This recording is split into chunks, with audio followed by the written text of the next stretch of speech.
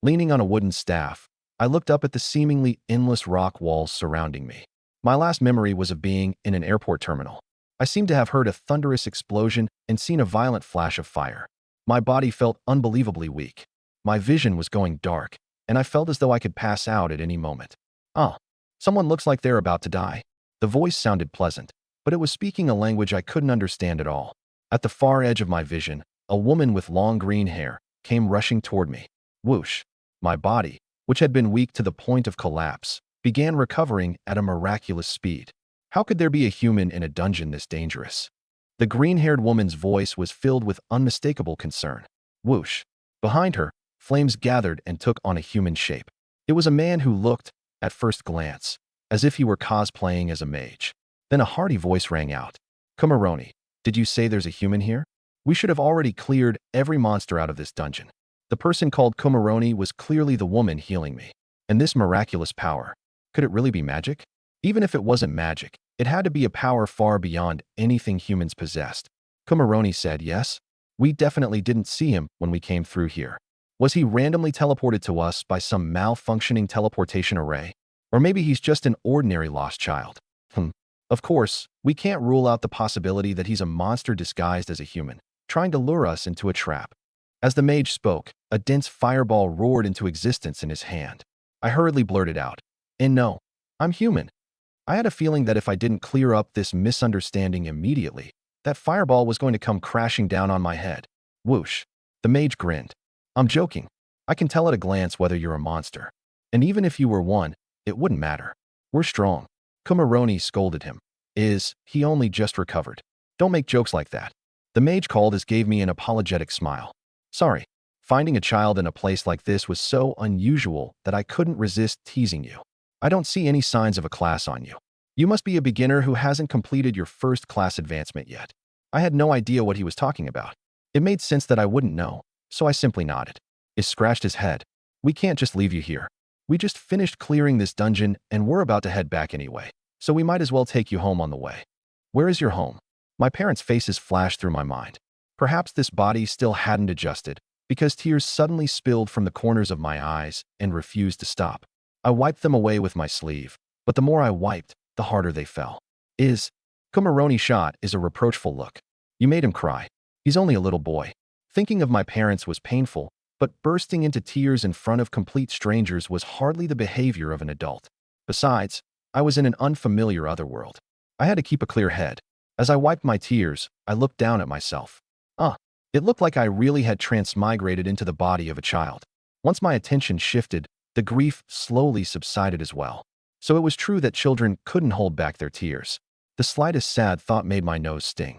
What an annoying body. If I accidentally cried in front of someone again, I would humiliate myself beyond belief. Fortunately, it also seemed easy to stop once I distracted myself in time. "Home? I don't know," I answered in a childish voice. Only then did I realize just how young my voice sounded. His look troubled, but he still walked over to me. "If you don't know where your home is, that makes things difficult. We can't just drop you off in some random town. Could it be that your home has already?" I only learned later that in this age, when monsters ran rampant, entire villages being trampled flat was nothing unusual. In desperate situations, spellcasters sometimes used random teleportation magic to send children away from disaster zones. In reality, however, random teleportation could send someone to any corner of the world. Less than 1% of this world could be considered safe. That wasn't even counting death zones that not even level 8 adventurers dared enter, or the boundless oceans, boiling seas of lava, and glaciers frozen year-round. Land touched by civilization and learning made up only a tiny fraction of this world. It seemed to interpret my silence as me knowing what had happened to my village, but not yet having the courage to face it. It smiled. "It's decided. You'll come with us. Wherever we go, you go." I asked, "Is that really okay?" I had only just arrived in this world, but they looked like adventurers who traveled from place to place exploring dungeons, bringing along a child with no combat ability. No matter how I looked at it, that felt like raising a massive death flag. It said, "It's fine. We're very strong. Let me introduce everyone. This is our party's healer, Kumaroni, a level 5 healing arts practitioner. I'm a spellcaster, a level 5 mage named Isparut. Everyone usually calls me Is. Besides the two of us, there's a Bads, a level 5 defender, and Chichung, a level 5 warrior. They're still deep inside the dungeon collecting the spoils. You'll meet them when we regroup in a little while. A mage, a warrior, a defender, and a healer. But level 5, wasn't that a little low? Calling yourselves incredibly strong seemed like quite an exaggeration, Isparut. I followed Iz and Kumaroni out of the dungeon, and we truly didn't see a single monster along the way. They had cleared every monster out of the entire dungeon. If possible, I would have liked to see one of these so-called monsters for myself. But both of them were only level 5, and I had no idea whether they could actually protect me. Forget it. Until things settled down, it would be better not to run into any monsters at all. If a monster appeared before these two could react, I might die the same day I arrived in this world. After leaving the dungeon, the three of us waited by its entrance. They asked me a few questions while we waited, but since I knew nothing about this world, there were very few I could answer. Kumaroni pressed her fingers to her temple, clearly troubled. I suppose that makes sense. He is such a young child. He's only 8. No wonder he hasn't completed his first awakening. Emerald light flowed through my body. She seemed to have used some method to determine my age. That was how I finally learned how old this body was. Thanks, Kumaroni. Without you, I wouldn't even know my own age. My ears suddenly twitched, and I turned toward the dungeon entrance. A red-haired man with an absurdly large greatsword strapped to his back was standing there, waving at us. Hey, Iz. The hall was much better than expected. We even found the lost grimoire you've been searching for. Iz's eyes lit up. Oh, a lost grimoire? We really struck it rich this time. We also found the ancient seeds Kumaroni wanted most. Beside the red-haired man stood a dark, solid-looking boulder. The boulder had 4 limbs, and it could move. My eyes lit up when I saw the stone man. Was this one of the legendary non-human races? For a transmigrator like me, everything here was astonishingly new. While Chicheng was showing Iz and the others the spoils, he suddenly noticed me. Wait, who's this kid? Chicheng's expression suddenly became grave as he looked solemnly at Isparut and Kumaroni. You too had a baby? Kumaroni's face turned red as she shouted. Of course not. Iz pressed a hand to his forehead and shook his head, wearing the expression of a man who had given up all hope. We found this child on our way back from the expedition. It seems he was randomly teleported into the dungeon. His home. Kumaroni trailed off without finishing. What a kind and gentle woman. Maybe this other world was a pretty wonderful place after all, Iz said. So I plan to bring him with us while we travel. Chicheng tilted his head. But we're going on a long expedition. Are you sure bringing dead weight along won't be a problem? Thud. A black fist suddenly slammed into Chicheng's head. The silent stone man had walked over and punched him. Ow. That hurts, that hurts. Iz laughed heartily.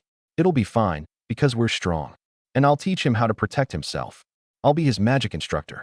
Chicheng shrugged. If you say so, then I don't have a problem with it. Grinning, he patted me on the shoulder. Kid, you'd better appreciate this opportunity. Not everyone gets to have Iz as their instructor. Kumaroni said. Actually, quite a lot of people do. He teaches anyone who asks him. Chicheng asked. As a long-term instructor? Kumaroni replied. That really is rare. Chicheng looked at me. Kid, we still don't know your name. I answered, Lute Song. Oh, that's a pretty good name. I have a feeling you're going to accomplish something great one day. To celebrate our return after clearing the dungeon and the addition of our 5th member, let's have a feast. I never could have imagined that I would spend my first day in another world at a victory feast. Who kept saying it was fine because Kumaroni was there, then continually poured alcohol into a child. I couldn't remember what had happened the night before at all.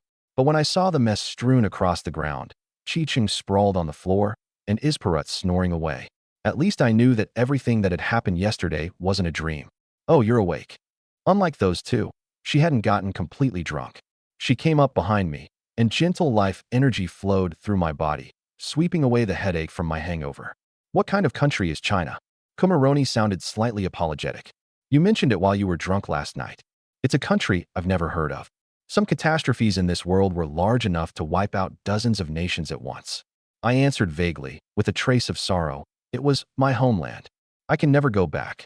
Kumaroni murmured, Oh, perhaps we shouldn't talk about this. It said he would teach you magic.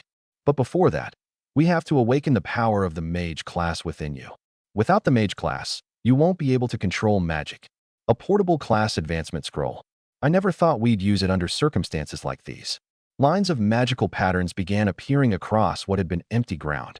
I'll preside over your first class advancement. After all, I am a high priestess of the Temple of Life. That sounded genuinely impressive. But come to think of it, could someone really become a high priestess at level 5? Mage may not be the class best suited to you, but having no ability to defend yourself at all during our journey would be a serious problem. If you aren't satisfied with the mage class, you can try another class later, though that would be a bit of a waste. Lute Song, stand in the center of the magic array. I did as Kumaroni instructed and walked to the exact center of the array. Whoosh. As the magic array was inscribed into the earth, my eyes began to see countless things that had previously been invisible. At that moment, Kumaroni's gentle yet impassioned voice rang out. Elements, stir. Arcana, reflect the image of the origin. An explorer wishes to set foot upon the path that seeks the origin. I shall enlighten him. I shall guide him. Boom. Dark clouds churned across the sky and converged overhead. A violent wind rose, while faint streaks of lightning swam through the clouds. The entire sky went completely dark. Now this was impressive. It finally had that real fantasy world feeling. Oh my, how unusual. Sensing the disturbance in the elements, Is sat up from the ground. He first glanced at Kumaroni, who was presiding over the class advancement ceremony, then looked at the roiling clouds overhead and broke into a cheerful smile. Winter-like cold swept through the area in an instant, coating everything in white frost. Kumaroni's ring glimmered faintly, and she pulled out a thick coat and draped it over me. We can't do anything to help you during the class advancement ceremony, but your life won't be in any danger.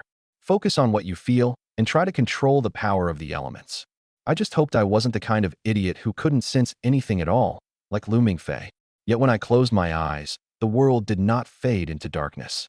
Instead, the elements made everything feel even more tangible. I followed the flow of the elements with my mind and slowly raised a hand. Countless flickering sparks answered my command and gathered in my palm. Whoosh! A ball of flame took shape in my hand. Iz's eyes lit up when he saw it, and his smile grew even wider. Bang! As the flame formed, the magic array beneath my feet faded away. At the same time, I could feel a power I had never experienced before flowing through my body. Holding the dancing flame in my palm, I looked up at Kumaroni. Does this mean my class advancement succeeded? Kumaroni smiled. Yes, it was very successful. Lute Song, you have a fine aptitude for magic. You may be only slightly less talented than Iz. It seems making you a mage was the right choice. Perhaps you'll become a truly great mage someday. For some reason, that didn't sound like much of a compliment. Iz had a good personality and made a decent impression, but I was only slightly less talented than a level 5 mage. I sensed a hazy mist appearing within my mind. The mist swirled together and condensed into a unique symbol, which engraved itself within my body. Each time your class gains one level, you will obtain one talent effect and evolve it to God tier. Current class, Mage, level 1. Talent obtained. Proficiency Mastery God tier Proficiency Evolution. It seemed I really was a little different from ordinary people. As someone who had been inexplicably chosen and brought to this world, it made sense for me to be somewhat extraordinary. Then Kumaroni smiled and said, now that your class advancement is complete, try sensing what talent you've awakened. Wasn't I the only one who had a talent? Kumaroni counted on her fingers. You might have awakened a very rare talent. It could even be the exceptionally rare dual talent combination. Then she suddenly realized something and hurriedly added, but it doesn't matter if the talent you awakened isn't especially powerful. Even an ordinary talent, such as Proficiency Mastery, has plenty of room for development. There are many ways to grow stronger. Iz will always find a way. Of course, you don't have to tell us what your talent is if you don't want to. A talent is one of your trump cards, after all. But if we know what it is, Iz can design more specialized training for you. Don't worry, we'll keep it secret for you. Still, wasn't that line about an ordinary talent such as Proficiency Mastery a little hurtful? Was it really that common? She had used it as the most obvious example without a second thought. It sounded like some cheap, dime-a-dozen talent that everyone possessed. I answered quietly, Proficiency Mastery. If it was that ordinary, there shouldn't be any harm in revealing it. Besides, I would gain another talent with every level. By the time I reached level 100, I would have 100 God-tier talents. Revealing only one talent now was hardly the same as exposing every last secret I had. Wait, the level cap might not even be 100. I wanted to ask Kumaroni what the maximum level in this world was, but the question felt far too strange. Anyone born and raised in this world should know such basic common knowledge by the age of 3. It would seem extremely strange for an 8-year-old not to know. I had only just arrived in this world. The last thing I wanted was to look suspicious. I needed to phrase it differently. Some way to learn the level cap without revealing that I lacked even the most basic knowledge. Right. I could ask what level the strongest mage in the world was. That should let me estimate the level cap. Is repeated proficiency mastery. That's a good talent. The faster you master spells, the faster you can become a high-level mage. Would you like to learn magic right now? I had been about to use the opportunity to ask about levels, but the moment it said that, the question vanished from my mind. Anyone who could remain unmoved by the thought of casting real magic couldn't call himself a true transmigrator. Yes, is adopted a thoughtful expression. For a beginner's first spell, let's start with a flashy lightning spell. Tier 1 lightning magic, lightning strike. Boom. In an instant, a tree so thick that it would take 2 people to encircle, it was blasted into charcoal. For the first time since arriving in this world, I had seen is use magic. A tier 1 spell simple enough for me to learn had reduced a 4-story tall tree, too thick for one person to wrap his arms around, to a smoldering, burning husk. I want to learn it. What do I have to do to learn lightning strike? Chuckled. Haha. The first step in learning magic is Perut pulled a purple-covered book from inside his coat. Reading a spell book. Wait, was this the legendary study the theory first approach? No. Couldn't I just hear a ding, spend a skill point, and learn the spell instantly? It wasn't as if I truly hated studying. The thought of starting from scratch with dense, incomprehensible knowledge in an unfamiliar world simply made my head hurt. All right, the writing was every bit as obscure as I had expected. Of course, it wasn't written in Chinese characters. Yet just as I could naturally understand Kumaroni and the others when they spoke, I could also read these strange, twisted symbols. Thank goodness. Things would have been troublesome if I couldn't. History and origins of lightning strike. 1. Lightning runes. 20. Spell structure of lightning strike. 25. Incantation for lightning strike. 29. Core principles of lightning strike. 29. Future development and variations of lightning strike. 32. The spellbook wasn't especially thick. It was only 35 pages long, but 19 of those pages were devoted entirely to the spell's history and origins. Oh, you can skip the beginning. Just turn to page 29, is said. Excellent, is. You really were a good teacher. Thank goodness you weren't going to force me through a long, tedious lecture on the history of lightning strike. For an apprentice who simply wanted to cast magic, none of that mattered at all. I turned to page 29. Incantation for lightning strike. O raging power of lightning, I summon the thunderbolt. Descend and deliver punishment. As a tier 1 spell, lightning strike doesn't require you to construct a spell array. He handed me a long, slender wand as light as a conductor's baton. A clear red gemstone was set into its tip. Go on. Face that open patch of ground and recite the incantation. See if you can cast it. I accepted the wand. Thank you. After hearing his instructions, I breathed a sigh of relief. If that was all there was to it, he shouldn't have scared me by pulling out an entire spellbook. I began reciting the incantation I had just read. Its script was clearly different from the rest of the text, but I could still understand and pronounce it. O raging power of lightning. The mana within me began to surge. The surrounding lightning elements fused with my mana and gradually became part of me. It was an astonishing sensation, something I could never have experienced on Earth. I summoned the thunderbolt. Crackle. Electric light burst from the tip of the wand. Leaping arcs of electricity made my heart jolt. On Earth, electrical arcs and sparks had always signified danger. But now, they were magic under my control. Descend and deliver punishment. At that moment, I felt as though I had seized control of the power of lightning. A sensation rose naturally within me. The feeling that I could pull a thunderbolt straight down from the sky. A thin streak of lightning struck the earth. Boom. The lightning pierced the ground, leaving a scorched patch amid the grass. Magic learned. Lightning strike, LV1. Lightning strike proficiency EXP plus 10,000. Lightning strike, LV5. As the bolt struck, a vague realization also surfaced in my mind. Haha, not bad. Is laughed with his hands on his hips. You really do have an excellent aptitude for magic. Kumaroni also looked surprised as she praised me. You truly cast lightning strike after reading the incantation only once. I asked curiously, isn't that how it normally works? Kumaroni smiled and shook her head. No. Under normal circumstances, after a mage receives a spellbook, they must study its records carefully and sense the flow of mana in the manner it describes. After simulating that mana flow, they communicate with the corresponding element. Reciting the incantation is only the final step. If they still can't cast the spell, they have to reread the spellbook and try to understand it several more times. No wonder Is had given me a whole spellbook. I had wondered why he couldn't simply tell me the incantation aloud if that was all I needed. From the looks of things, I might truly have exceptional magical talent. Then again, it could also be an effect of my talent. God tier proficiency evolution makes it easier to master new skills. All skill proficiency gains are 10,000 times the normal amount. Once the required proficiency is reached, mastered skills can evolve. Allows you to see a skill's proficiency progress. Perhaps this talent was the reason I had learned Lightning Strike on my first attempt. Of course, maybe my natural aptitude for magic really was simply that high. As I marveled inwardly, I aimed toward the open ground in the distance again. Then a different sensation suddenly emerged in my mind. I felt as though the incantation could be shorter. Lightning Strike, LV5. Shortened incantation, slightly increased power. Lightning, descend and deliver punishment. Boom. The first bolt had been no thicker than a rope, but the second was already as thick as an arm. He shortened the incantation. Astonishment was written all over Kumaroni's face. Judging from her expression, shortening the incantation on my second cast had far exceeded her expectations. Again, is exclaimed, growing excited when he saw my magic.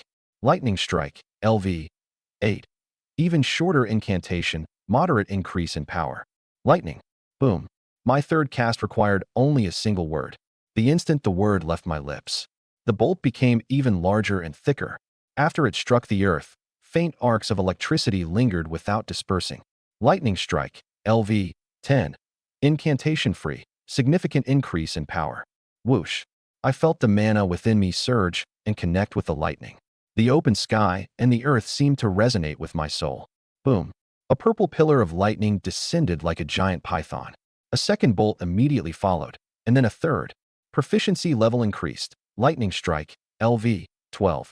Proficiency level increased. Lightning Strike, LV. 14. Proficiency level increased. Lightning Strike, LV. 16.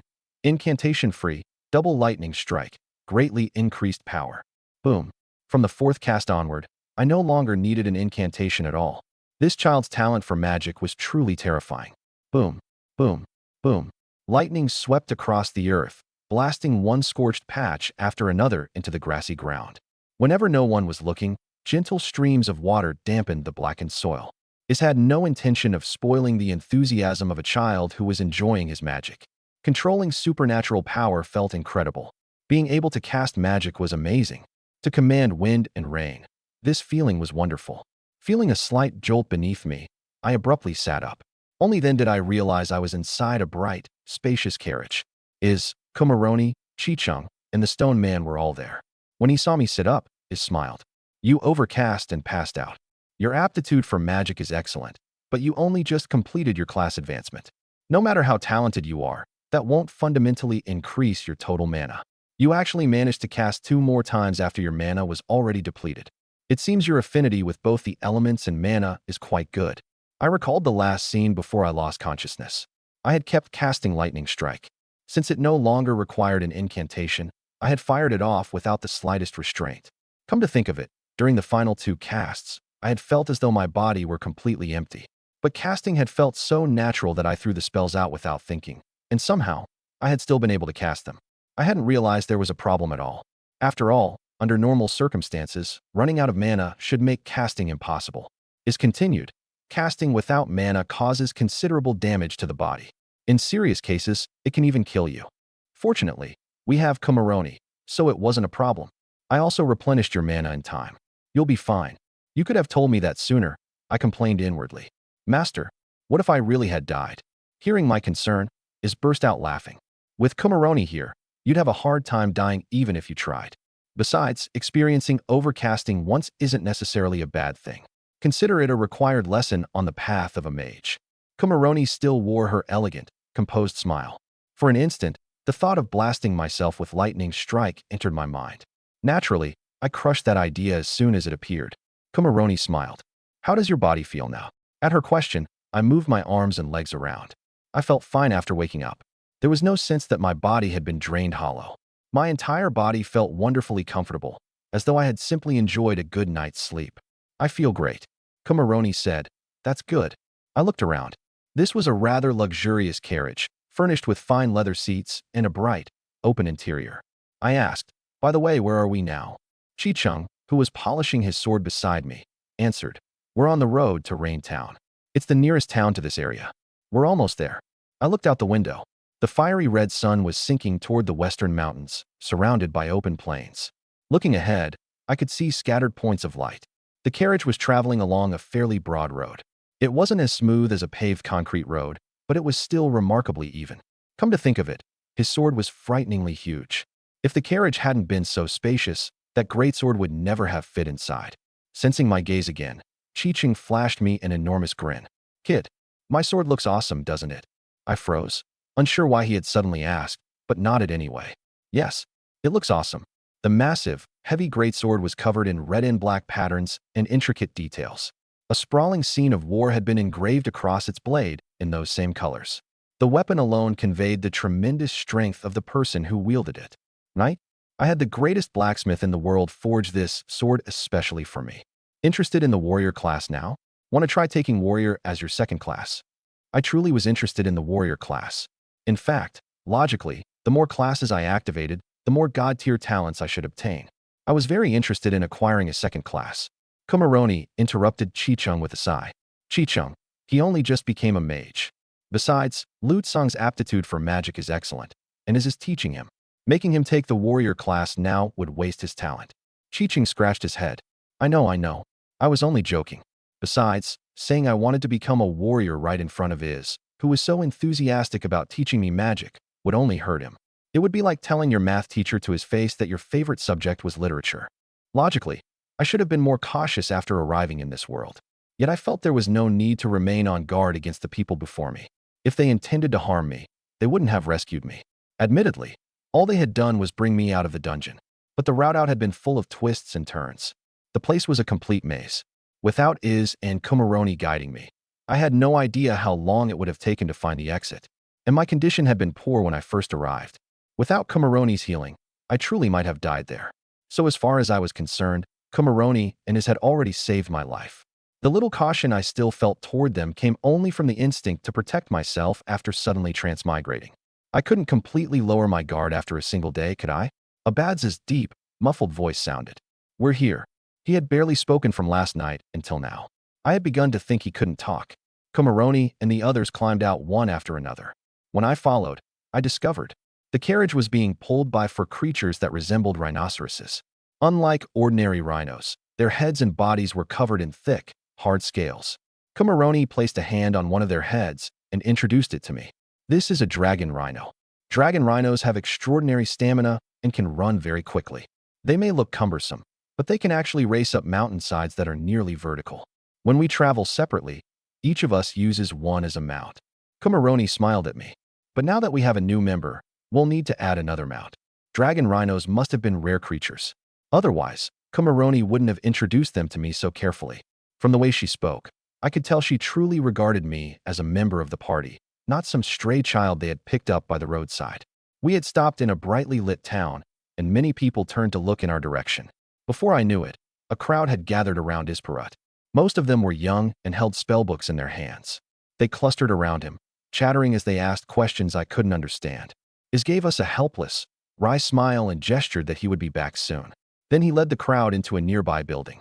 Kumaroni explained, Iz is always happy to answer other people's questions about magic, so many mages come to him for advice. He's very popular, isn't he? The party's popularity far exceeded my expectations. After we got out of the carriage, plenty of people crowded around to give us vegetables and fruit. Chi-Ching did not decline a single gift. He accepted everything with his usual carefree manner.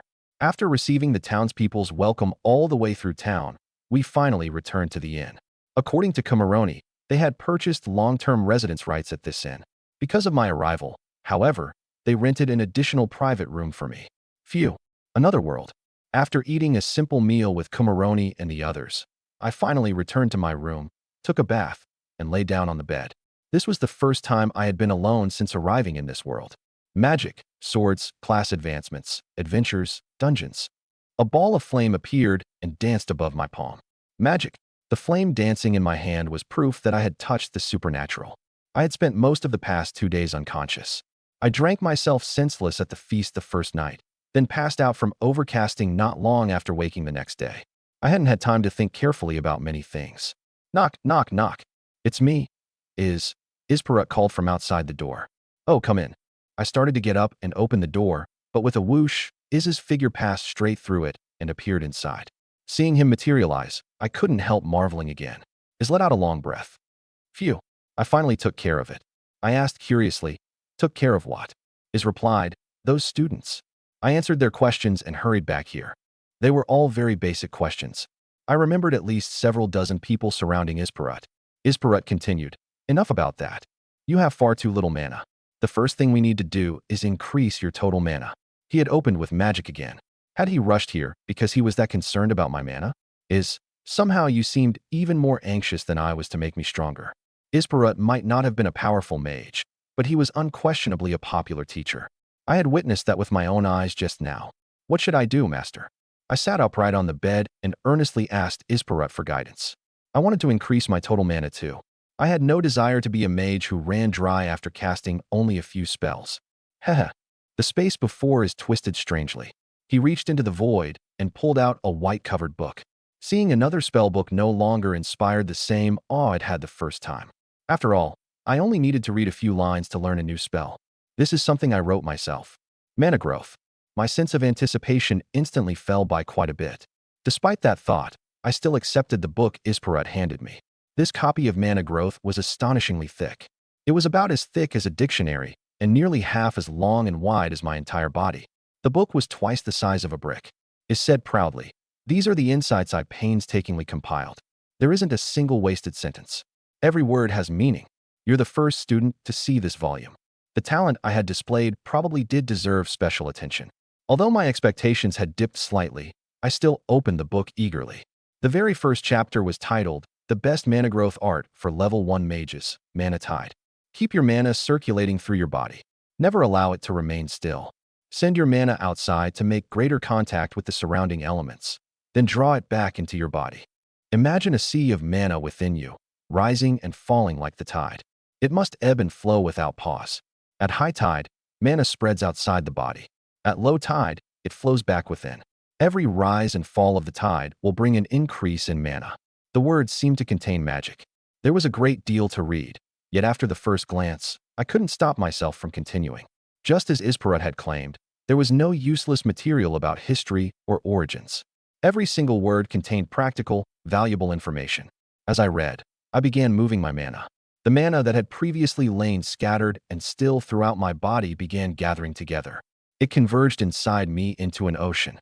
This tiny amount of mana could hardly be called an ocean. At best, it was a pond. Yet under my control, that pond of mana truly began to rise and fall like the tide. I sent mana out of my body, where it made contact with the elements outside. The moment mana touched the elements, I felt it begin to grow. Part of the mana expanded on its own, almost like a muscle growing stronger. Meanwhile, some of the elements were converted into mana and swept back into my body with the receding tide. Mana Growth Art learned. Mana Tide, Tier 1, LV1. Mana Tide Proficiency EXP, plus 10,000. Proficiency level increased. Mana Tide, LV5. Whoosh. I felt my total mana increase. The increase wasn't enormous, only around 5%. But that had been only one rise and fall of the tide. And Mana Tide's proficiency level had increased as well. The second cycle became far more forceful. My mana swept up more of the surrounding elements, converted them into mana, and carried them back into my body. A strange astonishment appeared in Iz's eyes. Although I was the first person to see this particular textbook, the mana growth methods recorded within it had been practiced by more than one person. The opening method, Mana Tide, was theoretically the best mana enhancement art Iz had selected for level 1 mages. Yet only a tiny number of people had ever managed to learn it.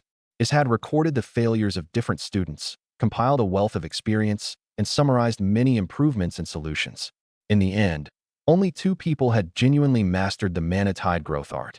As for anyone who had understood and learned Mana Tide from only the few opening lines, the child before him had truly mastered it from the handful of sentences on the first page, words that amounted to nothing more than an introduction. Beads of sweat formed on Isparut's forehead, while joy and excitement shone on his face. This child possessed a talent truly worth nurturing. If Iz trained him carefully, the boy would undoubtedly become the greatest mage beneath Iz himself. I had no idea what Isparut was thinking. I only knew that with every breath, my mana was growing rapidly. Proficiency level increased. Mana Tide, LV 14. Proficiency level increased. Mana Tide, LV 19. Proficiency level increased. Mana Tide, LV, 25. Mana Tide, LV, 30. No active control required. Operates automatically and permanently. The tide converts more elements into mana, with a greatly increased conversion rate. High and low tides now occur simultaneously, and the crossing currents additionally restore lost mana. By now, I had a general understanding of how God-tier proficiency evolution worked. Simply put, every time I used a skill, its proficiency increased. I didn't know what baseline the 10,000-fold multiplier was measured against. At the very least, however, every skill used seemed to raise its proficiency by nearly one whole level. The only exception was that moving Mana Tide from level 30 to level 31 required 2 cycles instead of 1. But after reaching level 31, the next cycle pushed it directly to level 33. It appeared the experience needed for each proficiency level was currently still far below 10,000 points. I couldn't see the exact experience requirement for each level, so I could only estimate it from the speed of advancement. I had also begun to understand what increasing a proficiency level did. Roughly every 5 to 10 proficiency levels, a skill gained a useful new effect, or an effect it already possessed underwent a qualitative improvement. Mana Tide's effects had already become astonishing. They were now more than 3 times as powerful as before. Moreover, I hadn't felt the rate of improvement slow down as my total mana increased. If anything, it seemed to be growing even faster. One rise and fall of the tide now increased my total mana by almost 9%. That 9% wasn't 9% of my original amount. It was 9% of my current total. As my mana reserves grew, the rising tide made contact with even more external elements. Consequently, the receding tide carried more mana back into my body. The amount of mana expanding on its own also increased with my overall reserves. Master, this Mana Tide. It's incredible. I smiled proudly. Of course, it's one of the works I'm proudest of. Unfortunately, very few people can learn it. I nodded and continued turning the pages. I discovered that most of the next several pages explain Mana Tide's principles, sensations, how to achieve it one step at a time, and how to use rituals and other supporting spells to sense the formation of the Mana Tide. So much for there not being a single wasted sentence. Still, the writing didn't feel tedious. Isparut had genuinely tried to explain everything in clear, accessible terms. He truly was a genius at teaching. As I read the theory, I discovered that Mana Tide gained additional proficiency. Reading those few pages granted me roughly 200,000 proficiency points. Before the 10,000-fold increase, that should have been 20 proficiency points, right? Simply reading the book was equivalent to practicing the technique 20 times. I gained a new understanding of proficiency. Apparently, it represented more than merely using a skill. Study and comprehension were part of it as well. In theory, then, anything that could increase a skill's proficiency should benefit from God-tier proficiency evolution and receive its 10,000-fold amplification. The theoretical section on Mana Tide finally ended. That's a lot. A single enhancement art had taken 80 pages to explain, and that was with every page packed with useful information. I eagerly turned to the next page, wanting to see what new spell it contained. Mana Tide, simplified version. If the preceding theory has produced no result and you remain unable to learn Mana Tide, attempt this simplified version. Hadn't the first 3 sentences already explained how to practice it? Is noticed my subtle expression and seemed to understand my silent complaint about the 80 pages of theory. He later told me that he had been standing nearby specifically so he could answer questions at any time. Both students who had previously learned Mana Tide had required his help. No one had ever mastered it independently from the theory alone. Everything after that consists of optimized versions of Mana Tide. By the time I spoke, I had already learned simplified Mana Tide. But the instant I learned the enhancement art, it naturally transformed into Mana Tide. Learning it granted only 100,000 proficiency points, equivalent to Mana Tide cycling 10 times within me. Proficiency level increased. Mana Tide, LV, 74. Master, I've already learned this one. He had clearly sensed from the changes in the surrounding elements that I had trained Mana Tide to an extremely high level. The elements around me remained in constant turmoil, drawn into my body wave after wave and converted into mana. The Mana Tide that should have risen and fallen now seemed, in my hands, to have become a black hole devouring the elements. Beyond Mana Tide are Tier 2 mana enhancement arts. We'll stop here, I asked in confusion. I can't learn the Tier 2 ones. Isparut shook his head. No, you must at least become a level 2 mage first. Otherwise, they would cause irreversible damage to you. For now, Mana Tide is more than enough. It shouldn't take you long to encounter the bottleneck at your mana limit. When you do, I'll teach you how to break through it. This time, however, the mana I drew back did not remain inside me. It dispersed into the outside world and vanished. The mana that should have expanded naturally also stopped growing. My childish voice sounded. Master is, I think, I've already reached the bottleneck. You awakened the mage class only this morning, and before even one full day had passed, you had already reached the mana limit of a level 1 mage. Once a mage reached the mana limit, their reserves could no longer grow. Under normal circumstances, unless they advanced to the next level, this was the greatest amount of mana a level 1 mage could possess. Sensing that my mana had stopped increasing, I asked, but can't I just level up? I had considered the possibility that this world might have some mechanism for suppressing one's level. Perhaps geniuses at a given realm deliberately restrained themselves from advancing, tempered themselves to the absolute limit, then crushed everyone at the same level after finally breaking through. I had a feeling Iz and the others might be doing exactly that. After seeing how respected they were, a few suspicions had begun forming in my mind. Perhaps Iz and the others weren't nearly as weak as I had imagined. The level cap in this world might not be as high as I assumed. Iz thought for a moment before replying. If you wanted to level up, it truly wouldn't take long. But for you, it would be better to break through your mana limit first. Breaking through now will give you greater total mana after you level up, and it will also make your body more resilient when your mana is depleted. Even if you overcast, the consequences will be less severe. At the very least, you won't immediately pass out. I had already seen the danger of overcasting today. I couldn't guarantee that I would never face such a situation again. In some future battle, I might exhaust every drop of mana just to release one crucial spell. Besides, having more mana could never be a bad thing for a mage. I understand Master Is.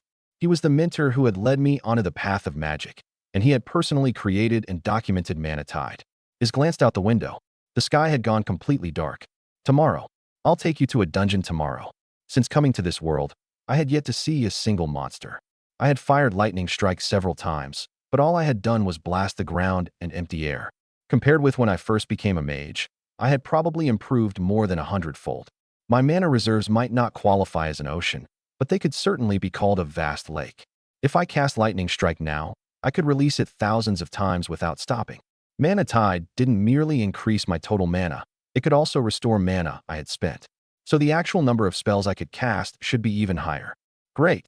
The thought of fighting monsters immediately filled me with excitement. Perhaps because this body belonged to a child, its age affected me to some extent. I was always quick to feel anticipation, excitement, and delight. Maybe my endless curiosity about the world was also due to my age. It is getting late. I originally expected it would take you all night to learn Mana Tide, but that clearly isn't necessary. You should rest for tonight. For your safety, however, I'll take this book back for now. Is pulled mana growth away from me. If curiosity gets the better of you and you secretly study the forbidden arts recorded later in the book, you could seriously harm yourself. Judging from Iz's grave manner, he wasn't worried that I would fail to understand them. He was worried my talent might let me master those forbidden arts overnight. Before leaving, he sighed softly and warned me, Lute Song, your talent is extraordinary, but that won't always be a good thing. Knowledge of the arcane must be approached step by step. As you explore the path of magic, you must know what can be learned and what cannot. Encountering certain forbidden knowledge too early can bring terrible harm. As for which knowledge is dangerous and which is safe to learn, I'll teach you gradually.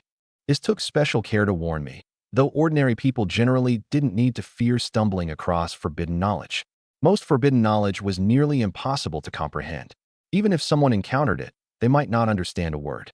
But with my heaven-defying talent, a serious warning truly was necessary. I understand, Master Is. But can I learn some other Tier 1 spells? I slept too much today, and I'm worried I won't be able to fall asleep tonight. Is thought for a moment. Space rippled before him.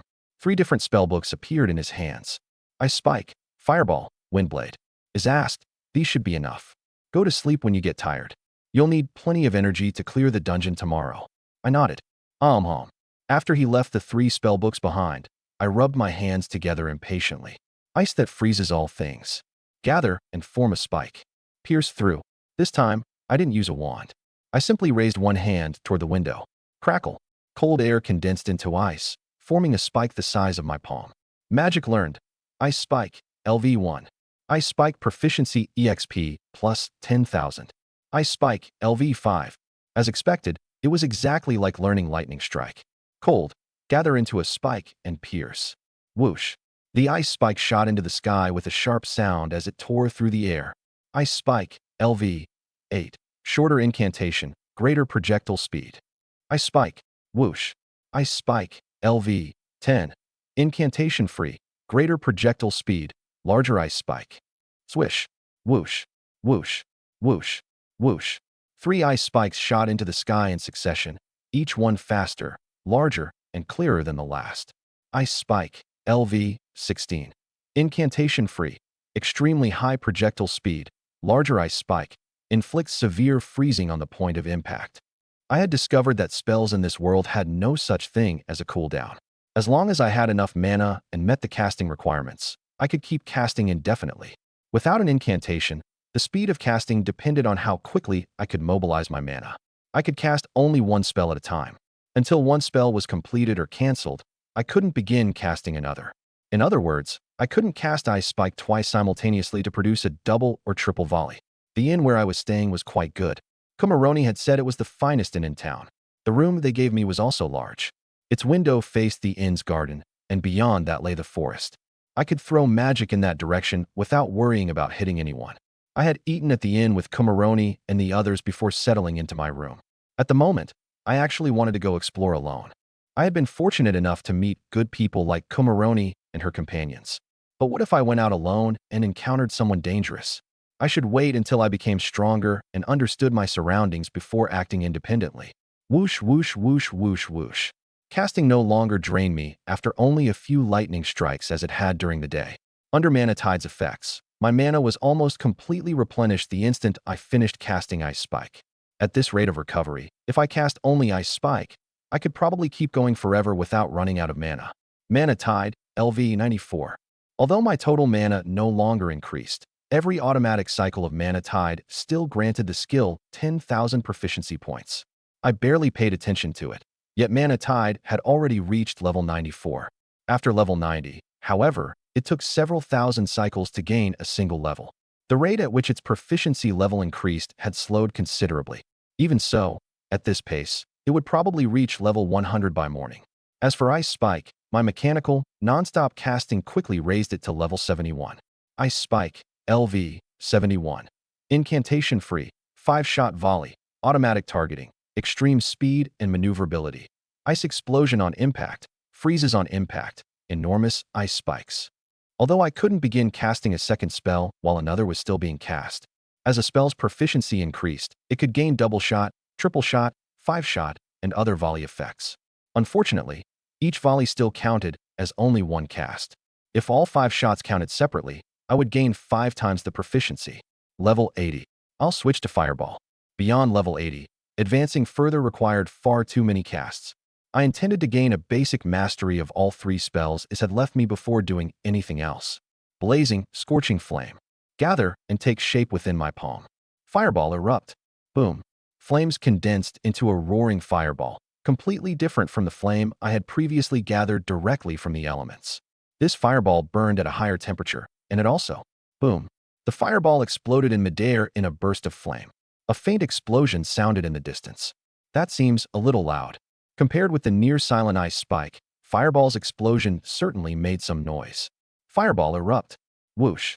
After casting deep into the night, drowsiness finally washed over me again.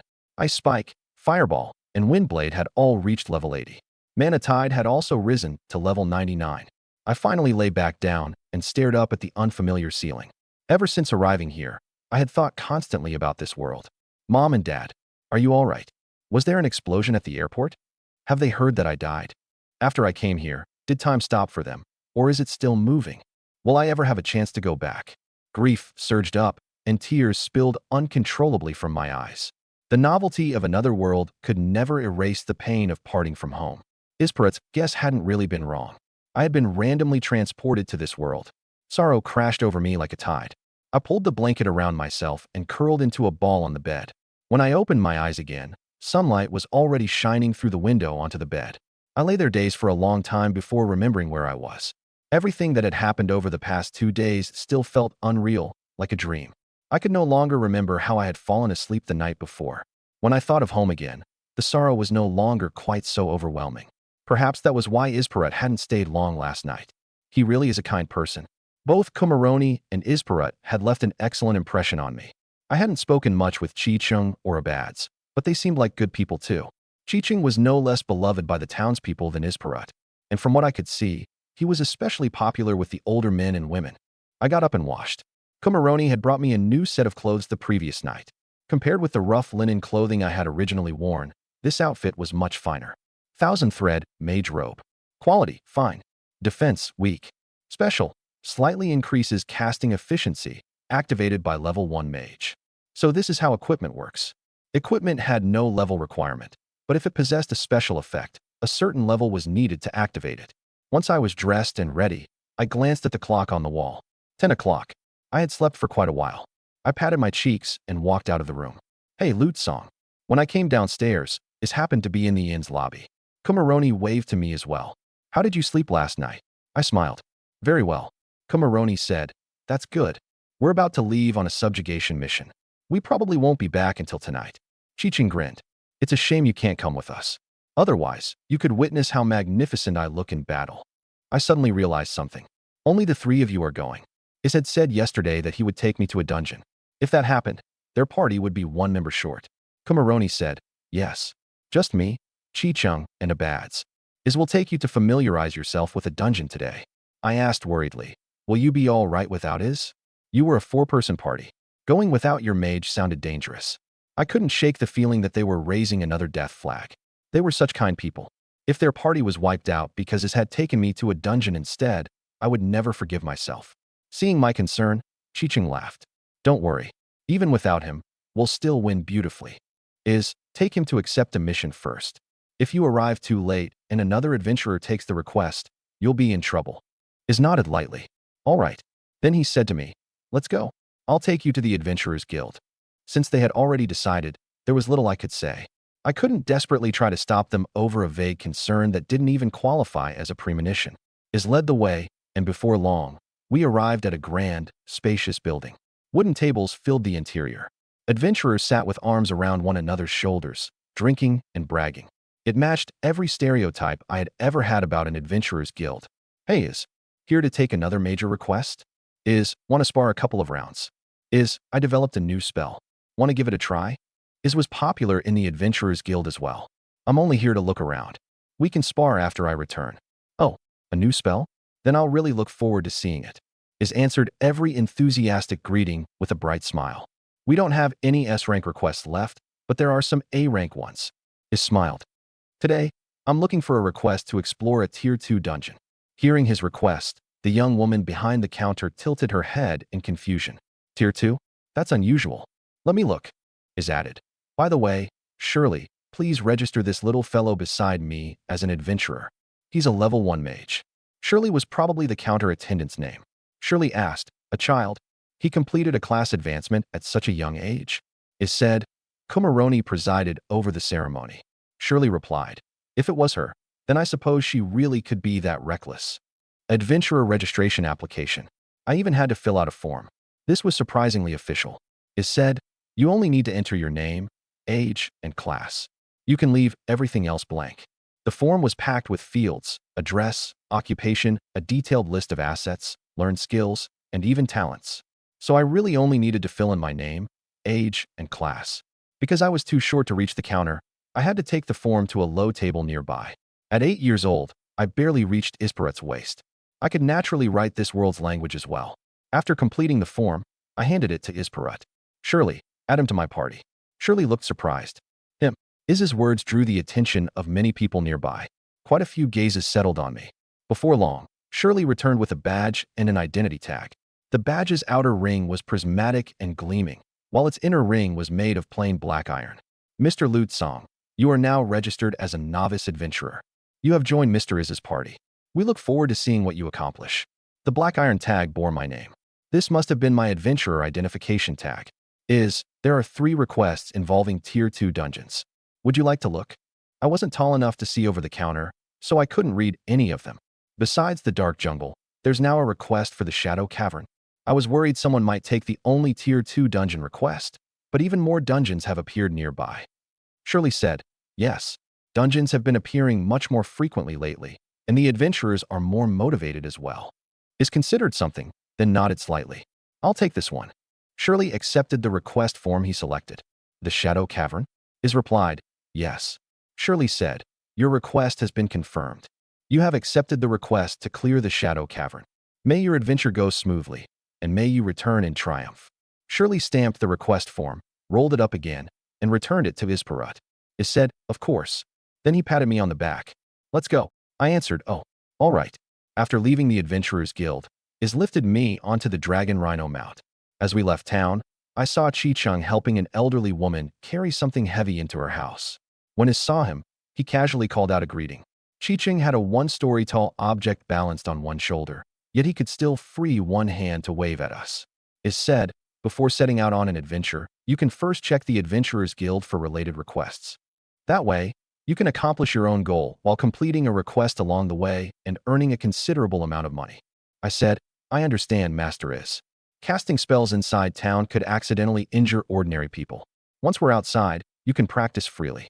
But be careful not to throw fireballs into thick woods. Starting a wildfire would cause serious trouble. With no buildings blocking my view, the landscape opened around us. You can start now. I nodded lightly.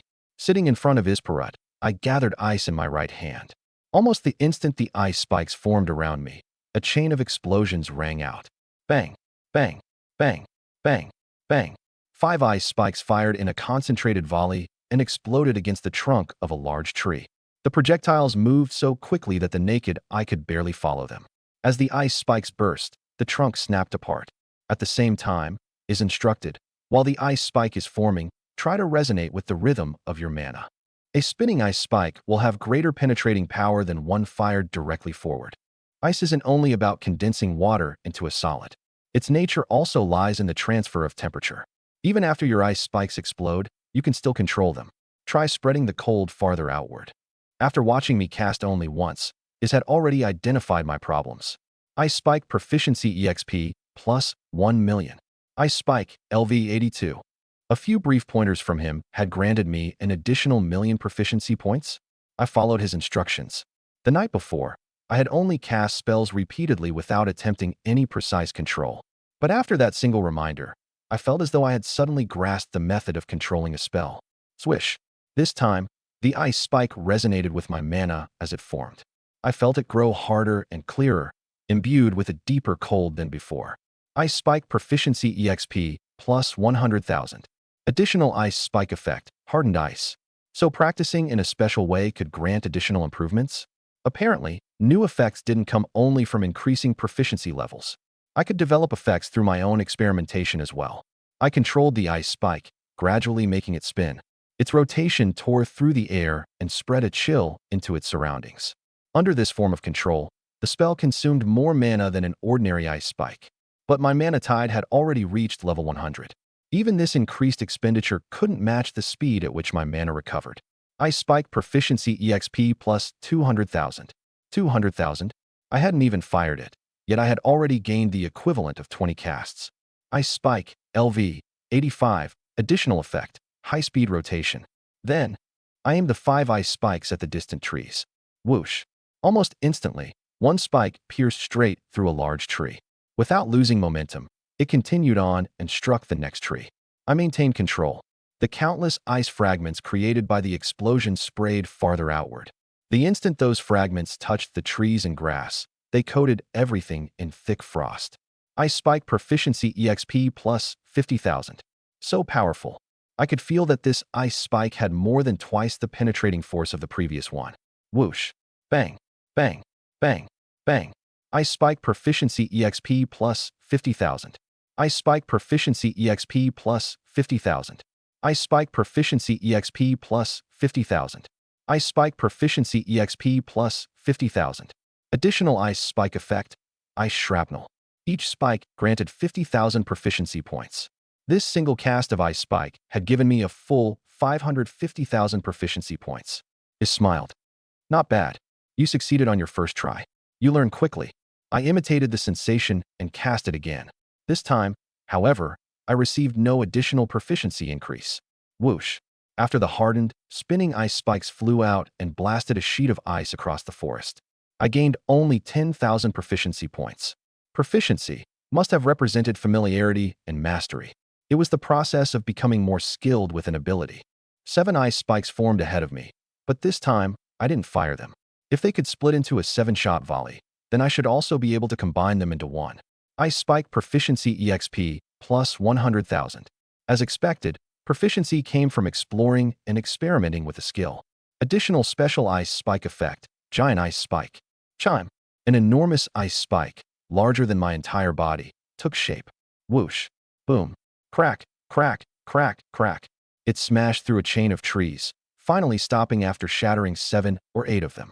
Not bad. This time, without any prompting, the little fellow had begun exploring further variations of the spell on his own. Even more impressively, he always found the key on his first attempt and smoothly mastered the new variation. Is said, next, try splitting the ice spike into more, smaller fragments. The key is, throughout the journey, I experimented on my own or followed Iz's guidance. I developed 8 additional variations for my spike, which already possessed numerous effects. Giant Ice Spike, Ice Spike Split, 2-stage Ice Spike Penetration, Extreme Cold Spread, Complete Transparency, Rapid Cast, Remote Formation, and Ice Melt. Through constant practice along the way, Ice Spike's proficiency also rose to level 90. Its proficiency level increased the volley from 5 spikes to 7. Is praised me. With your current mastery of Ice Spike, there probably aren't more than a handful of mages in the entire world who can compare with you. By the way, who is the greatest mage in the world? The conversation had naturally led here, giving me the perfect opportunity to ask. Ispera answered without a moment's hesitation. Me. Undiscouraged by the failure of my first question, I rephrased it in my childish voice. Then what level is the greatest mage in the world? Is answered seriously, level 5. I never should have used the word greatest when asking you. No, I'm asking what level the highest level mage in the world is. The highest level? That should be in Zhong, who is level 8. Level 8? Since the previous night, I had gradually sensed that Iz wasn't nearly as weak as he looked. The townspeople's attitude toward his party also reflected that. Even so, learning that the highest level was only 8 came as a great surprise. It felt as though I would obtain far fewer god-tier talents than I had imagined. Still, an actual level 8 mage existed, yet Iz insisted that he was the strongest at level 5. Oh, we're here. The dragon rhino stopped before the entrance of a deep, dark cave. This is the dungeon. Iz dismounted and nodded. Yes. According to the map attached to the request, this should be the Shadow Cavern. As he spoke, he lifted one hand slightly. A silver spell array lit up before him. Yes, this is the place. Come to think of it, none of the spells I cast produced a spell array. Was that because my spells were too low tier? Iz also seemed to cast without incantations, which intrigued me. Let's go, I said, all right. Knowing a level 5 mage wasn't as weak as I had thought eased my mind slightly, but I still had no concept of how strong one actually was. The only spell I had seen Iz cast in front of me was that single lightning strike.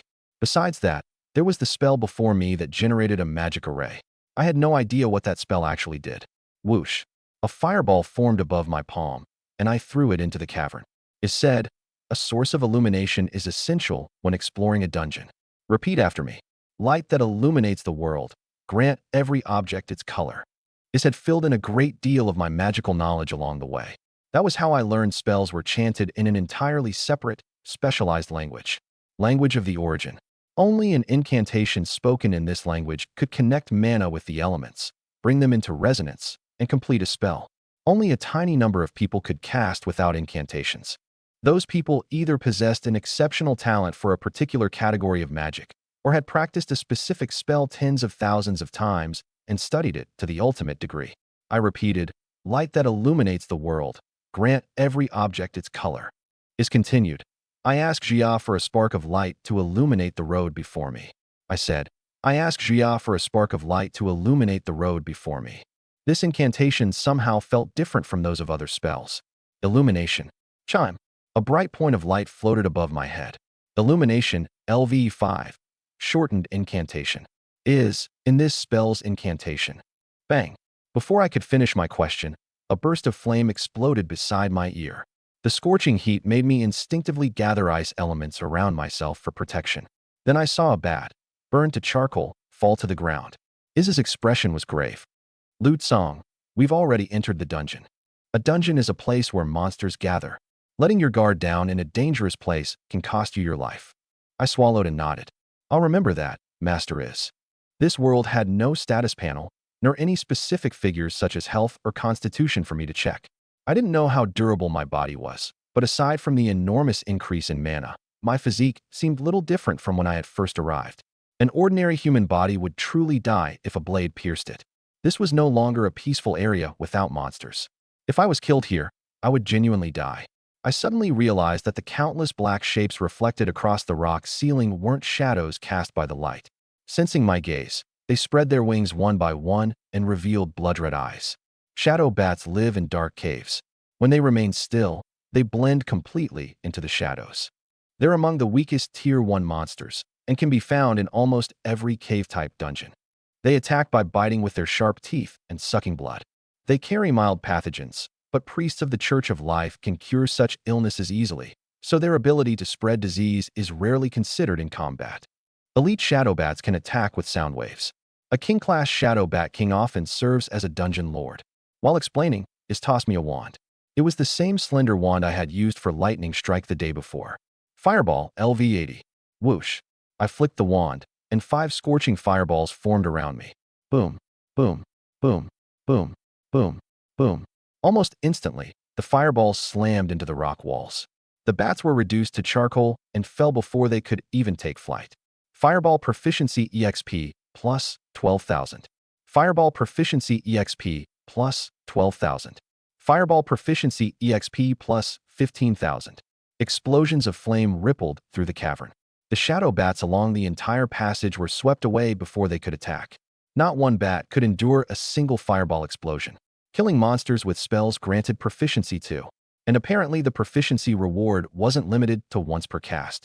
The attack granted me 680,000 fireball proficiency, raising the spell from level 80 to level 82. But beside me is sighed. What a pity. You burned these bats to charcoal. Their bodies could have sold for a decent amount otherwise. Still, it's normal for a monster's corpse to be damaged during a fight. Besides being a level 5 warrior, Chi-Ching is also a level 3 gatherer. He normally collects our materials. Without a gatherer during a dungeon expedition, the value of the spoils falls dramatically. From that perspective, a gathering class truly was necessary. But our main purpose this time is to help you break through your mana limit. It doesn't matter if we earn fewer spoils. Meanwhile, I continued practicing Illumination. Illumination, LV, 30, shortened incantation, longer duration, gentler light source, illuminates more shadows, dispels darkness. Even at proficiency level 30, it still required an incantation, but I needed only to whisper the single word light. Illumination felt more unusual than my other spells. At level 30, it resembled a surgical lamp. Not a single shadow remained within the area it covered. As we explored deeper, we encountered only a few scattered groups totaling several dozen bats. Killing them all earned me another 500,000 or so proficiency points. This time, however, I used Windblade. The bats were sliced into pieces, but at least they weren't charcoal. Their value had probably risen from 0 to 1. Is stored the monster corpses inside his storage space. The passage suddenly opened into a vast chamber. The cavern's ceiling rose much higher, and I could see numerous protruding rocks along the walls. It looked like a bowl turned upside down, with spikes growing inward from its surface. If my illumination were still low level, the light striking those protrusions would have created deep black shadows. At that very moment, black panthers stood behind those protruding rocks. Black panthers hidden in the shadows. I could easily imagine what would have happened if I hadn't possessed a high-level illumination spell. Ice Spike, LV 90. Bang! A black panther's eyes widened in disbelief. A sharp, spinning ice spike had already pierced its abdomen.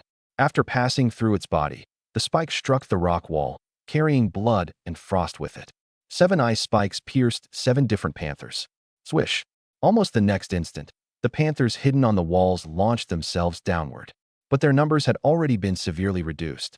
They moved quickly, but not so fast that my eyes couldn't follow. Ice spikes formed again in an instant. Suspended in midair without anything to push off from, the panthers were nothing but living targets. Bang! 5 ice spikes instantly pierced their chests, bellies, and skulls in midair. How does it feel? It feels a little easy. Whenever I encountered a monster, I aimed a spell at it. Every target died in a single hit. Yes, At your current strength, this dungeon truly isn't very difficult for you. But what if you didn't have illumination? I thought for a moment before answering. Then it would probably be very difficult. Without illumination, I couldn't have seen those bats clearly. Nor could I have immediately discovered the panthers hiding in the darkness when I entered this vast chamber. If I failed to react in time, they might truly land a hit. If they struck a vital point, I might actually die, especially since our current party had no healer. Your mastery of Fireball, Windblade, and Ice Spike is already comparable to the results of several decades of bitter training by other level 1 mages. Even so, you could still be injured or killed in a dungeon like this. That's because you can't accurately judge every danger that might appear in the dungeon. For that reason, most parties include an observer who gathers intelligence. That's usually my responsibility. After listening, I understood dungeons a little better. A giant treasure chest sat in the center of the spacious cavern. I didn't approach it immediately. Instead, I bombarded the area around it with ice spikes and fireballs. I even fired several ice spikes directly at the chest. My actions earned an approving nod from Iz. I hadn't rushed to open the chest the instant I saw it, as some reckless novice adventurers might. Some treasure chests could be mimics. When uncertain, throwing a few spells at one was a perfectly reasonable precaution. Those panthers were guarding the chest. If you hadn't discovered them and approached recklessly, they would probably have attacked the instant you opened it. The corner of my mouth twitched. That's downright treacherous. Iz said, but it's safe now. You can open the chest. Inside were a silver coin and a copper sword. Such an enormous chest contained only those few meager spoils. Copper sword. Quality, fine. Fairly good sharpness. Special effect. Increases slashing force, activated by level 1 warrior. I handed the copper sword to Iz, and he stored it away. A decent copper sword. It should sell for about 1 silver and 50 copper. 1 silver and 50 copper. Come to think of it, Kumaroni seemed to have paid 23 copper for our meal yesterday. Now that I was in another world, I also needed to understand local prices. I couldn't keep spending their money. At the very least, I should cover my own expenses. Once I earned something, I would repay the cost of my room first. I carefully inspected our surroundings and confirmed there was no other danger nearby. Iz began explaining. Those were shadow-hunting panthers, Tier 2 monsters. They specialize in hiding within shadows and launching ambushes. They live in packs, usually no larger than 20. They attack much like wild panther-type monsters. They possess only physical attacks and can't use magic, but they are extremely agile in battle. Combined with their pack tactics and natural advantage in this terrain, they can cause enormous trouble for novice adventuring parties. They have even wiped out many adventuring parties. According to statistics from the Kingdom of Loren, roughly 1.7% of novice adventurers who died this year were killed by them.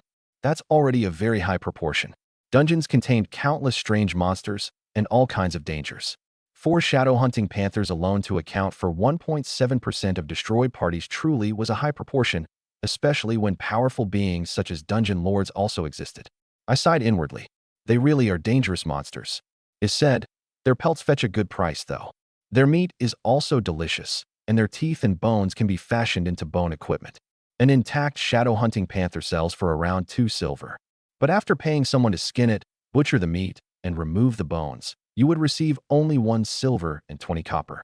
The pelts of the panthers you killed are damaged, so you'll probably get only 75 copper each. 2 silver had suddenly become 75 copper. That was a huge loss.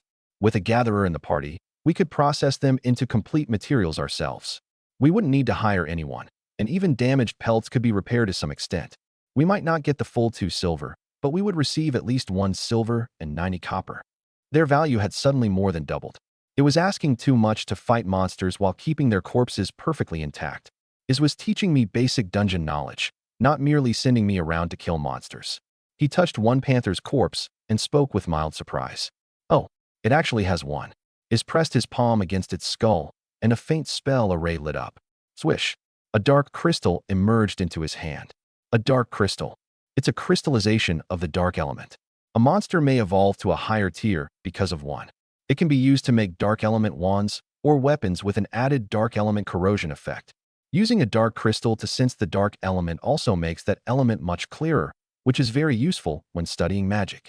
Sense the dark element. I reached out with my senses. A great deal of flowing darkness did exist within the cavern. That must have been the dark element. It said, give it a try. I held the dark crystal and sensed my surroundings, but noticed no difference. Even after injecting mana into it, the result remained the same. I shook my head. There's no difference. Is said, that's because your innate sensitivity to the elements is already at the highest level. I've shared senses with many students before. Most mages can sense only 2 or 3 elements immediately after their class advancement, and even then, they perceive only a faint presence. They can't directly control those elements. That's why Kumaroni was so pleasantly surprised when you gathered flame in your palm immediately after your advancement.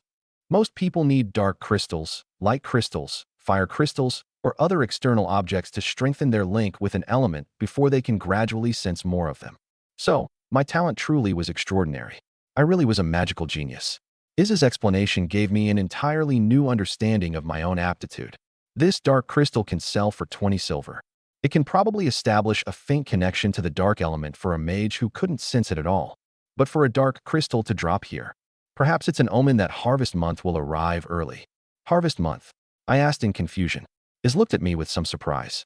You don't know about harvest month? Oh no. I seemed to have asked a question that made no sense whatsoever. As I tried to think of an explanation, Iz stroked his chin thoughtfully. I suppose there may be places in this world beyond the reach of divine authority. Did you really come from somewhere that distant? It seemed I had muddled through. Iz was a good person, but letting him discover that I didn't truly belong to this world still felt unwise.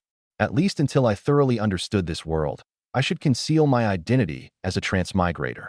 Harvest month's full name is the Fortunate Harvest Month. It usually occurs in the 9th month of the year, under the lunar sign Yakatikto. I was curious about all of this, but I could read about it later when I had time. Iz continued explaining.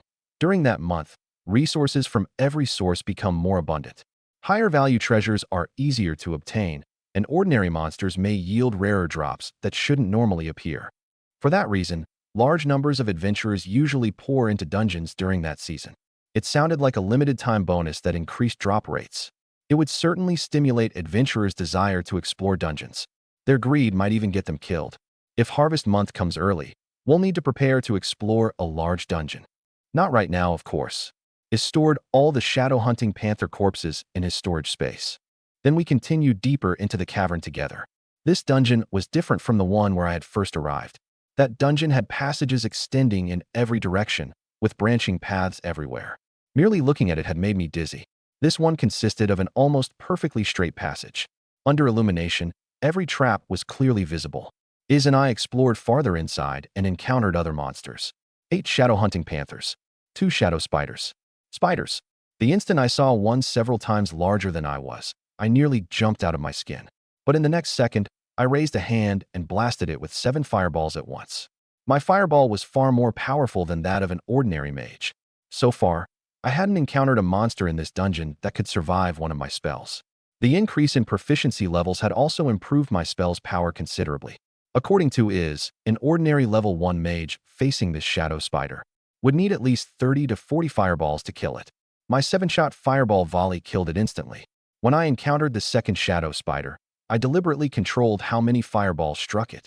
The first attack didn't kill it, but flames covered its body and it shrieked in agony. When it fired shadow silk from its abdomen, my second fireball followed immediately.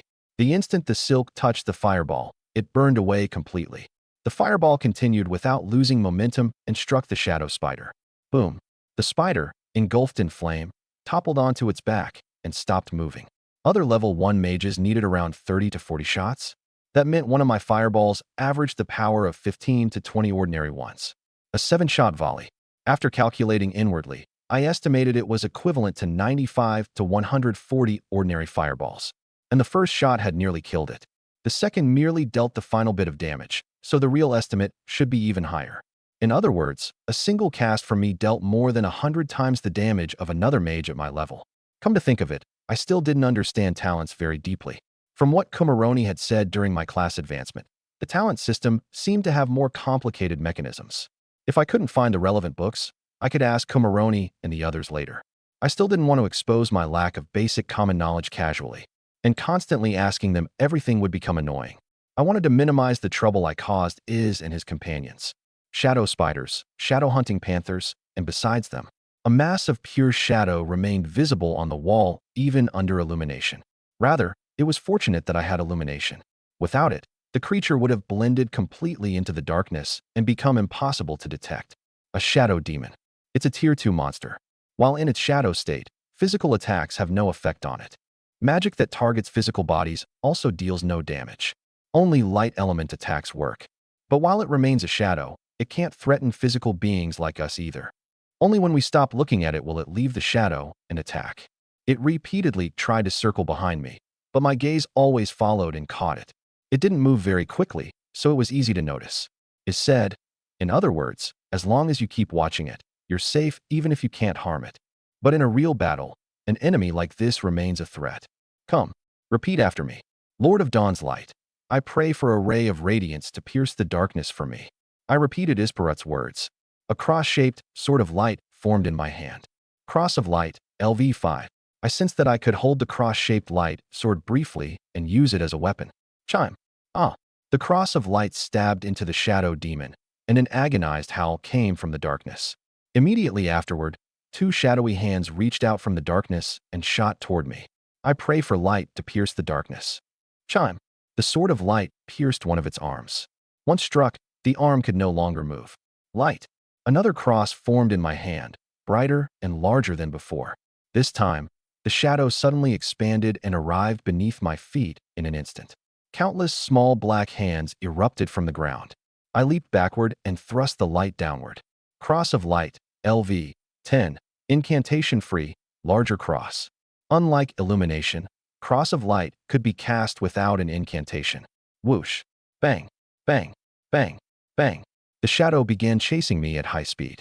I ran while slamming crosses of light into the ground behind me. The shadow continually stretched toward me, but every strike from a cross of light forced it to pause.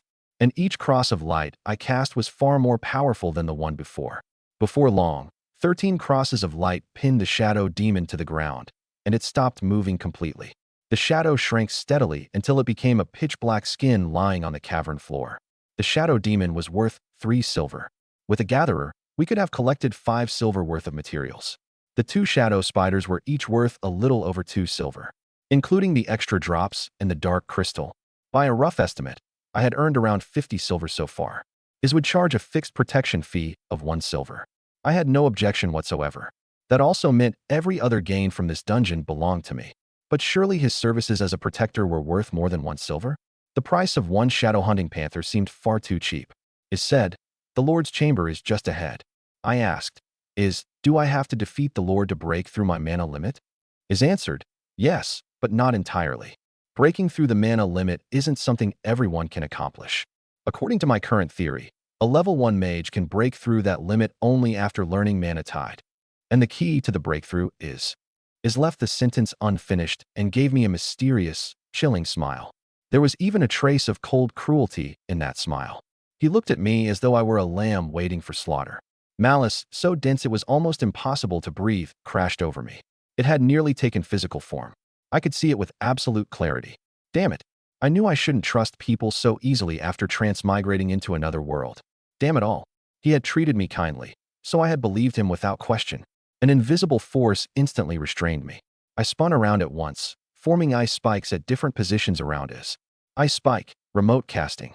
If an ice spike formed in front of me and flew toward an enemy, its travel time gave the target plenty of time to react.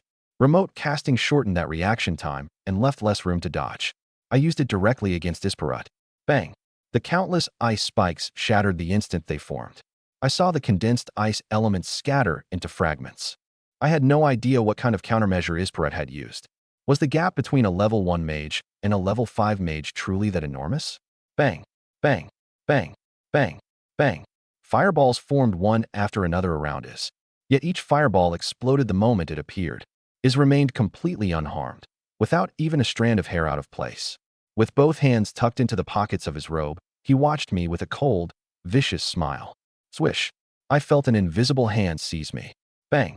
My internal organs churned, and I spat out a mouthful of blood. The final thing I saw was Iz's icy smile. That force. He had truly been trying to kill me. My right arm would no longer move, and agonizing pain shot up from it. No, this wasn't the time to worry about that. A gigantic snake, fully 30 feet long, slithered before me. Its scales reflected the darkness. It raised its body and stared down at tiny me. I had seen this colossal creature the moment I was thrown into the chamber. I had no idea what abilities the snake possessed or how it would attack. It was the lord of this dungeon. If I wanted to survive, I first had to defeat it, or at least live through its attacks. But the instant my fireballs formed, I noticed that my mana wasn't being restored by mana tide. The elements inside this chamber were astonishingly thin. Boom. As the snake's head crashed toward me, I raised my hand and met it head-on with 7 fireballs. Boom. For the first time, my invincible fireballs failed to kill their target immediately. I rolled with all my strength and narrowly dodged the serpent's charging head.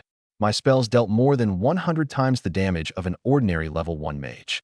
I refused to believe that 7 fireballs had done no damage whatsoever. Acting on that conclusion, I immediately switched to another type of magic. Ice Spike, LV 91.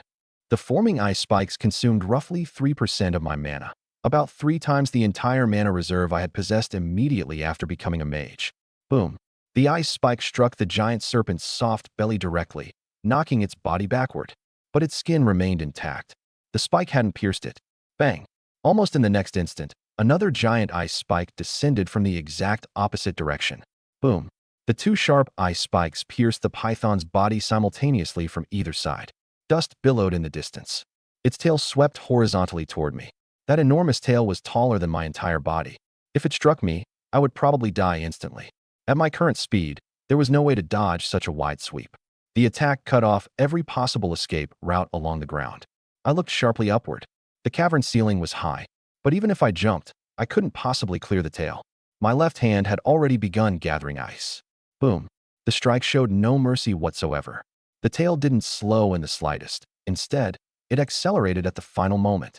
The giant tail swept across the entire bottom of the cavern, plowing through everything. When it stopped, I was no longer on the ground, but neither was there a smear of blood and flesh below. An ice spike had been driven deep into the cavern ceiling, and I clung to a protrusion on it with my left hand. On closer inspection, I had frozen my entire left hand to the ice spike. By doing so, I had carried myself into the ceiling along with the projectile. Ice Spike Proficiency EXP plus 100,000. After discovering my position, the giant serpent immediately raised its head. It opened its bloody maw, and dark liquid sprayed from between its fangs. Seeing the fluid, I forced my injured right arm to move and formed a spell. Boom, boom, boom, boom, boom, boom, boom. The fireballs collided with the dark liquid in midair and exploded. Whoosh. Thud. A giant ice spike smashed the serpent's rising head back into the ground. I melted part of the ice spike supporting me, creating a place to stand against the cavern ceiling. That relieved my arm from bearing the weight of my entire body. Otherwise, my left arm would eventually snap. Ice elements were incredibly useful. I temporarily encased my right arm in ice. It couldn't heal the injury, but at least it numbed the pain for a while. Boom, boom, boom, boom, boom. A Lord-class creature was vastly stronger than every other monster in the cavern. It appeared to be a dark element monster. Light magic should have been more effective against it, but I had only just learned Cross of Light. Its proficiency was currently only level 39. Compared with Ice Spike at level 91, the difference in power was enormous. Elemental Advantage probably couldn't compensate for a gap that large. Ice Spike was currently my highest level spell. Aside from Mana Tide at level 100, Ice Spike's level 91 was the highest. Thud. After 10 giant ice spikes crashed into the serpent, a layer of frost covered its entire body. It struggled several times to lift its head, but couldn't rise. As long as I maintained the pressure, it would lose the ability to attack. I only needed to kill it before my mana ran out. Then I would have to figure out how to deal with Isperat outside the chamber. His had suddenly shown his true colors and revealed his malice toward me. Why did he want to kill me? Was his goal to feed me to this snake? I understood far too little about this world. It was another world, and I couldn't judge his actions by the common sense of Earth. He could have any motive at all. Thud. 2 more giant ice spikes descended. The serpent was now pinned down completely. Its body was pressed against the floor and frozen to it beneath a thick layer of ice. A Lord-class monster didn't seem so powerful after all. Its appearance had merely been intimidating. I had settled completely into the hollow carved into the ice spike above. Attacking from the cavern ceiling truly was an excellent invulnerable position. But no matter how hard I thought, I couldn't imagine how to deal with his outside. If he opened the door and came in again, could poison kill him? All I knew were tier 1 spells. During my earlier struggle, I had realized that my magic probably couldn't affect is in the slightest. Ice Spike and Fireball were my 2 strongest attacks. Windblade was all I had left, and even if it worked, the effect would probably be negligible. Perhaps I could start with something from this boss. Just as I considered how to counter the half-dead serpent pinned beneath the ice suddenly opened glowing eyes. Its trapped head surged upward with tremendous force. Hiss! I had never imagined a snake's hiss could be so loud. I quickly raised my left hand and formed a giant ice spike. Boom. Has it gone berserk? A second phase? Bang. The ice spike supporting me shattered in the next instant. The blow even smashed a huge crater into the cavern ceiling. I appeared against the rock wall on the other side, drenched in cold sweat. At the final instant, I had formed a second giant ice spike. Ice spike proficiency EXP plus 100,000. That counted as proficiency too? Did more dangerous situations grant greater proficiency? The giant serpent stood again and shook the layers of frost from its body. Whoosh! How could something that massive move so quickly? Boom! A deep crater now marked the place where I had just been. It was the scar left after the ice spike was smashed apart. If my spell still required incantations, I would already be dead. If my reactions had been even slightly slower, I would also be dead. If I had chosen to attack rather than pause to think and observe, I would have died as well. My mana continued falling. I had thought I would still have plenty remaining after killing it. I checked my reserves. Only about 52% remained. Swish. Thud. When its tail swept at me again, I once more used an ice spike to carry myself to the opposite wall. I was gradually becoming proficient with this method of movement.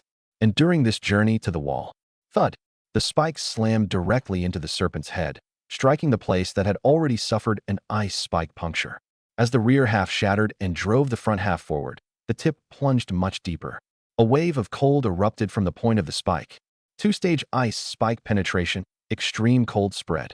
The cold pierced its brain, assuming its brain was located there. Its tail did not immediately strike again, and its movement slowed. Boom, boom, boom, boom, boom. I wasn't the kind of person who let an opportunity slip away. While the serpent was slowed, I had no intention of stopping to catch my breath. Every spike struck its jaw and skull. This time, I would smash its head to pieces first. Who knew whether it might unveil a third or fourth phase otherwise? My inability to recover mana forced me to make a choice. I had no idea how many more ice spikes it would take to kill the serpent. Therefore, using all my remaining mana to attack was the optimal decision. Boom. A spinning ice spike drilled into the serpent's jaw, spraying blood before exploding. The instant the first spike shattered, another rotating spike pierced the wound it had just opened. This creature wasn't remotely in the same league as the monsters outside.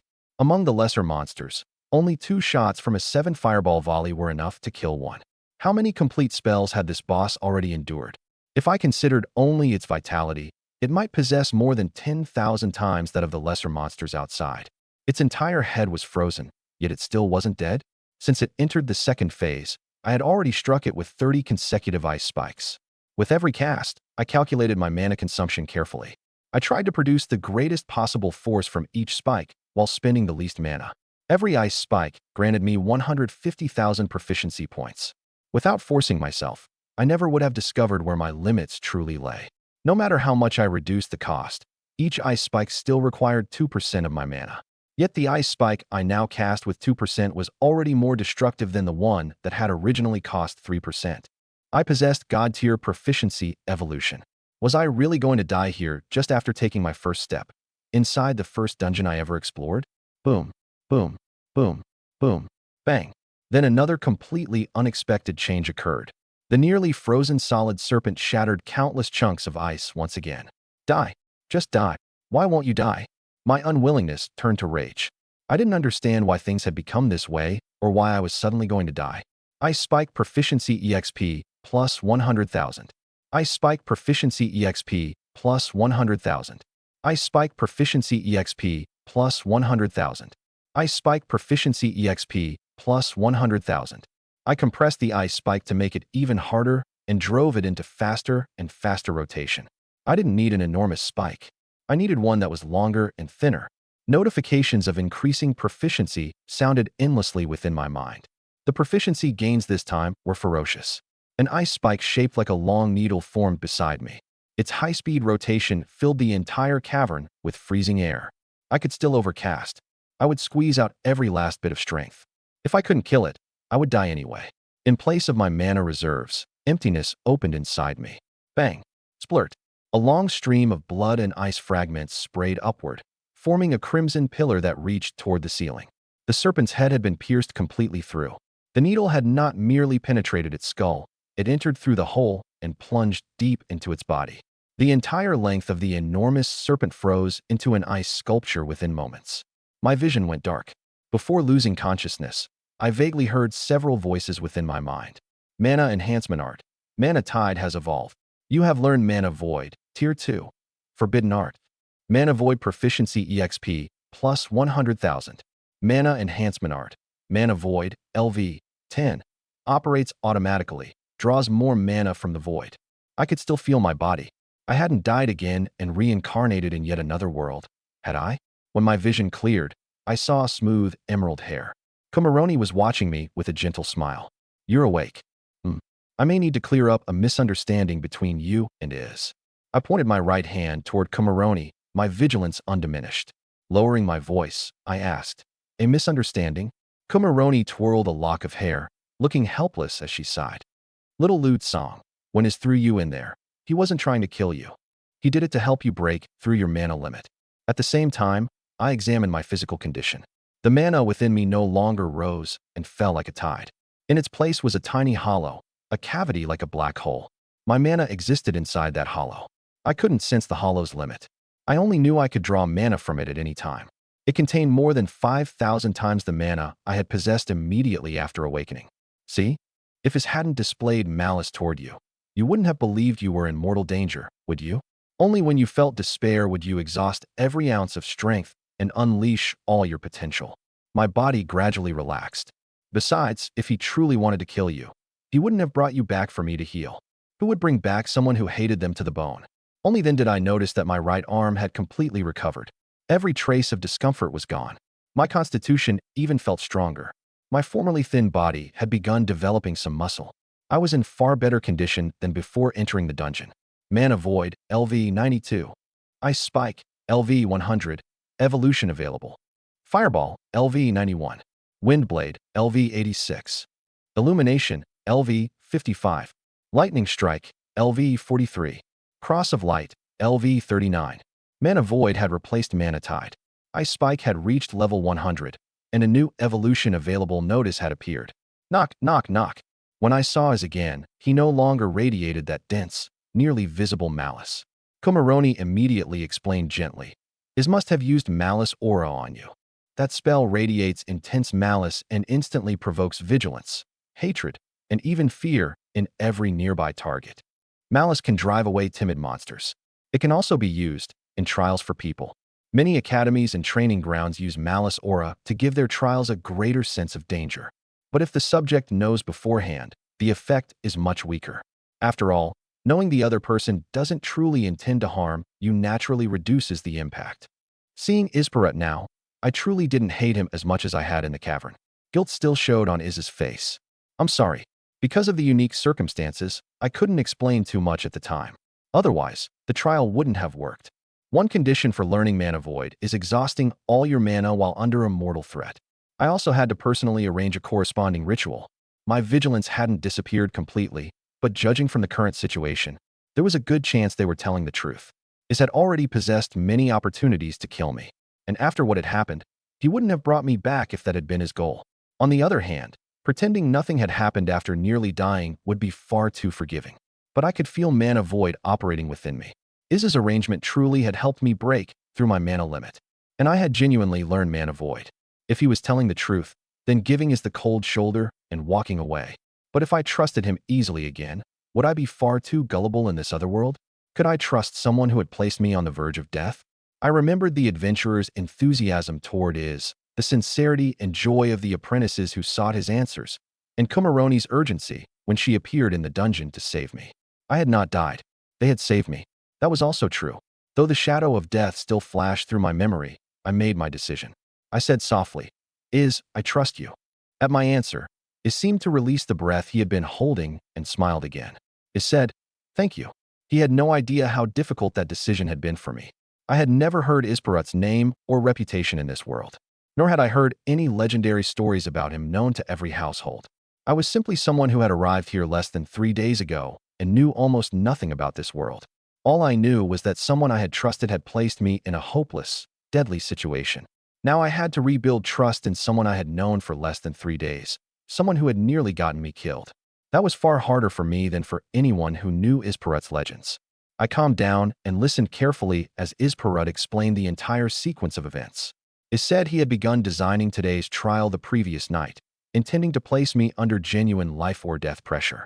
The only change was switching the location from the Tier 2 Dark Jungle to the Tier 2 Shadow Cavern. No matter which dungeon he chose, however, the result would have been the same. Is personally controlled the strength of the final dungeon lord. He used monster control magic to make it attack when necessary. He used monster berserk magic to increase its strength beyond its natural limits. That was why I had repeatedly faced threats where life and death were separated by a hair. In reality, those threats never truly existed. If I couldn't evade an attack, Is would find a way to stop it. Whenever I could evade, he created a scene where I survived by the narrowest possible margin. Holding a cup of hot tea, Is said, "Your performance was truly astonishing. Even after the dark serpent went berserk, you suppressed it and nearly killed it." Remembering the battle, I lowered my head. At the time, all I could think about was how to survive. Iz's expression darkened. "I'm sorry. Perhaps I should have used a gentler method." I shook my head. "No, Iz. I said that I trust you. At least this time, I'll believe you. You were the ones who brought me out of that place, after all." Fear still lingered in my heart, and the barrier between us hadn't disappeared so easily. But at the very least, I had chosen to trust this mage again. It wasn't because I lacked respect for life. My decision came from the character Iz had shown, everything I had seen him do, and the companions beside him. It also came from manhwaedit, which was still operating within me. All of that convinced me Iz deserved a second chance at my trust. "Tell me about manhwaedit, Iz." I grinned. Isperut smiled with visible relief. "All right. Manhwaedit, LV 100, forbidden, operates eternally. Mana originates from the void. All attribute mana, resistance to mana absorption, extremely rapid mana recovery, continuous mana growth."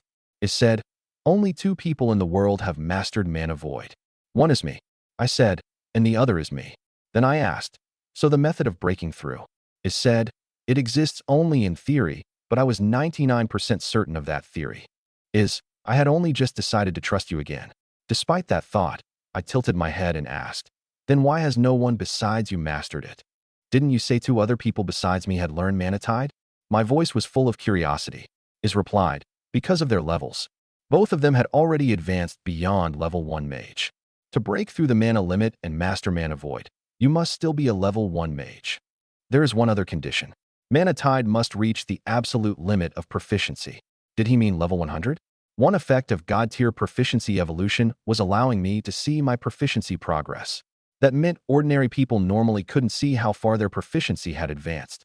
They could only sense that they had improved to some degree. There must still be some method of testing it, I guessed. Yes. After you learned Mana Tide, I could already tell that with your talent, you would soon master it to the limit. Besides myself, you're the mage with the greatest chance of learning manhwaedit that I've ever met. If you failed to learn manhwaedit at level 1, you would never have another opportunity.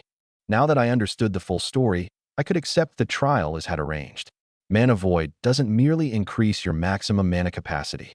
It also allows you to recover mana in any environment. The familiar sensation appeared again. Every free element within a 1-kilometer radius of me vanished instantly. The area became a mana-dead zone where no one could recover mana. Is said, "Try consuming some mana." I spent 0.2% of my reserves. That 0.2% now equaled 14% of what I had possessed during the battle with the giant serpent. The mana I spent was replenished instantly. My recovery was completely unaffected by the surrounding elements. My mana didn't come from the elements outside at all. That is manhwaedit. Every other mage in the world relies on external elements to replenish their mana. Only the speed and efficiency of conversion differ. If the elements are drained away, a mage loses the ability to recover mana. Of course, mana recovery potions can also restore it. But potions are finite, and taking too many burdens the body. Manhwaedit, however, has no such limitation. No matter where you are or what environment surrounds you, you can continuously recover your mana. Because your mana comes from the void. My total mana had now increased to 70 times the amount at my previous limit. By my estimate, I could recover 2% of my mana with every breath. Sensing the miraculous circulation within me, I couldn't help asking, "But why does mana come from the void? And how is the void formed?" Only after asking did I suddenly realize. It had said I might not understand those principles. I learned spells quickly, but I had studied almost none of the pure theory. Is ruffled my hair and smiled helplessly. I would love to tell you. My desire to share this knowledge with someone may be even stronger than your desire to learn it. But this is the forbidden knowledge I mentioned. He said softly. I can tell you only that mana isn't the only thing that comes from the void. Phew. Would you like to walk around town? I committed his answer to memory, understanding that this knowledge was beyond my present reach. I didn't press him. I simply nodded. Yes, I would. This would be my first genuine opportunity to go out and explore since arriving in this world. How many times had I lost consciousness in 3 days? I drank myself unconscious on the first day, passed out from overcasting on the second, and then fainted again on the third because of Iz's trial. When I thought carefully, it seemed I blacked out once every day. The corner of my mouth twitched at that pattern. At least I didn't seem to have been unconscious for long today. The sun had only recently set. Iz first took me to the Adventurers Guild. The request paid 1 gold.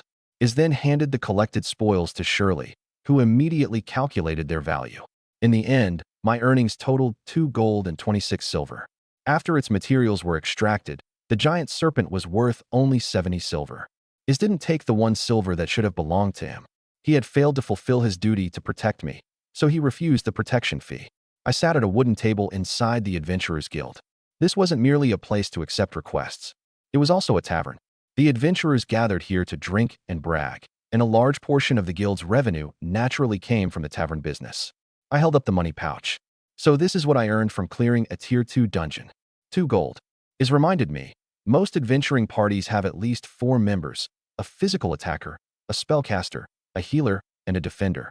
So the earnings are usually divided equally among 4 people. I calculated, that would be about 56 silver per person. No, if they have a gatherer, each person earns close to 90 silver. Is said, but exploring a dungeon requires purchasing supplies. 1 intermediate healing potion costs 10 silver and can treat moderate injuries to a level 2 warrior's body. 1 intermediate mana recovery potion costs 5 silver and restores roughly 30% of a level 2 mage's mana. Damaged equipment must be repaired by a blacksmith. And this time, we found an additional dark crystal that shouldn't normally have dropped. Even with a gatherer, the value of the dark crystal wouldn't double. So after an ordinary party clears a Tier 2 dungeon, each member's share is approximately 75 silver. After deducting supplies and other expenses, the actual profit is only around 20 to 30 silver. I gained a general understanding of adventurers in this world. There were also things Iz hadn't mentioned. A dungeon expedition might not succeed on the first attempt. Sometimes a party needed 2 or 3 trips, increasing the costs further. Hey, little lute song. A hand suddenly landed on my shoulder. 2 questions appeared in my mind. Where did he come from? When did he arrive? Oh, little lute song. I heard you cleared a Tier 2 dungeon all by yourself today and made a fortune. Haha. You became a level 1 mage yesterday, and today you soloed a Tier 2 dungeon without relying on Iz. No wonder Iz praised you as a magical genius. The adventurers drinking throughout the guild turned to stare at us when they heard his shout. They might have been drinking, but their ears were remarkably sharp. And Chi-Ching's greeting had been anything but discreet. Almost everyone in the Adventurers Guild heard him. He only completed his class advancement yesterday. Isn't that the child is brought in this morning? I heard he's only 8. 8? Isn't the required advancement age 16? Wouldn't advancing that early cause a severe backlash? I heard Kumaroni handled his class advancement. No way. Kumaroni presided over it personally. I heard even the kingdom's princes beg Kumaroni to host their ceremonies, just so they can set foot on their class paths a little earlier. If Kumaroni handled it, then 8 years old truly wouldn't be a problem. But Chi-Ching said he soloed a Tier 2 dungeon today.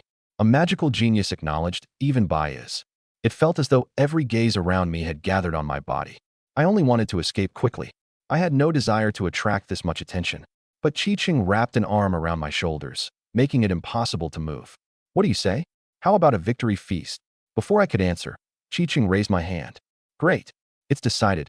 Let's hold a victory feast. Tonight, everything will be paid for by Isparut's first personal disciple, the magical genius, little lute song. I shouted, what? Wait. Before I could say anything else, every adventurer present raised a mug. Yeah. Little lute song. Little lute song. Little lute song. The adventurers chanted my name in unison. I had already become the star of the feast, but I had only just earned that 2 gold and 26 silver.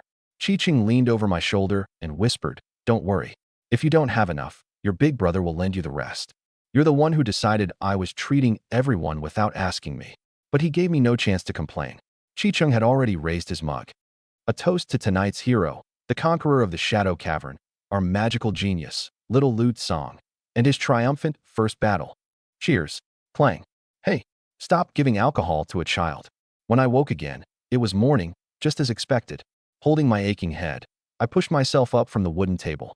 So much for being fine because Kumaroni was around. I turned my head and found Chi-Chung still snoring beside me, a snot bubble inflating from his nose. Kumaroni stood nearby with a helpless smile. I heard what happened last night and thought you should be waking up around now. She came up behind me, and gentle life energy flowed through my body. Kumaroni, is he always like this? More or less. He means well, actually. As a former corporate drone before transmigrating, I could understand what Chi-Chung had intended. Last night's expenses had come to exactly 2 gold and 26 silver. They had completely drained the savings I had just earned. In the end, Kumaroni quietly placed her hand over mine. When she moved it away, 2 gleaming gold coins lay in my palm. Kumaroni said softly, "Consider the feast my treat." Kumaroni. I pushed the coins back. Forget it. Honestly, I wanted to do something like that too. Oh my. Little Lute Song is quite mature for his age. But it's all right. This is also compensation for his failing to protect you.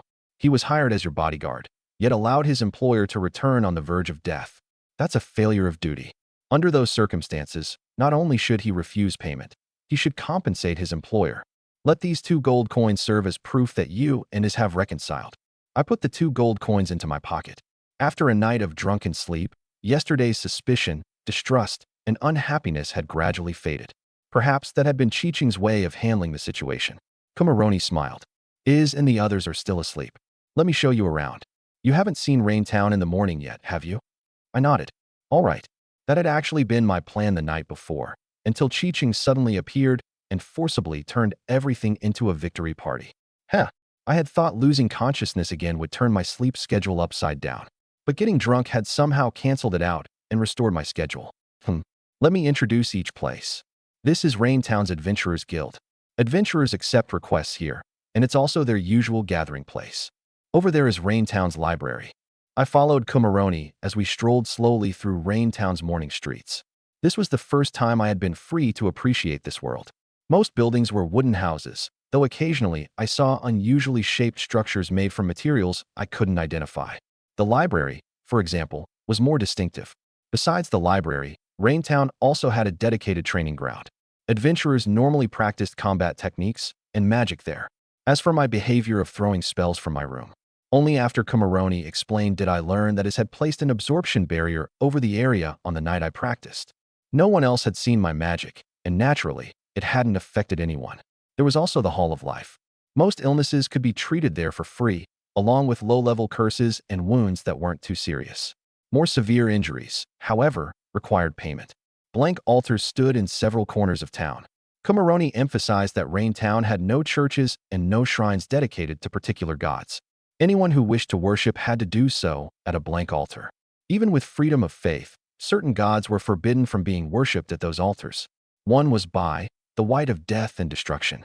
The other was Bani, god of war and fire. Worship of Bai, the white of death and destruction, wasn't forbidden only in Raintown. In most regions of the world, building churches to Bai, or even believing in Bai, was prohibited. Anyone discovered doing so would be prosecuted as a cultist under local law. If the offense was even moderately serious, execution was highly likely. That certainly sounded ominous. It would be best to stay far away. I had a feeling any contact would bring endless trouble. Then again, that wasn't something I could encounter simply because I wanted to, was it? There wasn't much else I needed to watch for concerning faith, especially after Kumaroni learned I followed no religion. As a high priestess of the Temple of Life, Kumaroni occasionally had to conduct pilgrimages, blessings, and other work for the Church of Life. Beyond matters of faith, she also took me through shops selling weapons, armor, potions, ingredients, and more. I gained a basic understanding of prices in this world. If a person didn't eat lavish meals, a day's food cost only around 10 copper. 1 gold equaled 10,000 copper. Wait, those people had eaten through 2 gold and 26 silver of my money last night. That was equal to 2,260 days of food. There had seemed to be only around 100 people in the Adventurers Guild. No matter how I calculated, treating 100 people should have cost no more than 50 silver. Those adventurers had certainly treated my money as though it were their own. Wait, what had Chi-Ching said last night? A hazy memory from before I passed out surfaced, and a vein bulged at my temple. I nearly cursed aloud in a manner completely unsuited to a child. Whoosh. By the time we had toured every meaningful place in Rain Town, afternoon had arrived. Kumaroni counted on her fingers. That's about everything in Rain Town. I don't think I missed anywhere. Kumaroni, you somehow seemed far more dependable than those two men. Thank you, big sister Kumaroni. Kumaroni said, I promised Granny Sangshi that I would help harvest her field this afternoon. I may not have time to keep showing you around. I grinned. That's all right, big sister Kumaroni. I plan to explore by myself. She quickly remembered that I was already a mage capable of soloing a Tier 2 dungeon. Rain Town was a safe place, so she didn't need to worry too much about me. All right, I'll be going then. You know the way back to the inn, don't you? I nodded. I do. Kumaroni bent down, patted my head, and waved goodbye. Being treated like a child felt strangely complicated. I only wished they would treat me like one when alcohol was involved. Now that I finally had a chance to move around freely, my first thought was to make up for my lack of common knowledge. At the very least, I needed to stop knowing absolutely nothing about this world. To my surprise, the library was crowded. Search spell? A spell used to search for books was certainly convenient. I heard the spell array had been permanently fixed in place, so its effect would remain there forever. Afterward, it required only simple maintenance and a continued supply of mana. My mind searched rapidly through the spell and soon located the book I wanted. Its title was remarkably plain, but this was exactly the kind of book I needed. Swish. A book quickly flew straight out from a distant shelf. After obtaining the guide to common knowledge, I found a place to sit. I skipped the section on world history and turned directly to the chapter on classes. Combat-oriented classes included warrior, mage, archer, defender, healing arts practitioner, assassin, mechanist. The book was extremely thick and covered every subject comprehensively. By the time I closed it, dusk had arrived, yet I had read only a small portion. I first studied the knowledge I cared about most, followed by the most fundamental facts. A great deal still remained unread. Subjects beyond my current reach, such as gods and faith, were skipped just like world history. Realizing it was getting late, I checked out the book and returned to the inn. Many adventurers began greeting me on their own. I sensed they no longer viewed me merely as the child following is. Instead, it was, hey little lute song. Thanks for treating us yesterday. I was no longer just the child following is. I was lute song. At least that meant I had earned a place of my own in Rain Town. I was no longer merely a pitiful child Is and the others had taken in. Not long after I returned to the inn, Is brought me outside again. As my mentor, he naturally had to teach me about magic. I had finally learned how this world's level system worked. Every class was divided into levels 1 through 9. Level 1 was the lowest, and level 9 was the theoretical maximum. But in several classes, no living person had currently reached level 9. Every class level also had a corresponding title. A level 1 mage was called an apprentice. A level 2 mage was called a magister. A level 3 mage was called a grand magus. At level 3, someone was already considered a powerful mage and held significant standing in a regional mages association. A level 4 mage was called an arcane expert. A level 5 mage, Isparut's level, held the title of magic emperor. The gap between the level 4 and level 5 titles was enormous. My estimate of Iz's strength rose considerably again. Level 5 mages were exceedingly rare in the world. Across an entire kingdom, there were usually only 1 or 2, and they typically served as the royal court's chief mage. From that perspective, Iz truly was extraordinary. He was probably completely unrivaled in Rain Town. Today, you'll learn the dark spell Shadow Arrow and the earth spell Earth Spike. Along the way, you'll practice every spell you've learned, to the absolute limit of proficiency. He meant level 100. Iz, you truly tailored your teaching to the student. I no longer knew nothing about common knowledge. The information I had prioritized that day was precisely the kind I would use frequently. Most mages learned to cast only 1 or 2 spells without incantations in their entire lives. Reaching incantation-free casting required roughly 30,000 uses of a spell, and a mage could never use only 1 spell exclusively. When I first advanced, casting Lightning Strike a little over 10 times had completely exhausted my mana. An ordinary level 1 mage possessed only 5 to 10 times the mana they had immediately after advancement. If they spent day and night recovering mana and casting, they could release around 200 spells per day. But for most mages, recovering mana required meditation. Yes, An art like Mana Tide that operated automatically and restored mana at all times was exceedingly rare. Even Mana Tide hadn't become fully automatic until level 10. Before level 10, I still needed to control its circulation. If a mage cast and recovered mana from dawn until dusk, they would have no time for anything else. More fundamentally, investing so much effort in low-tier spells simply wasn't worthwhile. Anyone could advance from level 1 to level 2. Most mages chose to save their energy for tier 2 spells. Consequently, most mages mastered only 1 or 2 incantation-free tier 2 spells in their lifetime. That was roughly the limit of a mage's lifelong effort. Yet wanted me to along the way raise every spell I knew to proficiency level 100. If anyone else heard Isparut's demand, they would probably think he had gone insane. Once you've mastered these spells tonight, you can advance to level 2 mage tomorrow. You should become the fastest mage in history to reach level 2. Level 2? Hearing Iz's promise filled me with wild joy. I could almost see my next god-tier talent waving to me. God-tier proficiency evolution alone was already absurdly powerful. Absolute proficiency in all of them. All right, Iz. Then look forward to it. Darkness that clings to bone. Gather into a fatal arrow and pierce. Magic learned. Shadow Arrow, LV1. Shadow Arrow proficiency EXP plus 10,000. Shadow Arrow, LV5. Whoosh. The shadow arrow pierced the straw dummy ahead, leaving a mass of darkness on its body. Attacking a dummy isn't as useful as attacking me. Use everything you have and try to defeat me. Iz replaced the dummy and stood far away from me. Master Iz, then please be careful. Boom. With absolutely no warning, lightning crashed down. I hadn't used Shadow Arrow, which still required an incantation. Instead, I switched directly to the fastest instant spell, Lightning Strike. Boom. A thunderclap exploded above Iz's head, electric arcs snapping through the air. Your lightning isn't concentrated enough. It lacks penetrating force. Boom. A second bolt descended without the slightest pause. Your lightning is too slow. Lightning is second only to light in speed. When drawing on the lightning element, don't begin from your body. Try invoking the thunderbolt directly. Whoosh. Swish, swish, swish. The wind blades passed beside Iz, not because I had missed intentionally, but because he had completely altered their direction. Release wind blade along the natural current of the wind. Only then can you hide the blade within the wind itself. Wind blade's greatest advantages are invisibility and concealment. Casting against the wind not only reduces its power, but also makes it easier for an enemy to detect. Chime. Light's defining traits are purity and speed. Cross of Light's greatest property is purity. When condensing it, don't mix in any other element. And Cross of Light isn't meant primarily to kill. Its purpose is to dispel evil. Boom. Flame is the most common destructive element. Its damage can be divided into heat, impact, sustained burning, and explosion. Within a fireball, every explanation brought me new insight. Each spell I cast granted additional proficiency and new effects. Even an ordinary cast now earned bonus proficiency. Earth Spike proficiency EXP plus 50,000. Fireball proficiency EXP plus 50,000. Why did attacking him grant 5 times the normal experience? I mobilized magic more quickly. In the time one cast had previously required, I could now cast twice or even 3 times. The surrounding elements were also unusually dense.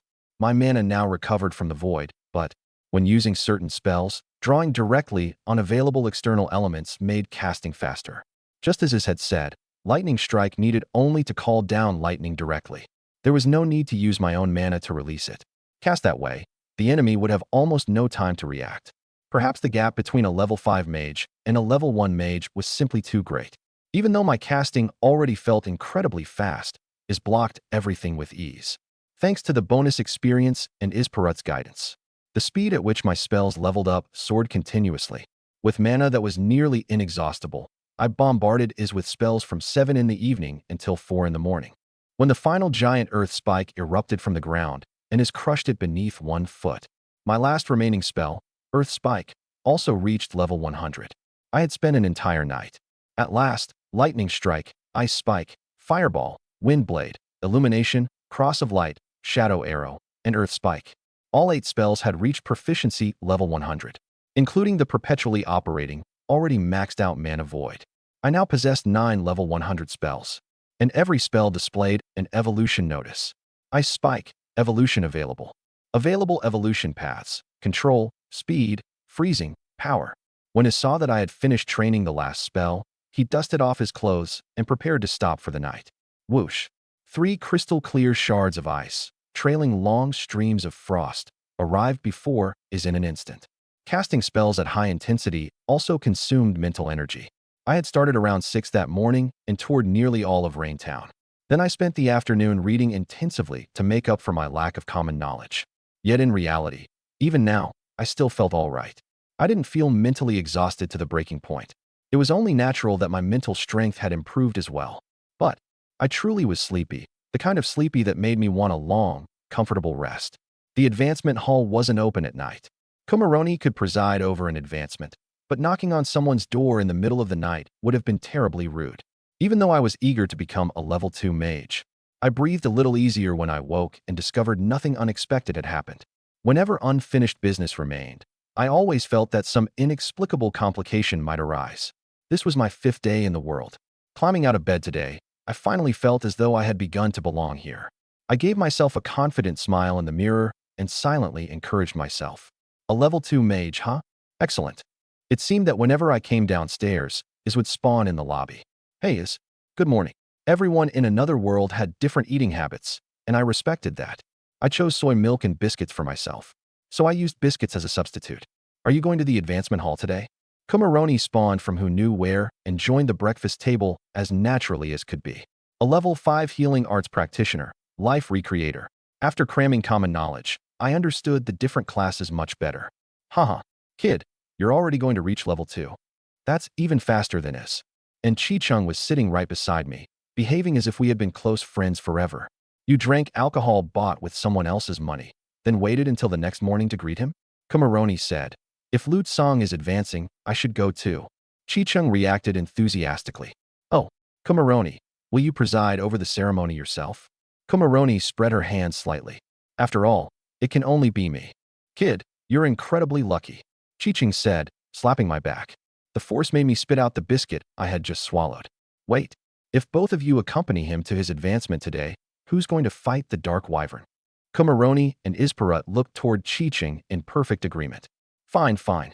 It appears the invincible War Emperor will have to duel the Dark Wyvern alone. Kumaroni smiled wryly. It won't truly be a duel. Abads will go with you. With Abads there, you should be fine. A level 5 warrior, War Emperor. The strongest warrior in a kingdom was generally level 5. As for a level 6 war saint, an entire continent might not possess even one. This party's composition was unexpectedly extravagant. Chi-Chung complained. Come to think of it, you promised to help me kill the Sky Wyvern yesterday, but neither of you showed up. Kumaroni scratched her cheek and looked away, guilt written across her face. Kumaroni, in your mind, was helping an old woman harvest vegetables really more important than killing a Sky Wyvern? This warrior named Chi-Chung went hunting wyverns every day. I could accept Kumaroni not coming, but Is didn't come either. That was a Sky Wyvern, the kind that flies. You expected a lone warrior to chop down a wyvern flying through the sky. As though he had found leverage over them, Chi-Chung braced himself on the table and questioned the pair. Iz's gaze gradually drifted away as well. I made a new discovery in magic. What? A very important discovery. I bit into a biscuit soaked in soy milk and watched everything calmly. Is, even an 8-year-old child like me could tell you were lying. You had clearly abandoned him for something completely unimportant. Fine. If it was an important discovery, then it couldn't be helped. Chi-Chung, he's lying. His eyes aren't even looking at you. He definitely wasn't researching magic yesterday. Fine then. I'll go kill the Dark Wyvern by myself today. Abads barely spoke and had almost no presence, but he was still a member of your party. In the end, I watched Chi-Chung leave and kept those words to myself. I began, It's fine. Abads will follow him, so don't worry. Chi-Chung may be an idiot, but he's very strong. If it's only a Dark Wyvern, he would be fine even alone. Though I had no idea how powerful a Dark Wyvern was. Let's go. The advancement hall should be open now. Only then did I notice that they had finished eating. I hurriedly drank the rest of my soy milk and followed them. Advancement hall. Is that Isparut? No way. He's come to the advancement hall. Could he be advancing to level 6 mage? A magic saint. Isparut is about to become a magic saint. Isparut's arrival was accompanied by screams from the surrounding crowd. It seemed the prospect of Isparut becoming a magic saint was terrifyingly significant. No, our advancement hall shouldn't have the conditions required for Is to reach level 6. He may not be the one advancing, but Kumaroni is beside him. The person who had just said his might not be advancing froze, then shouted in horror, "Damn! Isperut is going to advance to level 6 Magic Saint. Isperut, you truly were famous." Is gave me a helpless smile. The ceremony staff rubbed their hands nervously, intimidated by Isperut's arrival. "Please prepare a level 2 mage advancement ceremony for the child beside me." An elderly man spoke with Isperut. He appeared to hold the highest position here. Yet even he looked nervous before Is. "You mean him?" "Yes, him." The old man trembled, seemingly relieved, yet also disappointed. Perhaps he regretted losing the opportunity to preside over Isperut's advancement to Magic Saint. "Please come this way." When everyone learned Is wasn't advancing, they seemed relieved, though I could also sense considerable disappointment around us. I followed the old man to a glowing crystal sphere. "Place your hand on it." The moment I saw the sphere, I could already guess that I needed to put my hand on it. I complied. When my hand touched the surface, the sphere reflected a vivid green color. The old man looked at Is. "When did he advance to level 1 mage?" Is answered, 3 days ago." You're telling me this child took only 3 days to advance to level 2? 8 years old. A level 2 mage. 3 days to advance. No matter how one looked at those numbers, they weren't normal. The other staff members and people awaiting advancement began whispering among themselves. If Chi-Chung hadn't dragged me into drinking, I could have progressed even faster. Come to think of it, I had spent more than half of those days unconscious. Lord Is. He is too young. I'm afraid we cannot preside over his advancement ceremony. Is nodded slightly. I understand. Kumaroni can preside over the ceremony. That should be acceptable, correct? The old man nodded and bowed respectfully to Kumaroni. Naturally. Kumaroni chuckled. Then I'll take the liberty of assuming your role. The old man added. But the records? Kumaroni nodded. Yes, I'll follow the standard procedure. The old man sighed in relief. That's good. Kumaroni skillfully took his place as the ceremony's presiding official and announced, a mage's advancement requires meeting standards in 3 areas: total mana, elemental sensitivity, and mastery of magic. The candidate must also present proof of at least 1 battle. The first test will measure your total mana. The news that Isperut might be advancing to Magic Saint had spread. More and more people crowded around the advancement hall. When they saw that the person advancing was a child, their expectations collapsed, and they turned to leave. Why the hell would a child appear at an advancement ceremony? But on closer inspection, Kumaroni was presiding over it. Then they discovered a wall of people behind them. The spaces they had occupied were already taken by others. That little fellow. Isn't he the one who treated everyone the day before yesterday? Oh, I remember. Little Lute Song, right? I heard he soloed a Tier 2 dungeon on his very first adventure. Seriously? He's Isperut's personal disciple. How could it be false? Damn, that's incredible. If only my son were that promising. I had expected spectators, but not this many. I had honestly planned to develop quietly. Making such a spectacle of this put me in a difficult position. I placed my hand on the crystal sphere. Kumaroni announced, a mana value of 5 is passing, 10 is excellent, and 20 is perfect. 20 was perfect? It appeared 20 meant 100 times the base mana. I placed my hand on the sphere and released my mana. Bang. Hey, don't give me that classic scene now. Please don't shatter and display a 0 in front of this many people. I didn't want to attract attention, but I didn't want everyone to think I was useless either. I still had some pride. At last, a number appeared. It was a number that silenced everyone present. Mana value, 10,000. 5 to pass, 10 for excellent, 20 for a perfect score. Such a terrifying number had appeared only once in recent years. Yes, there had indeed been one other occurrence in the past few years. But throughout the thousands of years before that, it had never appeared at all. I roughly understood what the number represented. It must have been a multiplier of the mana someone possessed immediately after awakening as a mage. 20 meant 20 times the initial mana reserve. Most people advanced from level 1 to level 2 with only 5 to 10 times that amount. A tiny number of mages managed to train until they possessed 20 times their initial mana. That was the maximum performance of most excellent mana enhancement arts. 100 times, however, appeared only with Mana Tide. It was the so-called level 1 mage mana limit. 10,000 times. When he said 20 was perfect, I had assumed 20 equaled the mana limit of a level 1 mage. The noisy hall fell into complete silence. Kumaroni showed no surprise whatsoever. As the ceremony's presiding official, her sole responsibility was to continue the ritual. Next is the elemental sensitivity test. Sensing 5 elements is passing. Sensing 8 is excellent. Beyond that number, only the degree of sensitivity to each element is distinguished. The first element, fire. Despite my thoughts, I placed my hand on the crystal sphere again. The result signified complete affinity with the fire element and perfect sensitivity to every trace of its existence. What a monster! Damn, is he even human? Sensing 70% of the fire element already qualifies someone as an exceptionally talented fire mage. This fellow has complete sensitivity. Complete sensitivity to fire was only the beginning. After reading all afternoon the previous day, I understood the basics. Not every mage was an all-rounder capable of learning every spell. Most mages possessed an especially strong affinity for only one element. Elemental sensitivity could be cultivated after awakening, for example, by using a dark crystal to sense the dark element, but it would begin from only 1% and rise slowly. The farther one progressed, the more difficult it became and the more effort and resources it required. Once someone reached 90%, improving further became impossible. Therefore, mages with strong sensitivity to a particular element ultimately specialized in that direction. Greater sensitivity to an element improved both control and learning speed for its spells, and could even increase their power. That was how distinctions such as fire mages, ice mages, and lightning mages had arisen. Every element tested showed 100% complete sensitivity. 100% for all elements. This time, even Kumaroni looked slightly surprised. Without the test, no one would have known I truly possessed perfect sensitivity to every element. 100% for all elements. The ceremony elder couldn't stop his voice from trembling. He had looked regretful earlier after losing the chance to witness is become a magic saint. Now that regret had been replaced by astonishment. We found Isparut's Level 1 advancement report. The advancement hall recorded every class advancement procedure. Isparut's advancement had taken place only a few years earlier, making the record easy to find. It wasn't documented only in the advancement hall. Many public books and records also described it. Mana measurement. Mana value. 10,000. Elemental sensitivity. 100% for all elements.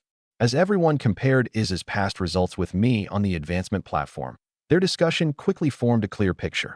I was only 7 years younger than Iz had been when he awakened at 15, and I had taken only 3 days to advance from level 1 to level 2. Someone whispered that my aptitude might be even more terrifying than Iz's. I listened carefully to the records they discussed. Iz's mana value when he broke through had also been 10,000. Didn't that mean he had broken through the mana limit and learned Mana Void while still a level 1 mage? He had advanced to level 2 mage only 7 days after his class awakening? Didn't that mean he had created Mana Tide from nothing and then broken through to Mana Void, all within 7 short days? My estimate of Iz's abilities rose yet again. Don't rush. We still can't reach a conclusion. There's one final test. He may not surpass Iz. The spell mastery test? That's true. He became a mage only 3 days ago. The day before yesterday, he drank with us and slept until morning. How much time could he have had to practice spells? His spell mastery will probably have shortcomings. Reaching incantation-free casting with even one spell requires years of practice. And reaching the legendary limit of a spell requires someone to devote a lifetime to practicing only that spell. No mage could possibly reproduce Iz's historic feat of bringing 8 spells to the summit. Even Iz needed 7 days. And this little fellow had spent an entire night drinking with them, wasting even more practice time. I can hear every word you're saying. Whose fault do you think that drinking was? The final test will measure your mastery of magic. The candidate may choose and cast any 8 spells they have learned. The testing array will determine your degree of mastery over each spell. The walls of the advancement hall gradually descended, revealing a broad, open area in the distance. At the same time, a complex spell array lit up across the ground. In Raintown, I had seen a request titled, "Optimize the Advancement Hall's Testing Array." Adventurer requests weren't limited to dungeon expeditions. Requests involving dungeons were usually issued officially by the Adventurers Association, because if a dungeon was ignored for too long, its monsters would escape and endanger ordinary citizens. Beyond that were requests to help harvest crops, find lost cats, escort travelers, and even deliver meals on occasion. A food delivery request seemed excessive. Were adventurers delivery drivers? None of the magic systems I had encountered so far mentioned spell arrays at all. In my opinion, magic was far more impressive when a complex array flashed into existence during casting. Now, please cast your spells at the magic dummies in the distance. Several clothed dummies stood in the open area. They weren't wooden posts. They were silver humanoid figures made from a special material, with faint iridescent light moving across their surfaces. One glance gave me the impression that they were expensive and would cost a fortune to replace if broken. With that thought in mind, I raised my hand toward them. Whoosh. 7 pieces of ice formed around me, but they were no longer shaped like spikes. Ice Shuttle, LV-101. They were smaller than ice spikes, but rotated much faster. A spell's proficiency limit was level 100. That was the skill's absolute limit. No matter how much someone practiced, the skill itself couldn't become stronger after reaching it. At most, precise control could maximize the spell's existing effects. But the spell I released now? Almost simultaneously, all 7 ice shuttles struck the distant dummies. Bang, bang, bang, bang. This time, however, the ice did not stop after the initial impact. Thick frost covered the struck surfaces, and the ice shuttles immediately rebounded. Bang, bang, bang, bang, bang. The 7 ice shuttles repeatedly struck the dummies' bodies. They were no longer single-use attacks like Ice Spike. Ice Spike Evolution Path. Control. Ice Shuttle, LV-101 creates persistent shuttle bodies that continue attacking until destroyed. Retains every additional trait of Ice Spike. The ice shuttles moved so quickly that the naked eye struggled to track them. In only a few breaths, the 7 shuttles crossed through one another and struck the dummies hundreds of times. Bang! They hadn't reached the limit of their duration. I had canceled the spell deliberately. Kumaroni looked at the result. Degree of spell mastery. Her voice paused slightly. The test produced no number. Instead, it shone entirely red. Beyond the limit. Spell proficiency levels were divided from 1 to 100. They couldn't normally be seen, but professional tests could still measure them. An advancement ceremony was precisely such a professional test. Level 1 was level 1, and level 100 was level 100. Beyond the limit? What does that mean? Is answered. It means beyond level 100. This testing ritual is a version I improved. Beyond the original scale of levels 1 through 100, I hypothesized another possibility. Transcendent magic. After a spell is trained to perfection, it may break through its original limit and gain an additional evolution. Compared with the old ritual, my improved version provides more accurate results. And it can also detect a kind of magic I theorized but that had never been discovered, transcendent magic. This child has pushed the original limit of magic one small step farther. I had studied common knowledge, yet has always seemed to be doing things beyond common knowledge. The guide said a level 1 mage's mana limit was 100. This had forcibly led me past that limit and raised it to 10,000. Now, those 10,000 points had become the true upper limit for a level 1 mage. The evolution of my spells, however, should have been an effect unique to God-tier proficiency evolution. The level 100 ceiling had already been established as the absolute limit. Yet it had long ago imagined that magic might exist beyond level 100, transcendent magic. More frighteningly, he had even created a testing mechanism for it. A test for a form of magic that had never previously existed. I'll continue, I said, suppressing my amazement. Kumaroni replied, Continue. Boom. Lightning was already flashing across the dummy's body. I could feel the dummy absorbing the spell's mana. Lightning Flash, LV-101. Lightning Strike Evolution Path. Instant activation. The lightning element's greatest advantages were speed and power. I had chosen to make lightning strike my fastest means of attack. It required no gesture and no drawing of mana from above. Lightning Flash could erupt instantly at point-blank range against an enemy. The only pity was that I couldn't detonate Lightning Flash directly inside an enemy. That would have made it even more destructive. With a proud smile, Kumaroni announced, Degree of Lightning Spell Mastery. Beyond the limit. Kumaroni looked especially proud as she read the result. She was the person who had carried me out of the dungeon. When we first met, my life force had been so faint it was almost gone. Now I had not only survived, but stood here completing my advancement. To her, this was probably a miracle of life. Without pausing, I cast every spell I had learned in succession. Isparut's result had been 8 spells at the summit, signifying that all 8 of his learned spells had reached proficiency level 100. People had long regarded that feat as the limit for a level 1 mage. Now I, an 8-year-old child, had submitted a result beyond the established record. 8 spells. Beyond the limit. Although the term had appeared for the first time, everyone present already understood what it meant. How is that possible? Kumaroni. Did he truly awaken only 3 days ago? The temple elder demanded. A trace of pride appeared in Kumaroni's expression. In the name of the high priestess of the Church of Life, I guarantee that I personally presided over his awakening ceremony. His day of awakening was 3 days ago. I looked back at the crowd. In truth, I had not originally wanted to reveal my level 101 spells. Rather, I had always intended to conceal part of my strength. Keeping some power hidden and preventing too many people from learning my trump cards was an instinctive rule of self-preservation against unknown dangers. The tallest tree caught the most wind. Excessive attention could easily invite mysterious disaster. Displaying transcendent magic during the advancement ceremony had been Isparut's idea. I still remembered the expression on Isparut's face when I attacked him with Ice Shuttle the night before, wild ecstasy. My surprise attack had unexpectedly struck Is directly. Without encountering any resistance, the Ice Shuttle passed through Isparut's body. Blood soaked his robe almost instantly. I had never intended to injure Is seriously. I had assumed a level 5 mage wouldn't be harmed by me so easily. The books said a level 5 magic emperor possessed enough magical power to destroy a nation. How could my ice shuttle wound him and leave such a terrible injury?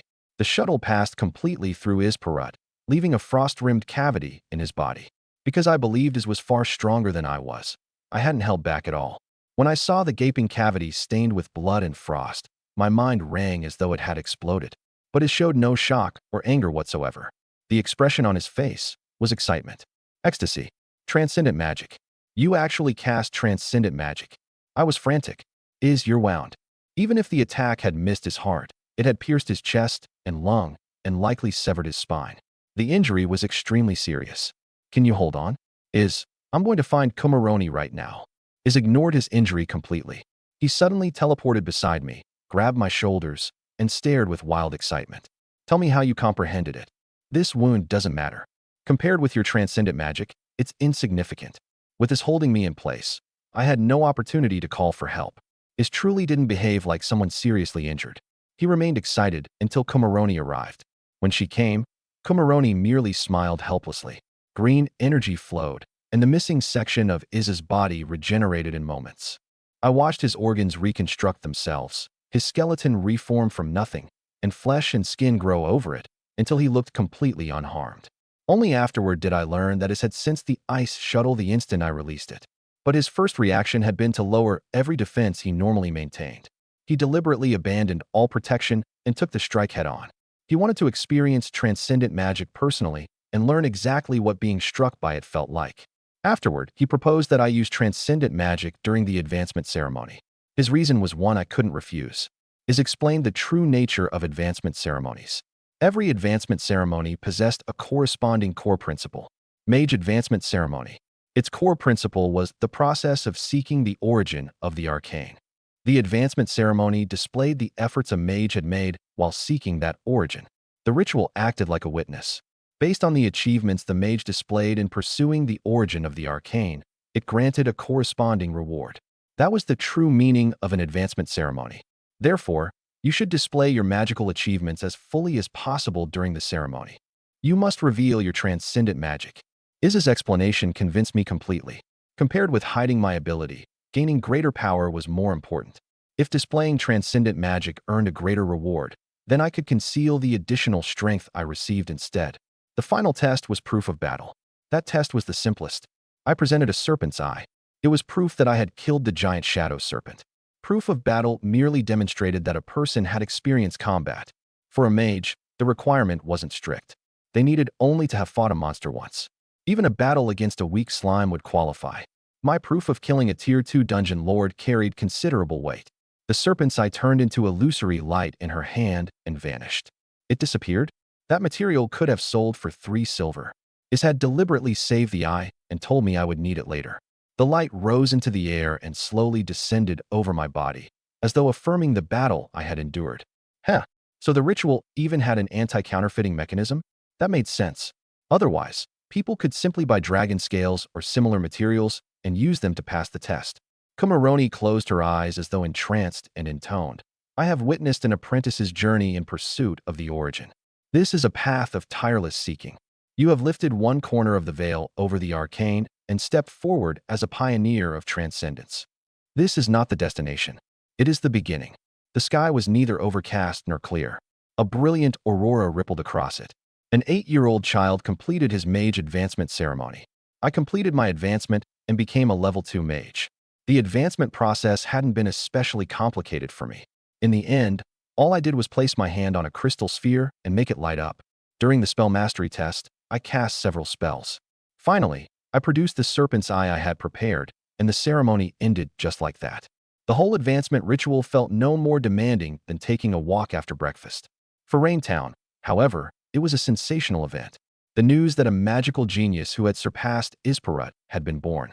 Rain Hotel. The name was plain, but it truly was the largest hotel in Raintown and the place where we stayed. At that moment, I was inside Kumaroni's suite. Kumaroni pressed one hand gently against my back, and life energy flowed through my body. I could feel certain damaged places being repaired and impurities expelled. The official explanation was that anyone under 16 was insufficiently developed. An awakening would cause irreversible harm to the body. The instant Kumaroni finished presiding over the ceremony, she whispered something to Is. Is grabbed me, broke rapidly through the surrounding crowd, and rushed back to the hotel. Kumaroni. Her voice remained gentle. You'll be all right. The attention focused on you during the ceremony was far more intense than we expected. If an ordinary person advanced to level 2 mage, I could completely remove the side effects. But your performance was too exceptional. After becoming a level 2 mage, I could sense many things within my body. Those many things included more than my heart, liver, spleen, lungs, kidneys, and other organs. I could also feel mana, blood vitality, and other substances moving inside me. Several pitch-black things had wrapped themselves around my body. They resembled plant roots burrowing into me. Like tadpoles, they tried to swim deeper inside. Before they had any chance to penetrate farther, Kumaroni used some method to draw them out. The consequences of early awakening weren't merely damage to the body. This was something closer to a curse clinging to me. But that was only my impression. I had learned only basic common knowledge and didn't understand these mysterious things deeply enough. Kumaroni, what are these things? A kind of. Although I couldn't see behind me, I sensed her begin to speak and then close her mouth twice. Kumaroni, this is happening inside my body. I want to know the truth. I insisted. Finally, she sighed. Spiritual corruption. Spiritual corruption? I asked, confused. Kumaroni explained slowly. Early theories held that the younger a child was, the better they performed after awakening a class. Warriors possessed more vigorous blood vitality. Mages sensed more elements. Assassins became more agile and better at concealing their presence. Every class displayed different advantages when awakened at a young age, and the child was more likely to awaken a high-tier talent. Awakening earlier also meant setting foot on one's class path sooner and gaining a lead at the very beginning of life. Therefore, even though such awakenings caused a backlash, potentially leaving incurable disabilities, injuries, and illnesses, parents still rushed to make their children awaken early. Incurable disabilities and injuries? That sounded terrifying enough on its own. Apparently, every world had obsessive parents willing to sacrifice their child's health for fame and success. But if the consequences had been only injury and illness, they wouldn't have been sufficient reason to forbid early awakening. Compared with a powerful talent, those side effects could be considered acceptable. After all, with monsters running rampant, someone who lacks strength can still be attacked and severely injured. Suddenly, I could understand those parents a little better. This wasn't the world I had lived in before. Here, weakness could genuinely lead to death. The true reason early awakening was strictly prohibited came from a major research report issued by the Church of Life 30 years ago. Almost without exception, children who awakened early became obsessive and insane after reaching higher class levels. Some even became monstrous, their personalities changing completely. People who had once been kind would inexplicably become twisted and evil. At first, everyone believed they had simply experienced something terrible or had gone mad from an obsession with magic or some other pursuit. After all, obsessive mages aren't uncommon. Then, that report revealed. The true reason for those changes was the corruption of their spirituality. At first, the major kingdoms dismissed the report as baseless anxiety that would have little real impact. Until, 3 years after the report was published, an enormous blood sacrifice incident occurred. A mage pursuing the arcane wanted to move one step closer to the origin and present a satisfactory advancement result. He chose to complete his research through a blood sacrifice.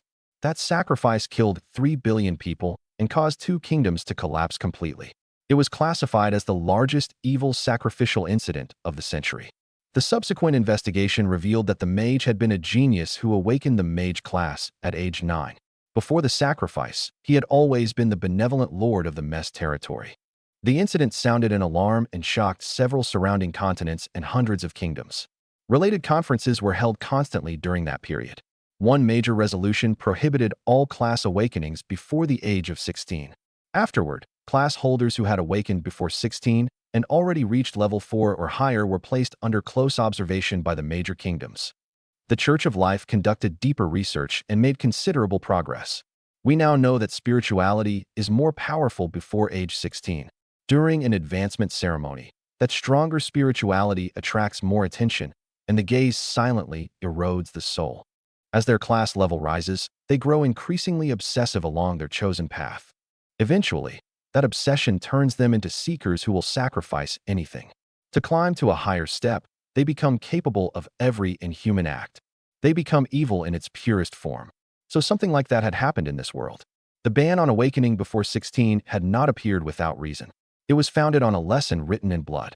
Kumaroni. Then what about me? Kumaroni smiled. You'll be fine. I'm one of the very few healers capable of removing this influence. It's only that little lute song. The gaze focused on you during this advancement was far more intense than I imagined. What kind of response did you receive? The reason more geniuses awaken before 16 is that their spirituality is stronger. Powerful spirituality attracts more attention, and that attention is nearly equivalent to a blessing. The more attention someone receives, the more blessings they obtain. Little lute song. The gaze upon you was so concentrated it could almost take physical form. You must have received a tremendous amount of favor from the origin. For the first time since arriving in this world, a dream startled me awake. After Kumaroni cleansed the corruption of the gaze and repaired my body yesterday, my consciousness had felt light and unsteady. I couldn't even remember how I returned to my room or fell asleep. The confusion seemed to have begun immediately after my advancement yesterday. I had even forgotten to examine how becoming a level 2 mage had changed me. The sky outside was still dark. I looked up at the clock on the wall. Everlasting Lamp, Tier 1, LV 101. When activated, consumes mana to remain for an extended duration, illuminates an enormous area with gentle light, and leaves no blind spots within its range. While inactive, grants equally clear vision to the caster. Everlasting Lamp was the transcendent evolution of Tier 1 illumination. Even without activating the spell, I could easily see objects in darkness. I would usually activate it only so my teammates could see clearly too. My mind should now have been completely clear. If my mana value before advancement had been 10,000, it had now reached 700,000. The normal mana range for a level 2 mage seemed to be only 100 to 500, but mana value wasn't especially important. Whether I had 700,000 or 200,000, there was no realistic way for me to exhaust it at my current stage. After I became a level 2 mage, the proficiency of my transcendent magic began increasing again.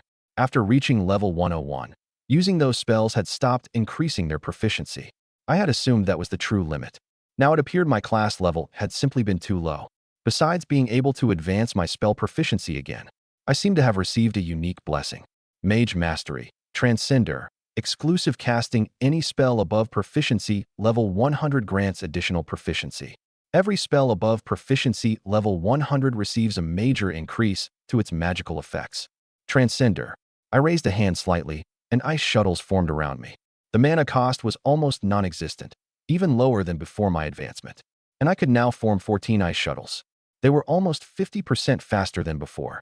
I couldn't test their destructive power inside the hotel, but it had probably increased considerably as well. If I fought that giant serpent now, I should kill it instantly. Mage Mastery, Mana Source Flow, Beyond Limit holds more mana, extremely rapid mana recovery.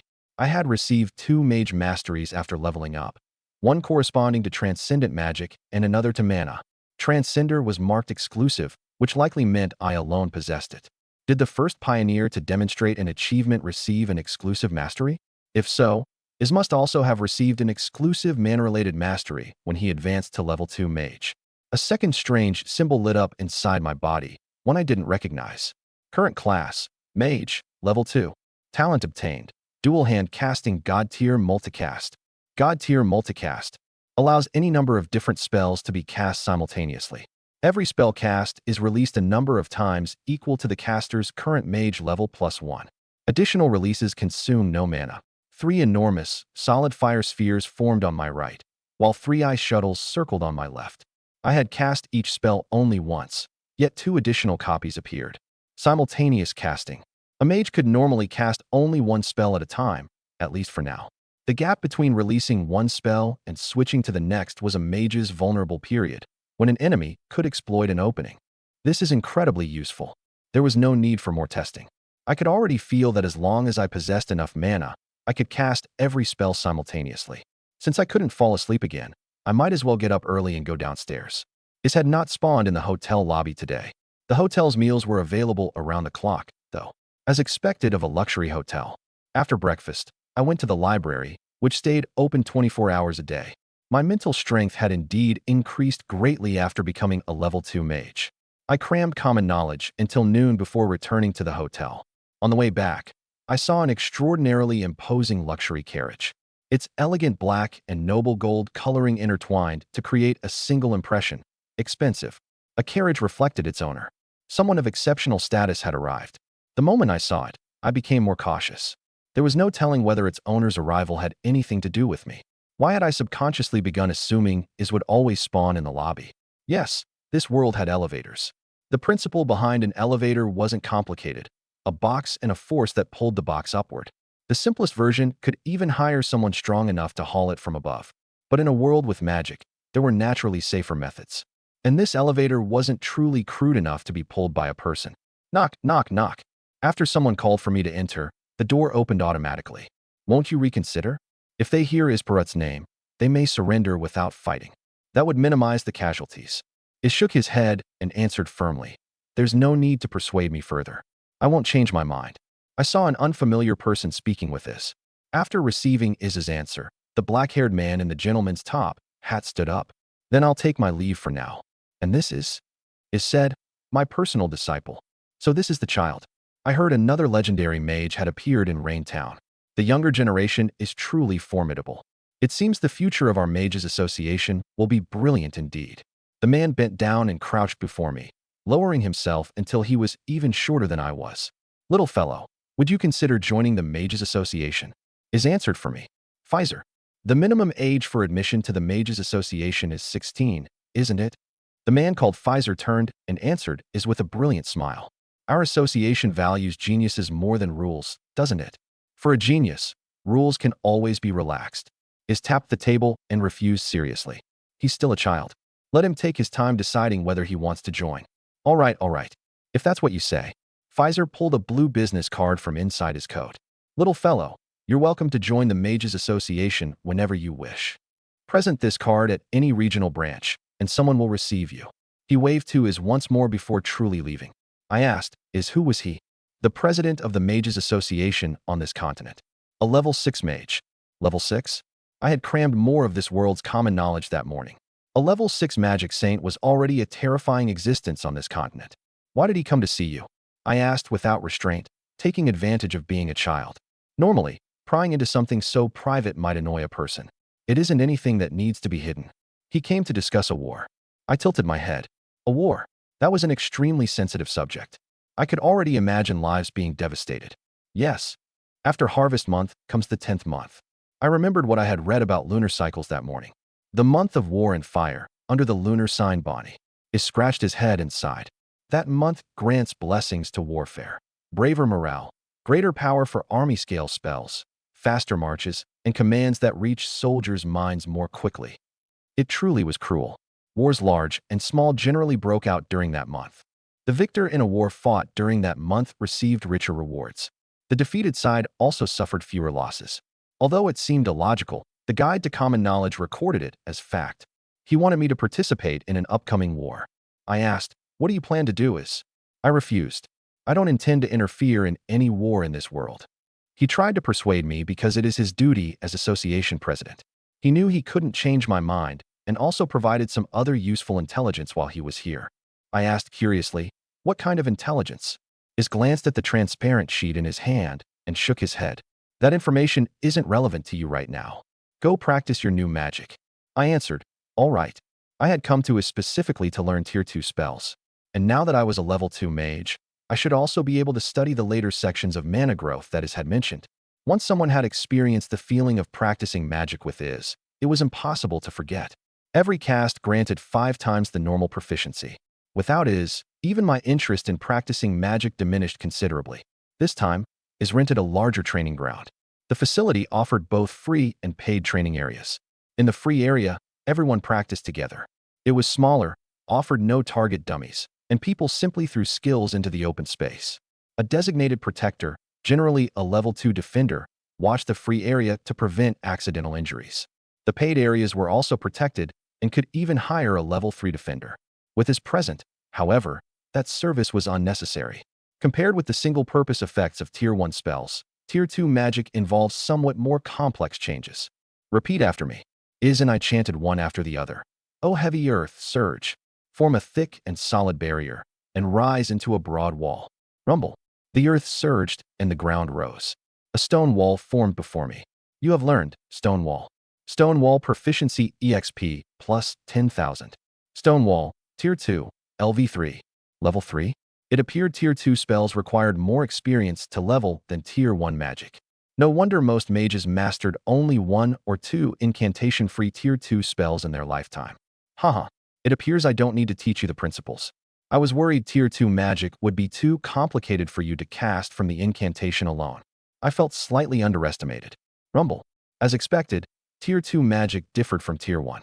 Stone Wall didn't reach level 10 and become incantation-free until my 7th cast. I didn't reveal multicast, however. Otherwise, I would have gained triple proficiency and mastered it too quickly. Very good. You've mastered Stone Wall. Next, we'll study a wood element spell, Vine Lash. Vines of savage growth, let flourishing life burst from the earth. Raise your roots and lash. Bang! Dozens of vines broke through the ground, countless tendrils whipping wildly in every direction. It belonged to an element I hadn't studied before. This spell is somewhat more difficult than the others. Give it a try. I nodded and imitated the incantation I had just memorized. Vines of savage growth. Boom. 3 vines broke through the ground and lashed the air. Next is Fountain. Teaching me spells was a relaxed and enjoyable experience. Isparat had once taught at Loyan's Academy of Magic for a period. For a mage who had just reached level 2, learning a single Tier 2 spell from nothing generally required more than 10 days.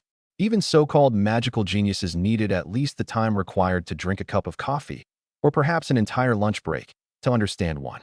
Compared with me, the gap was truly substantial. Even Is, who never disliked any eager student, felt exceptionally happy when teaching a genius. A good student gave a teacher an entirely different experience. All right, repeat after me. Whoosh. Only I had ever experienced the ease of mastering a spell after reciting its incantation once. I immersed myself in the joy of mastering new spells. Tier 2 spells were indeed far more flexible and varied than Tier 1 magic. Tier 1 spells were fundamentally offensive and differed little in utility. Tier 2 magic, however, could create terrain, blow enemies away, disperse fog, or summon attacks that continued after casting. That should be enough for today, Is said with a satisfied smile after teaching me Shadowmire. Master Is, we're learning only 6? I can learn more. I was still full of energy, and mastering new magic brought genuine happiness. Exploring the path of the arcane must be done step by step. While learning, you must also think for yourself. I know you can learn more. If I were willing to teach you, you could even master every Tier 2 spell I know. But that would stray from the original purpose of the arcane. Lute Song, remember. We walk a path that explores the origin of the arcane. Exploration means more than learning. I cooled the excitement in my heart and nodded. I understand, Master Is. His understanding of magic was far deeper than mine. Is's words also reminded me of the advancement ceremony. Advancement was a display of the achievements someone had made while pursuing the arcane. Those achievements weren't measured only by the number of spells learned. Come, you've learned many spells, but experienced very little combat. Your mastery of magic is extremely high, yet your fighting ability remains at the level of a level 1 novice. Is raised a hand toward me. Attack me with everything you have. I'll respond using only the mana of a level 2 mage and Tier 1 and Tier 2 spells. Don't hold back. I'm far stronger than you imagine. I asked respectfully and seriously. Master Is, do you mean this will be a battle at the same level? The image of my ice shuttle piercing Is's chest flashed through my mind. Isparat smiled brightly. Exactly. I lowered my head, keeping my hands clasped in a respectful salute. Master Is, I'm afraid I may hurt you. Boom. Lightning flash, LV 101. At almost the same moment, 42 ice shuttles formed around Is, before, behind, to either side, above, and below.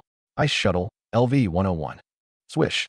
3 earthen walls rose and surrounded Is instantly. A silent wind swarm had already formed, blending completely into the natural wind stirred across the field. It made no sound, but anyone cut by that wind would be left covered in bloody wounds. Curse arrows hid within the shadows cast by the earthen walls and pierced toward Is along the darkness. Surging pillars erupted from all 3 walls and crushed toward Is from different directions. Kumaroni had said that if I ever had another chance to injure him, I should attack as though I meant to kill him. If a mage below level 7 could truly kill him, then he deserved to die. Then let me see whether you're really that strong. Is. Boom. God tier multicast. In a single instant, I released every spell I knew. Through a gap in the stone walls, I clearly saw a flash of surprise in Iz's eyes. Is. Even you couldn't have expected me to change this much, could you? Then the corner of Iz's mouth curved into a smile. As expected of my disciple. He didn't speak, but I read those words clearly in his smile. Boom. Ice shuttles collided with flame. Fire spheres were struck by water pillars. Curse arrows were pinned by crosses of light. Stone walls were swept apart by stone arms. Vines burned in flame. Wind blades shattered beneath gales, and exploding lightning was cancelled by red thunder flashing in reverse. I saw only a brilliant storm of elements sweep across the field as the entire offensive I had constructed collapsed overwhelmingly. Transcendent magic, ice wave. Transcendent magic, majestic stone arm. Transcendent magic, wrathful waters ascend. I could tell the magic he used wasn't ordinary perfected magic.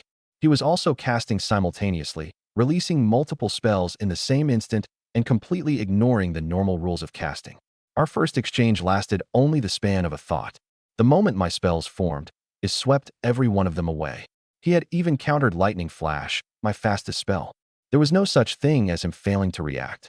Lightning Flash. Boom. The instant my first Lightning Flash was cancelled, another exploded before Is. Every one of my spells completed its casting again in the blink of an eye. Is raised both hands and stepped toward me. Boom. His spells collided with mine and filled the arena with brilliant colors. Oh, little lute song, you truly never stop surprising me. Was he really using only the mana and spells of a level 2 mage? I couldn't defeat him. I possessed 2 god-tier talents now. If proficiency evolution was a growth-oriented talent, multicast was a pure combat talent. Compared with slowly releasing spells one at a time, casting every spell instantly increased my combat power by perhaps 100-fold. Spells could interact and coordinate with one another, not to mention triple casting. Iz's voice was delighted. Seeing how much I had grown excited him enormously. You're still trying to overpower skill through brute force. Bang. In that instant, all of Iz's spells exploded. He replaced them with the exact same spells I was using. Bang. Yet when ice shuttles collided with ice shuttles and fire spheres merged with fire spheres. Despite using identical spells, Iz's control completely suppressed my threefold barrage. Magic also demands technique. Apply the techniques of casting. Whoosh. While Iz calmly intended to hold back and teach me how to use magic, a thin bloody line suddenly appeared on his cheek. He touched his cheek lightly and saw droplets of blood on the back of his hand. Master Iz, did you mean something like this? My strained smile held a trace of confidence from the successful strike. In my eyes, Iz saw an emotion called provocation. Silent wind swarm, instant wind blade. It was pride unwilling to be dismissed, pride that believed I wouldn't lose to Isparut. It was the arrogance of believing I would become stronger than Isparut. No, not merely something he hadn't seen in a long time. It was something he had never seen. No one had ever believed they would become a stronger mage than Isparut. All he had ever seen was humility under instruction, respect from students, and the resignation that losing was only natural. Never once had he witnessed the arrogance that declared, I can surpass him. Ha ha ha. Excellent. What an excellent expression. I felt mana surge and roar. This was completely different from before, a pressure I had never experienced. I underestimated you. Lute Song, you are a powerful mage. You deserve to be treated as my opponent. Mana pressed down like gravity, making my entire body feel heavy. Isparut's figure twisted within the dense mana, as though he had become a shadow. I could see only his wildly laughing mouth and eyes shining with excitement. Silent wind swarm filled every inch of the training ground. Every current of air was a wind blade. Hiss. Kumaroni looked reproachfully at Iz, why were you so rough with Lute Song? I don't remember you having a habit of abusing children. Kumaroni, please scold this child abuser properly for me. He had said that in a real battle, I wouldn't be the only one attacking. The enemy would strike back too. Then he ignored all honor and seniority and attacked me without restraint. I lay with my head in Komaroni's lap while she healed my injuries.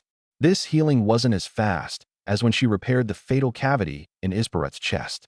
As my wounds recovered slowly, dull pain still lingered throughout my body. Yet I could faintly sense my blood vitality and constitution improving as the injuries healed. Is scratched his head. Well, potential has to be stimulated. I had to let him experience what a real battle feels like. Otherwise, he might assume enemies never retaliate and suffer for it later. Komaroni continued soothing my wounds. But no mage's first sparring opponent is Isparut. That was his first real combat experience, wasn't it? No matter how you explain it, you went too far this time. Lying in Komaroni's lap, I glanced sideways at Isparut with contempt filling my eyes. The battle had left me deeply frustrated. I had genuinely expected to defeat Isparut after transmigrating, who didn't have a few small dreams. For example, becoming the world's strongest mage, crushing every opponent at the same level, and suppressing all enemies beneath the heavens. I had only just begun, so I couldn't yet become the strongest mage or suppress every enemy in existence. But surely I could at least try to become invincible among people at my own level. And judging from my advancement results and the guide's description of mages, I should have qualified as an absolute magical genius, perhaps the greatest prodigy of all time. On top of that, reaching level 2 had granted me god-tier multicast. When is proposed a battle at the same level, I naturally imagined beating him senseless first. I would begin by defeating Isparut, then sweep across the heavens. Yet I was the one who had been beaten senseless? You had truly crushed a child's confidence. Is shrugged and spread his hands. You can't blame me entirely. Little Lutsong genuinely awakened my desire to win. Komaroni arched an eyebrow and mocked him. Oh, the legendary Isparut felt the need to compete with a child. Is shook his head. No, Komaroni. He answered seriously. At that moment, I truly felt that if I didn't fight seriously, I would lose. And I believe Lutsong deserves to be treated as a serious opponent. Komaroni froze and stared closely at Isparut. Then she stopped criticizing him and focused on healing me. I had to admit, Komaroni's healing was extraordinarily effective. My body had been covered in torn flesh and wounds, yet after treatment, not a single scar remained. Even the phantom pain I thought I might feel when remembering the injuries had vanished completely. Had she healed not only the wounds, but also the trauma in my mind? Komaroni, that was excellent work. As expected of a level 5 life recreator, after returning to my room, I considered what Is had said that afternoon. I need to think for myself. I currently knew 14 spells. Including my mana enhancement art, I knew 15. Come to think of it, I've learned so many spells without studying any magical theory. I reached toward the nightstand and picked up the Ice Spike spellbook I had abandoned to gather dust after reading its incantation once. Rereading it after training the spell to Transcendence gave me an entirely different understanding. The history and origins weren't so uninteresting after all. After sleeping through the night, I returned to my usual routine. I had checked out the guide to common knowledge and carried it with me. But beyond common knowledge, certain matters needed to be cross-referenced. For that reason, I still preferred going to the library during my morning study period to consult useful sources. In only one day, I had trained all 6 newly learned Tier 2 spells to Transcendence. Heavy Wall, Venomous Vine Lash, Wind Burst, Sinking Shadow Mire, Hardened Barrier, Rising Wave. They corresponded respectively to evolutions in Stone Wall Hardness, Vine Poison, Explosive Wind Force, Shadow Mire Adhesion, Barrier Strength, and Water Pillar Area. Is had controlled his strength and held back, but regardless, I gained enormously from that battle. Mage Mastery, Transcender granted additional proficiency whenever I cast Transcendent Magic. Multicast Triple Casting then granted 3 times the proficiency. Practicing Against is added another 5-fold multiplier, while occasional flashes of inspiration in combat granted even more. Every spell I released gained hundreds of thousands or even millions of proficiency points. One cast was equivalent to 1,000,000 repetitions of bitter training by an ordinary person. At the same time, during my battle with Is, my application of magic had become much more natural and skillful. For example, I could form a stone wall behind Hardened Barrier. The barrier instantly obstructed an enemy's initial force, while the wall provided a second layer of protection. After the enemy shattered the stone wall, another hardened barrier waited behind it. Those 3 stages of force dispersion could neutralize the majority of attacks. Silent Wind Swarm could also be combined with Wind Burst. Wind Burst could instantly blast the Silent Wind Swarm into an enemy and deal fatal damage. or it could abruptly stir the wind and conceal the swarm's presence within the new currents. There were also combinations between sinking shadow mire and curse arrow, stone wall, and surging pillar. Besides its great power, transcendent magic had another advantage. These were almost entirely new spells.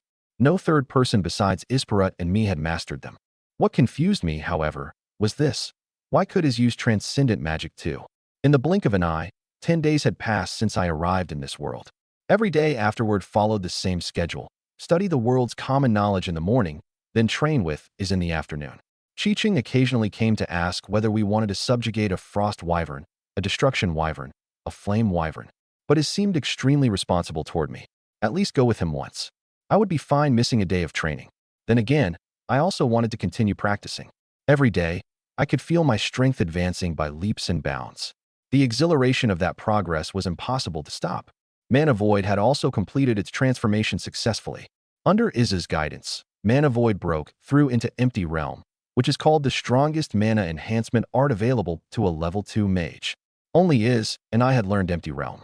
The mages who learned Mana Tide studied a weakened version of Empty Realm at level 2 called Mana Blank. Learning magic with Iz was an exceptionally wonderful experience. If nothing unexpected happened, I felt I could continue studying under him forever.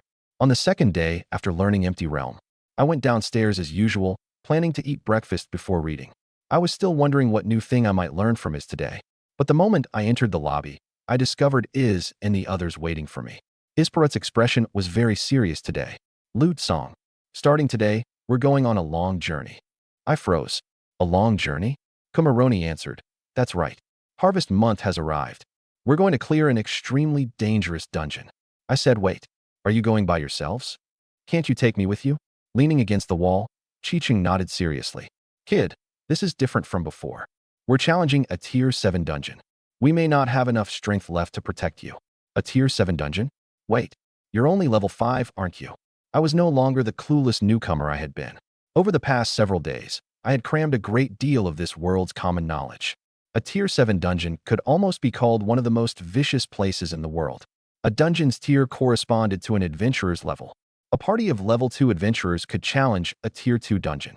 Level 3 adventurers challenged tier 3 dungeons, and so on. Even then, many adventurers died in dungeons corresponding to their own level. The mortality rate for level 5 adventurers exploring tier 5 dungeons was actually far higher than that of level 2 adventurers exploring tier 2 dungeons. I looked up and asked, Isn't this too reckless? Is said, Lute Song, we're stronger than you imagine. I argued seriously, I know you're strong, but you understand better than I do what crossing 2 tiers means. I looked up at him. Ask yourself honestly. Even you, could your level 2 self defeat me at level 4?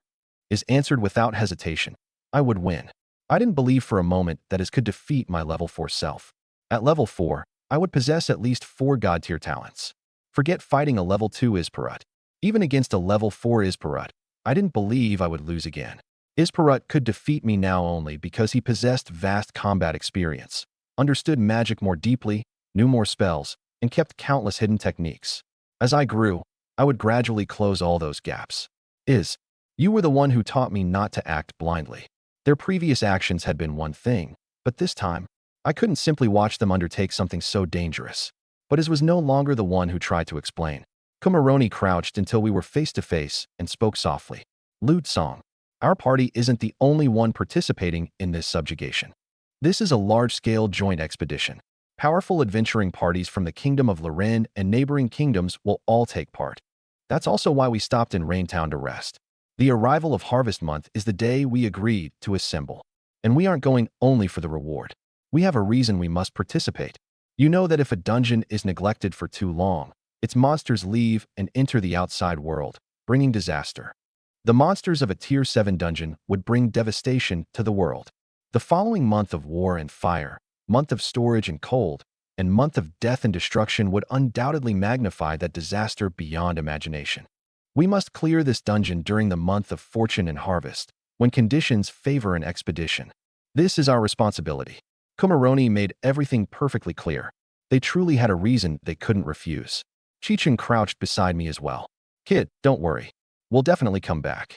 Your back was already covered in death flags. Chi-Ching, if you said your childhood sweetheart was waiting back home to marry you, you would absolutely be doomed. Is crouched too and smiled brightly. We'll be back in half a month. Trust me.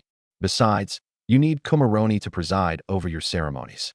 Without her, you couldn't continue leveling until after you turn 16. She would never abandon you. Seeing Iz's smile made me even more worried. I didn't want to hear you say things like that, Iz. The more you spoke, the more it felt as though you would never return. They had long ago decided to clear the Tier 7 dungeon. Given their sense of justice, they would never ignore such a place. They had also agreed on an assembly time with others. Breaking that promise would endanger the adventurers waiting for them. I couldn't harm everyone because of my personal fears.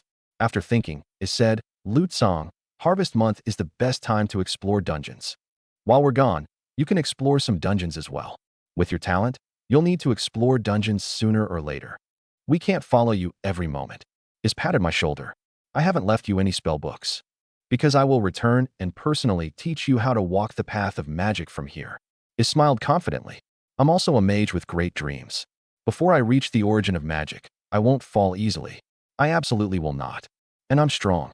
Stronger than every other mage. I'm the greatest mage, so nothing will happen to me. This body truly cried easily, but this time I held the tears back. I nodded bravely. Iz, I hope you're as powerful as you say. I haven't learned the rest of your mana enhancement art yet. If you die there, I'll lose my inheritance. Iz smiled confidently. Naturally. Chi-Ching said, don't forget me. I'm very strong too. I'm no weaker than him. With this war emperor in the party, you can relax, little fellow. Once we finish this job, we'll be true heroes.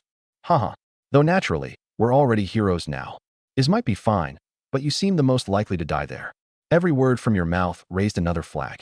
Kumaroni said, it's getting late. We should leave. The beginning of a lunar transition is when its influence is strongest. We can't waste this precious time or fortune's protection. Iz looked at Kumaroni. Right. He patted my shoulder again. We're leaving. Wait for me to return. With that, they waved goodbye and departed one after another. I had spent almost every moment with these people since arriving in the other world. I stood in the lobby staring at the doorway for a long time, as though it represented this entire other world. A torrential rain began the day, Iz and the others left. For the first time since arriving in this world, I became completely listless. I didn't read or practice magic. I simply lay there. No one knew what I thought about that day. I bought a copy of world-shaking news from a street vendor who sold information. Shocking event. Tier 7 dungeon. God Burial Steel Valley. Joint subjugation officially begins. God Burial Steel Valley, discovered last November, has been unsealed today. The expedition is underway. They truly had gone to subjugate a Tier 7 dungeon. After lying in bed all day yesterday, I had thought things through. Iz and the others had gone to clear a dungeon. I couldn't simply wait and do nothing. In a world with supernatural power, strength was the greatest security. Continuing to explore this world was something I could never avoid. Hey, little lute song. Haven't seen you here in a while. Little lute song. Little lute song, want a drink? The adventurers still greeted me enthusiastically. I felt some of the emptiness in my heart fill. It was proof that I had begun to become part of this world. I declined their invitation to drink with an awkward smile. Surely, I seemed to have grown slightly over the past few days. Standing on tiptoe, I could barely reach the counter. I want to post a request. Post a request? My request was soon placed on the notice board. Protection request, seeking a healing arts practitioner, defender, and gatherer from different parties to protect an expedition into a Tier 2 dungeon. Payment, 20 silver per dungeon. Additional requirement. Defender must possess the combat technique, shared injury distribution. I sat inside the Adventurers Guild reading while I waited. Before long, several adventurers approached me. Your little lute song, right? I'm GD, a level 2 healing arts practitioner. I saw the request you posted. I looked at the 18-year-old girl beside me. She had black hair tied in the famously dangerous wife hairstyle, a few freckles, and an average-looking face. I closed my book. What kinds of injuries can you heal? The child before her possessed a composure that didn't match his age. She quickly answered, I can temporarily lessen the effects of severe injuries, block pain for a short period, and weaken the impact of wounds during combat. Mild or moderate injuries require a day to heal fully, but I can provide emergency treatment for severe wounds and stabilize them so they no longer threaten the patient's life. Her main strength was reducing the effect of injuries during combat. The most dangerous period was generally the battle itself, so surviving until the fight ended mattered most. There would be plenty of time to heal the remaining injuries afterward. I nodded. All right, I'll hire you. Not everyone was Kumaroni. I already understood the standard of a level 2 healing arts practitioner. I soon recruited a defender as well, an overweight man in plate armor. At a glance, he looked extremely durable. As requested, he knew shared injury distribution, which would transfer part of any damage I suffered onto him. The final person to arrive was both a warrior and a gatherer. Level 2 warrior and level 2 gatherer. He asked for only one person's payment, an unexpected bonus. Since he didn't demand more money, I naturally didn't mind that he also possessed an extra level 2 warrior class. Surely, I'd like a tier 2 dungeon request. Shirley murmured, It's harvest month, and everyone is extremely enthusiastic about accepting requests. Only a few tier 2 dungeon requests remain. As she spoke, Shirley pushed 2 requests toward me. One was Serpentwood Forest. The other was Mutant Spider Cavern. After reading the detailed information for both, I chose Serpentwood Forest. This one, Serpentwood Forest, please. When she returned the request sheet, Shirley couldn't help saying worriedly, Little Lute Song, don't worry too much about Iz and the others. They're very strong. They'll return. I looked up at Shirley. She gave me a warm smile. I smiled too. Thank you. I waved to the teammates I had just recruited. We have the request. Let's go. Chi-Ching had brought this dragon rhino back 2 days ago, saying it would be my mount. I had been genuinely thrilled the day I received it. Who wouldn't want an impressive mount of their own? It had slightly improved my opinion of Chi-Ching. He no longer seemed only like the bastard who forced people to drink at victory feasts. They had decided on their departure schedule long ago, but told me only immediately before leaving. That made sense. A normal child would probably have thrown a tantrum. After hearing such reasonable grounds, how could I behave selfishly? That was the inconvenience of being an adult. I couldn't demand things like a child. While I was lost in thought, the warrior gatherer inside the carriage raised his hand. Come to think of it, gatherers seemed often to take warrior as a second class. I asked in a childish voice, Yes? What is it? May I ask? You should be strong enough to solo a dungeon, correct? Why did you choose to recruit teammates? A man perhaps 20 years older than I was addressed me respectfully, though the soul inside my body was an uncle roughly his age. I paused, then smiled. Uncle, you don't need to address me so respectfully. Just call me Lute Song. I simply don't want anything unexpected to happen. But why did you ask? Is had said exploring a dungeon alone and entering with teammates were entirely different matters. I remained modest with my temporary companions. There was nothing wrong with being a child. After all, a child could turn into an uncle one day, but an uncle could never become a child again. The man scratched his head and laughed awkwardly. Haha, I just think that if I had strength like yours, I'd definitely choose to solo dungeons. Then I could keep all the spoils for myself. At most, I'd bring one gatherer. His equipment also looked old and somewhat shabby. I see, but I dislike risk. I'd rather have several people protect me. People in Raintown already regarded me as one of the very powerful adventurers. No one had witnessed me fight, yet he assumed I could solo a dungeon. Perhaps that was thanks to the reputation Chi-Chung had built for me at the victory feast. Then why did you big brothers and sisters choose to join my party? It's harvest month. 20 silver per trip is clearly below normal earnings, isn't it? I asked curiously in my childish voice. Come to think of it, I had rarely spoken with anyone besides Iz. This was a useful opportunity to talk with locals and deepen my understanding of the world. Because it's safe, the healer holding a wooden staff answered. Safe? You're extremely strong. I believe following you will be safe. Indeed, compared with risking their lives in a dungeon, taking a fixed payment of 20 silver while following someone powerful was a reasonable choice. The overweight defender also said, I was thinking the same thing. You said you would solo dungeons if you were strong, yet you personally chose to follow someone powerful for fixed pay? His words and actions were completely different. The dragon rhino was truly fast. It had been selected personally by Isparat's party, and nothing unexpected happened during the journey. We traveled along a broad, well-maintained road. The wilderness near Rain Town had been cleared thoroughly, with nearly every monster den removed. In less than half an hour, we reached our destination. Gaiduan, walk in front of me, I ordered. Huh, me? You're the party's tank. If you don't go first, should the mighty mage lead the way? Yes. Oh, all right. GD, the healing arts practitioner, stood behind me. Farther back than GD was Zhoer, the middle-aged gatherer. You're standing even farther back than the healer? Are you really a man? Then again, I had recruited him as a gatherer and paid for only one role. If he refused to contribute as a warrior, I couldn't exactly complain. After the 4 of us entered the forest, I raised a hand lightly. Wind burst, LV 172. Boom. A terrifying hurricane blasted outward in every direction. The fog that filled the entire forest vanished in an instant. Clear, gentle light illuminated the woods. It revealed every detail and lit every shadow without leaving a single blind spot. Everlasting Lamp, LV 200, Evolution available. The maximum spell proficiency for a level 2 mage was level 200. Beyond level 100, the experience needed for every additional level increased dramatically. Even after 5 days, I hadn't trained every spell to level 200. Only a harmless spell like Everlasting Lamp, which could be cast at any time, had reached the maximum. And only after reaching level 200 did I discover Transcendent Magic at level 200 could evolve again. I wasn't in a hurry to evolve Everlasting Lamp, however, so I left the choice unmade for now. The forest, formerly obscured by mist, became perfectly clear in an instant. We could see every danger hidden within every hollow tree. Boom, bang, crash, crash, crash, crash. Fire spheres, ice shuttles, earth spikes, curse arrows, silent wind swarms. All kinds of snakes rained from the trees with a clattering sound, charred black, frozen solid, or sliced into countless pieces. Every monster within sight was wiped out. So strong. We had only just entered the dungeon, yet I had disposed of every visible monster as easily as chopping vegetables.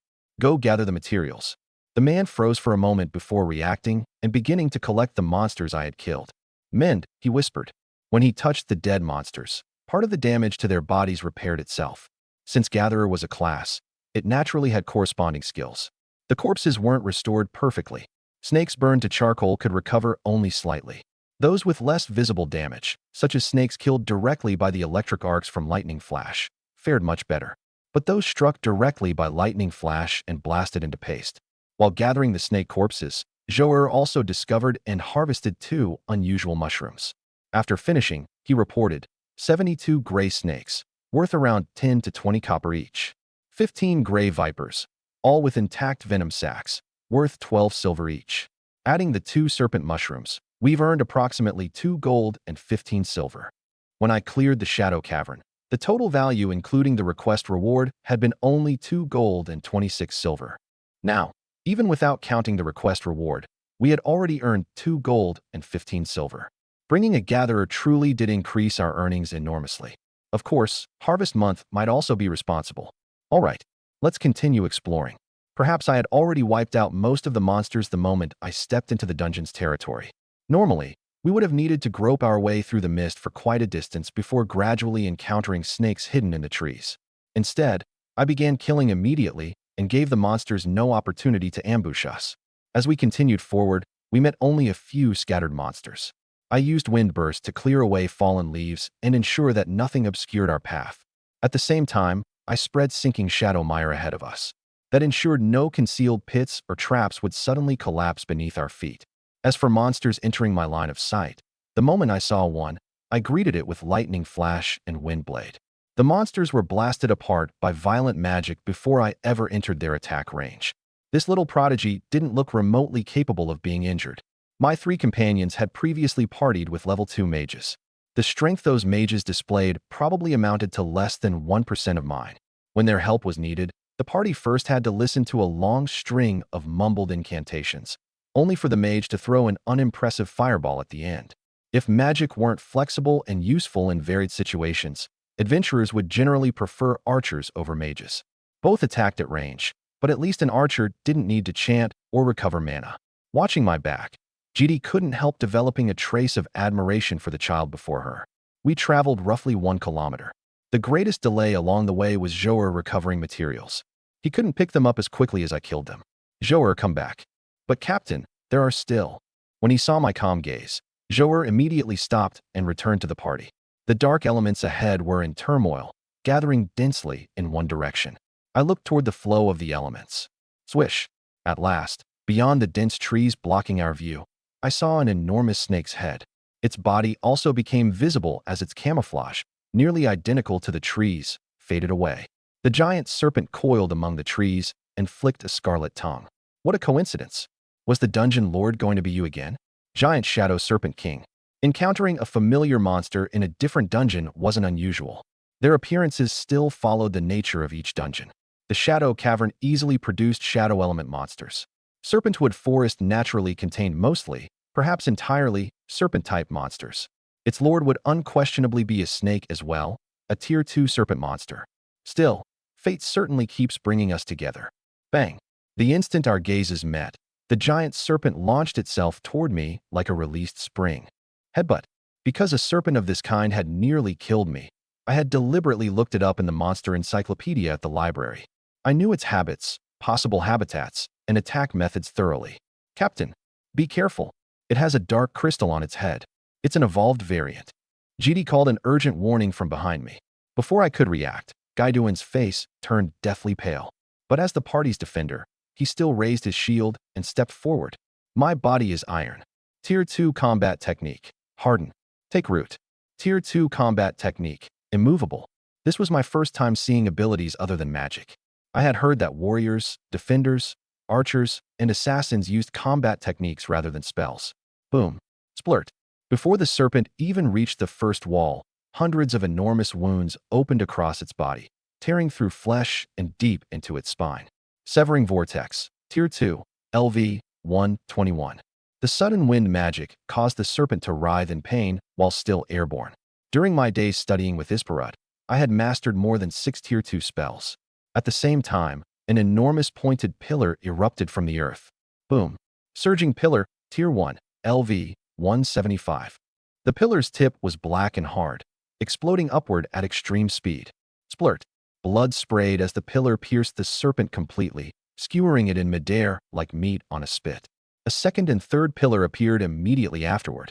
3 pointed surging pillars pinned the serpent firmly in the air. It continued twisting and struggling, but had no chance of escape. A condensed sphere of flame formed above my fingertip.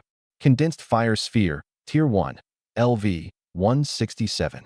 This was one of the few spells I had evolved toward power. I flicked my hand, and the 3-in-1 condensed fire sphere drifted toward the serpent. The instant it touched the serpent's body, boom, the creature convulsed in unbearable pain, yet couldn't break free at all. The other 3 members of my party stood frozen. The entire battle had ended almost instantly. They saw only stone walls rise, followed by 3 enormous spikes erupting from the ground. Then a ball of flame drifted over and roasted the skewered snake to death. Rumble. When the 3 surging pillars vanished, the giant serpent fell from the air. It smelled strangely fragrant and foul at the same time. I called to the man behind me. Please gather its materials. The man finally recovered from his daze and nodded.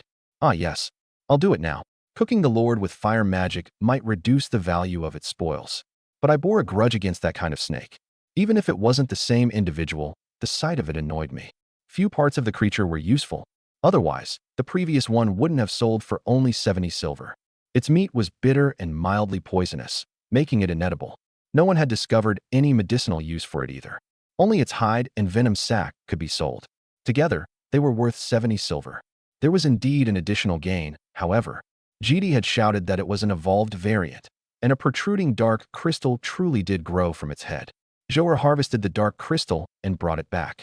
It was larger than the crystal from the Shadow Cavern, roughly the size of a bowl and requiring both hands to hold. Joer estimated, it should be worth 1 gold. He sighed. As expected of harvest month, the materials produced by this dungeon are already worth nearly 6 gold. Ordinarily, a Tier 2 dungeon that yielded only 1 gold and 26 silver without the request reward could now yield 5 gold. That was more than 3 times as much, while supply and equipment costs hadn't increased significantly. The net profit each person earned from a dungeon truly increased enormously. Captain, I've inspected the forest. There shouldn't be anything else of value. I nodded. All right, let's return. Treasure chests appeared randomly in dungeons and weren't present every time. We returned to the Adventurers Guild and turned in the request. I received 6 gold and 82 silver. After paying my 3 companions, I still had 6 gold and 22 silver.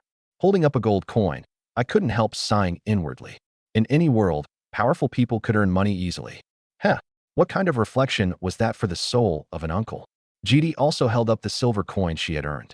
She had received 20 silver with unbelievable ease. She had simply followed me throughout the expedition and done nothing. Just standing there earned her 20 silver. If only making money were always this easy.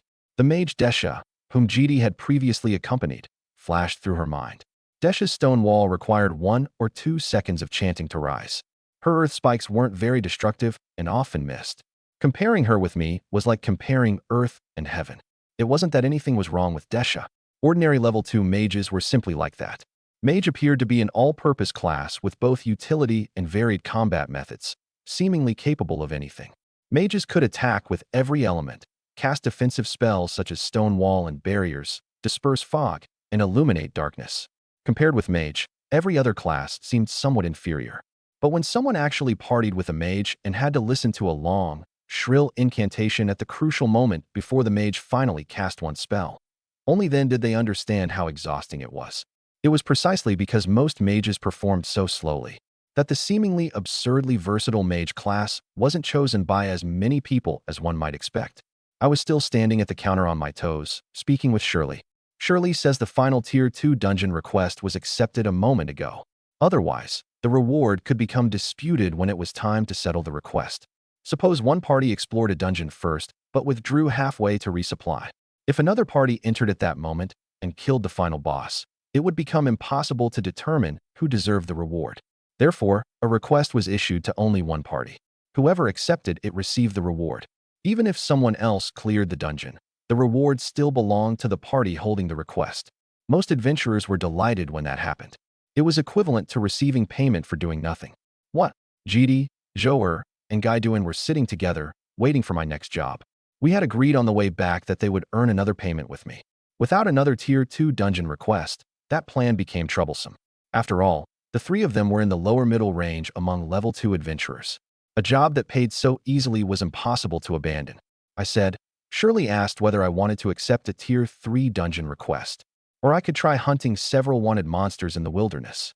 Gaiduan murmured, If we enter a Tier 3 dungeon, I'm afraid we truly won't be able to help you. If I explored a Tier 3 dungeon, I intended to recruit level 3 adventurers. I had hired these three because I wanted to remain cautious. The monsters in a Tier 2 dungeon truly posed no threat to me, and our recent expedition had confirmed that. They could be described only as helpless. I hired companions as insurance. I feared encountering an unknown danger, failing to react in time, or falling into some kind of trap. This was another world, and countless things remained beyond my understanding. Is had also said that monsters weren't the only dangers in a dungeon. I had to guard against traps and ambushes. Even low-tier dungeons could contain things that absolutely must never be touched. There were many cases of powerful adventurers dying in low-tier dungeons. There were even rumors of a powerful elven saintess meeting disaster inside a goblin nest. I didn't consider myself an experienced adventurer and couldn't guarantee I would never capsize in shallow water. No matter what, 3 teammates hired for 60 silver greatly increased my margin for error. It was equivalent to buying a safety line for 60 silver. For a Tier 3 dungeon, however, the 3 of them truly lacked sufficient strength. I had hired them to protect my safety, not merely to add another mouth at mealtime. Could a level 2 defender block a Tier 3 monster? I also believe in advancing step by step, so I accepted requests to subjugate wanted wilderness monsters instead. There are 4 in total. Monsters appeared outside towns as well as in dungeons. When someone discovered one, they reported it to the guild, which issued an investigation request. Once the investigation confirmed the threat, the guild issued a subjugation request. Naturally, if the investigating adventurer believed they could win, they could complete the subjugation along the way. Sometimes, however, only one adventurer carried out the investigation and couldn't fight the monster. The request was then posted at the guild for another adventurer to accept. Not every monster was targeted. The guild offered subjugation bounties only for creatures judged to pose a major threat of Tier 2 or higher. A slime beside the road, for example. Everyone looked at the request sheets I had spread across the table. Zhou'er examined them carefully. 3 D-rank subjugation requests, all for Tier 2 Lord-class monsters, and 1 C-rank subjugation request for a Tier 3 Lord. Every target is Lord-class. Then again, considering my extraordinary strength, accepting only Lord-class targets made sense. A level 2 adventuring party faced real risk when challenging a Tier 2 Lord. Death wasn't certain, but it was far from safe. Fighting 3 in one day also created problems with recovery and supplies. Most adventurers couldn't heal from their injuries in half a day. That depended on the strength of the party's healer. My childish voice didn't sound like that of someone preparing to subjugate monster lords. Yes, I'd like to try. How does a dungeon lord compare in strength with a lord outside? Zhou'er was the most experienced. He answered, in terms of strength, dungeon lords are slightly stronger, but the difference isn't large. I nodded at his answer. Then let's complete the remaining requests today. I keep the spoils, and the three of you divide 48% of the request rewards. What do you think? Money was secondary. Giving them 10 silver more or 10 silver less didn't matter much. The four requests paid 4 gold altogether, with the tier 3 monster accounting for half. A single dungeon trip could earn me several gold. A dozen or so silver wasn't worth worrying about. My primary goal was to understand the actual strength of different monsters, especially that tier 3 monster lord. If I could defeat it, that would prove I possessed the strength to explore a tier 3 dungeon. I wasn't a reckless fool who assumed that possessing 2 god-tier talents allowed me to enter a completely unfamiliar dungeon with no knowledge at all. My guiding principle was to act only after making careful preparations. I don't have a problem with that, GD answered. GD agreed almost without hesitation. Although she had never fought a tier 3 lord, the strength I had displayed clearly gave her confidence. The overweight defender beside her nodded as well. The middle-aged gatherer scratched the back of his head. With the captain's strength, it should be fine. If anything. Well, never mind. He seemed about to ask whether the pay was too generous, then swallowed the words. Once our course was decided, I smiled. By the way, everyone, I come from a rather distant country and don't know this region well. When we encounter something I don't understand, I hope I can ask you big brothers and sisters for guidance. Oh right, this immensely powerful genius was actually still a child. After witnessing my strength, he had almost forgotten that fact. The round trip to clear Serpentwood Forest had taken less than 2 hours.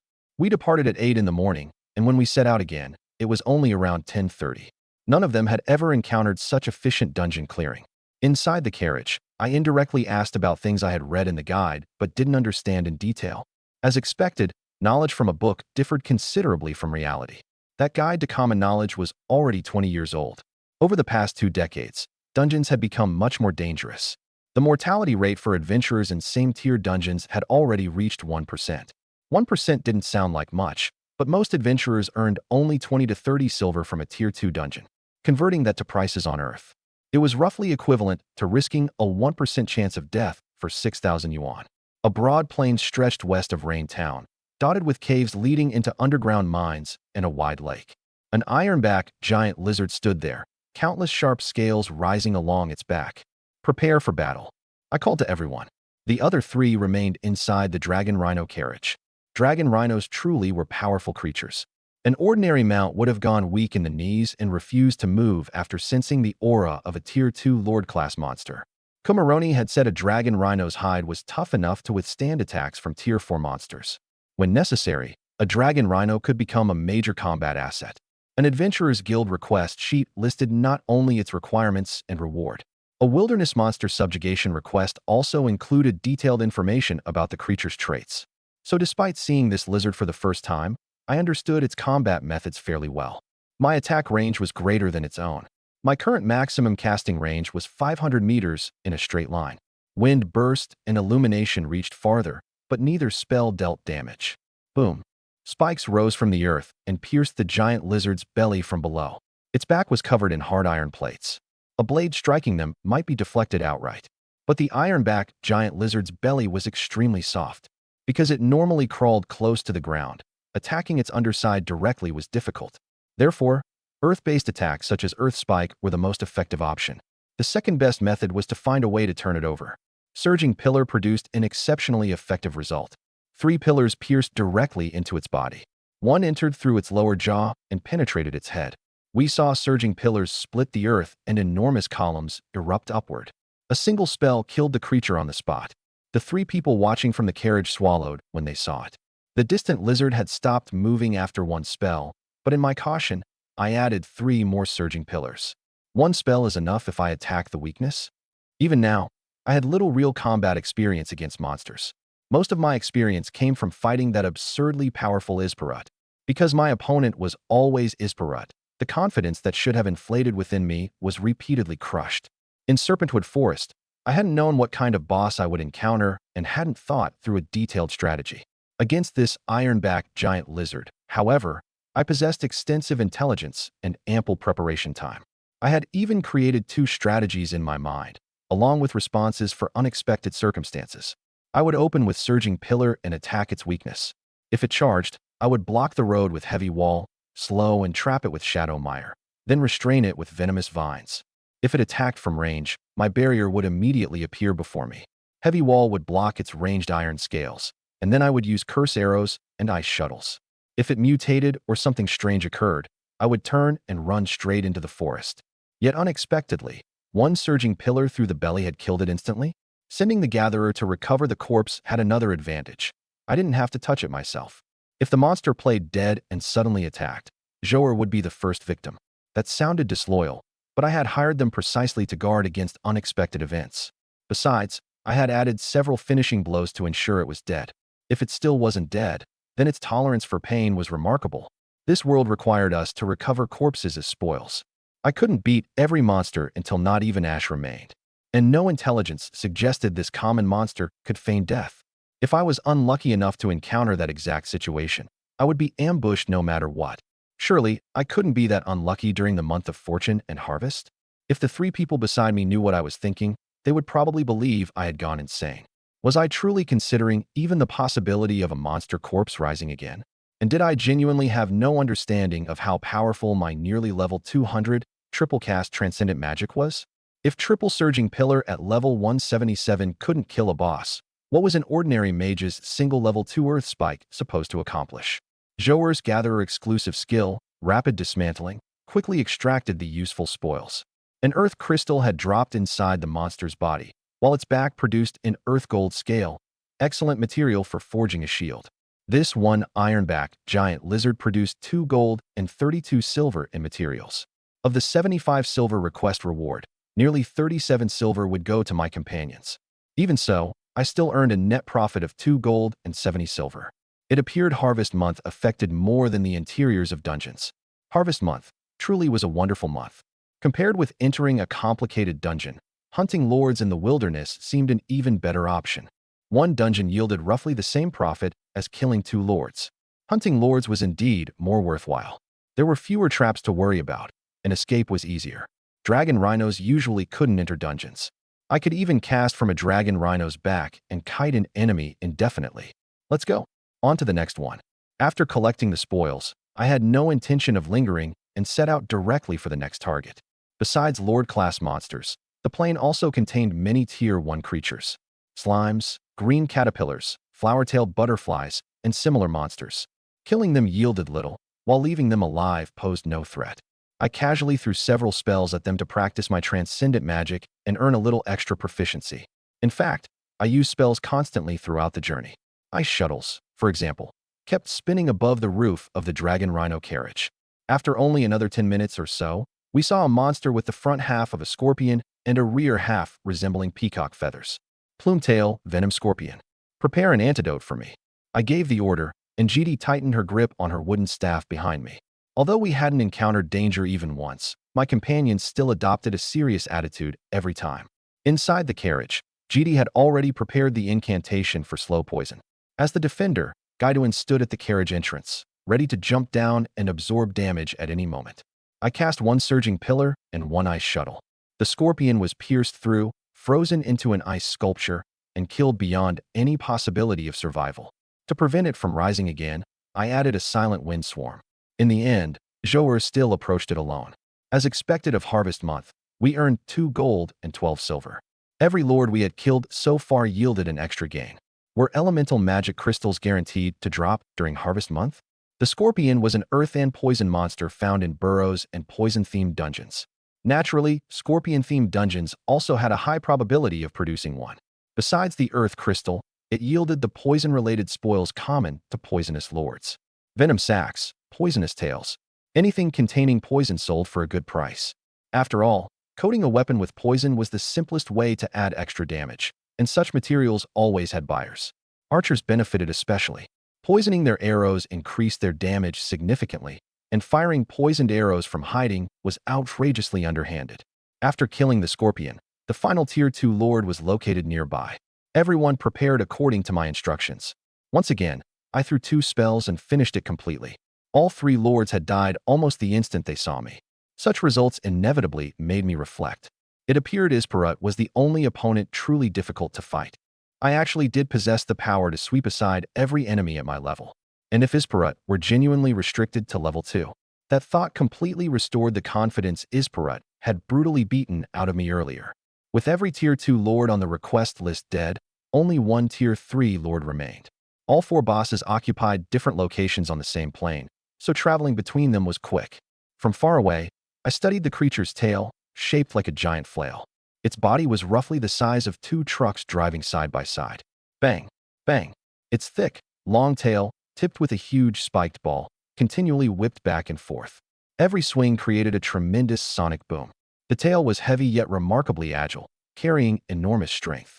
With my weak constitution, a single sweep from that tail would probably kill me outright. Its thick, rough hide and enormous body radiated overwhelming physical power. Even at a glance, it was clearly on an entirely different level from the giant serpent before. It made me feel as though I were playing Monster Hunter, except this version allowed magic. Go!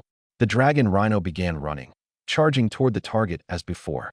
But before we entered my casting range, the hammer-tailed hornbull turned its head toward me. The moment it saw me, it charged directly. The pressure from a Tier 3 Lord was completely different from that of a Tier 2. As soon as I realized it intended to ram me, I cast a spell. Rumble. I had to stop it. If a body equal to 2 heavy trucks crashed into me, I would be bruised all over, to put it mildly. The hammer-tailed hornbull slammed headfirst into the heavy wall I created. Boom. Heavy wall, LV 195. Incomparably solid, self-repair, rapid formation, additional hardness enhancement, impact absorption, immense width, immense height, ultimate hardness enhancement. I had evolved stone wall toward hardness. Throughout my training, I had continued strengthening heavy wall in that direction. The reason was simple. This was one of my rare defensive spells. I had practiced heavy wall, which could block enemy attacks, more than almost any other spell. Yet this was actually my first time using it to stop a genuine enemy attack. When I trained with Isperut, he either punched straight through heavy wall or bypassed it effortlessly. It had never served any purpose. The Lord-class monsters I killed today had died before they could attack it. The hammer-tailed hornbull had unexpectedly become my first real test of heavy wall's defense. Gaiduin stared wide-eyed from the carriage. I had raised 3 heavy walls, layered together like 3 slices of bread. Yet the hornbull hadn't even broken the first. It was nowhere near penetrating my defenses. Boom. Surging pillars rose. Sharp earthen columns instantly stabbed toward the hammer-tailed hornbull's belly. Splurt. Splurt. Splurt. Earth spike-type spells were useful in many situations. Most monsters had soft bellies, and 4-legged creatures generally held those bellies close to the ground. Ordinary warriors and archers needed to create an opportunity before attacking that weakness. Only a flexible combat class like Mage could attack directly from underground with a spell such as Earth Spike. That was why people only complained about slow Mage casting without truly disliking the class. Surging Pillar proved exceptionally effective. I had also entered within 400 meters. Pierced by the pillars, the hammer-tailed hornbull became almost unable to move. Once a surging pillar entered an enemy's body, the only way to remove it was to break the column. But surging pillar was far harder than an ordinary earth spike. Breaking it required paying a terrible price. Curse arrow. The massive walls cast shadows. Within them, 15 black curse arrows formed silently. Splurt, splurt, splurt, splurt, splurt, splurt. The 15 curse arrows passed through the tough, thick hide like water and entered the hammer-tailed hornbull's body. Curse arrow, LV, 175. Weakness curse, power drain curse, defense softening, merges with blood, penetration, concealment, shadow integration, complex dispelling requirement, rapid activation.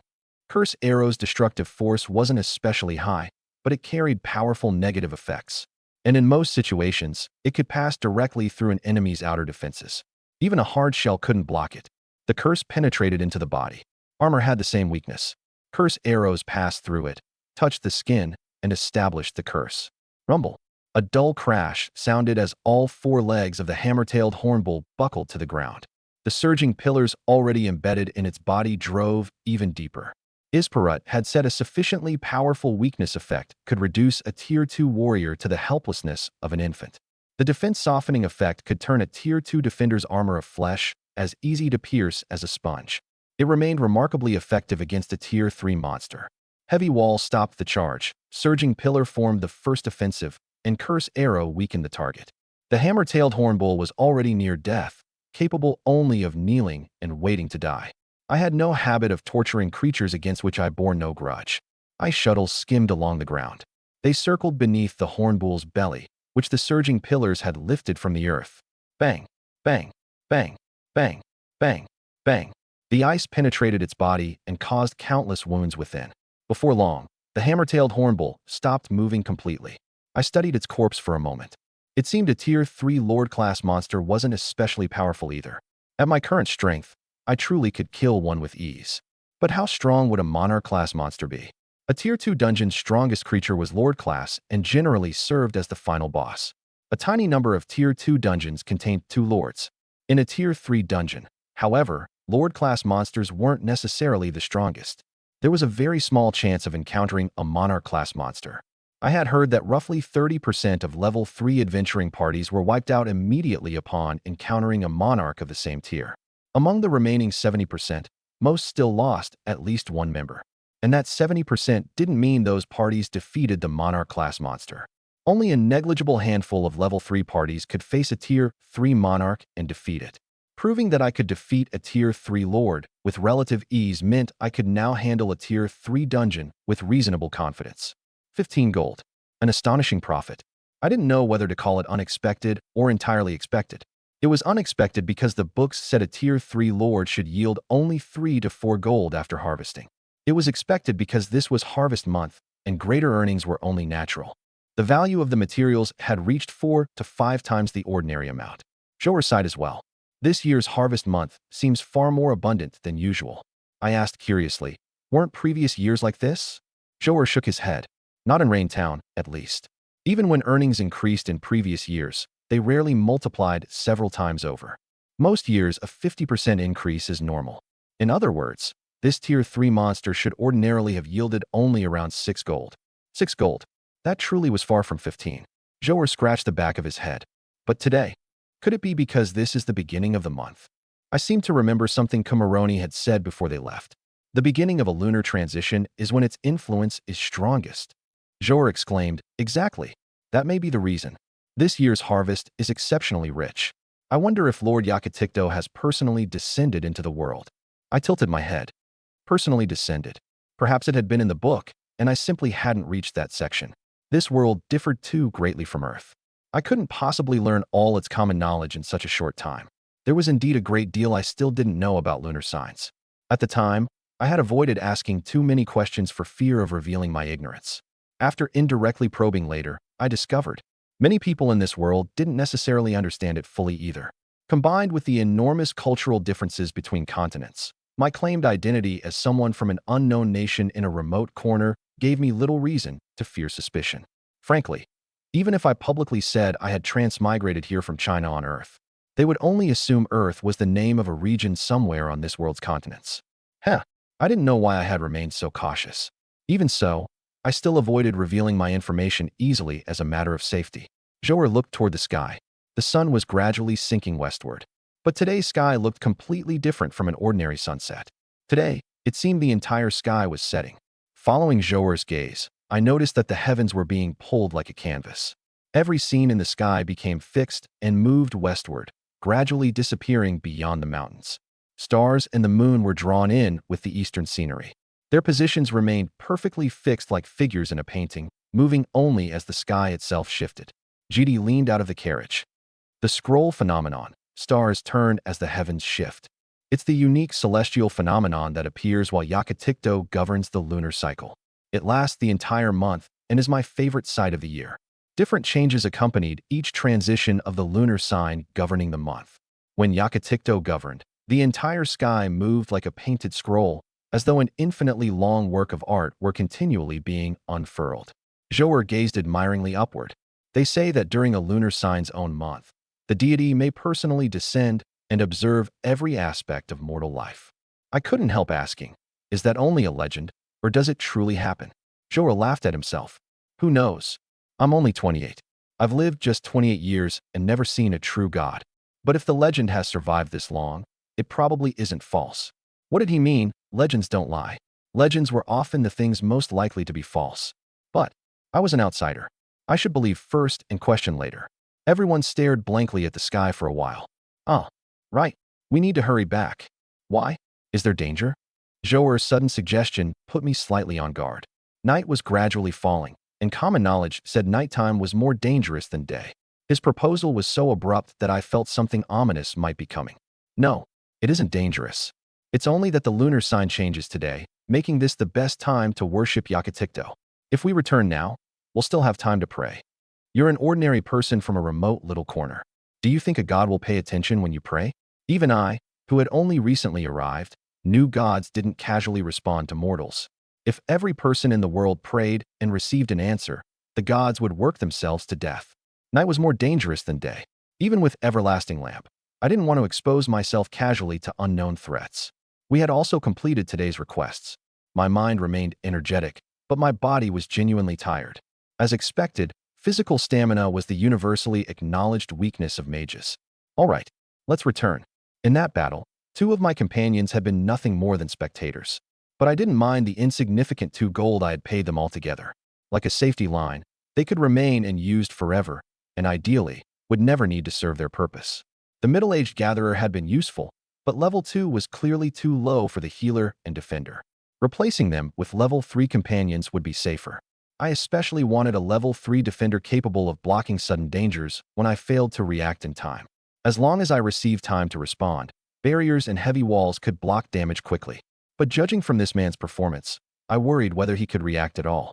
Level 3 adventurers probably wouldn't work for the same price. However, the request rewards totaled 4 gold.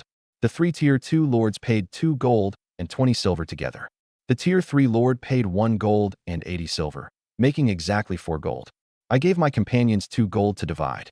My net profit for the day totaled 31 gold. Most of the earnings came from materials harvested from the corpses. Including their earlier pay, I had given the 3 of them 2 gold and 60 silver altogether.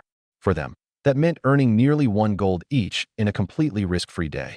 After receiving the money, they thanked me. They also praised little Lute Song as a young genius who would surely dazzle the entire world someday. Each person placed a silver coin, extremely precious to them, before the blank divine statue inside the guild. Wouldn't the Adventurers Guild become insanely rich that way? They could collect silver from the altar every day. In the next second, I immediately withdrew that thought. The silver coins placed beneath the statue bubbled and evaporated like water boiling away. You had better truly grant their prayers after taking the money. After spending the entire day on requests, my body was exhausted. I seemed to have grown a little taller. Come to think of it, standing on tiptoe now raised my head above the counter. Did children develop that quickly in this world? I examined my body. My muscles weren't sharply defined, but I had developed quite a bit of muscle. I flexed my biceps and squeezed. They felt hard.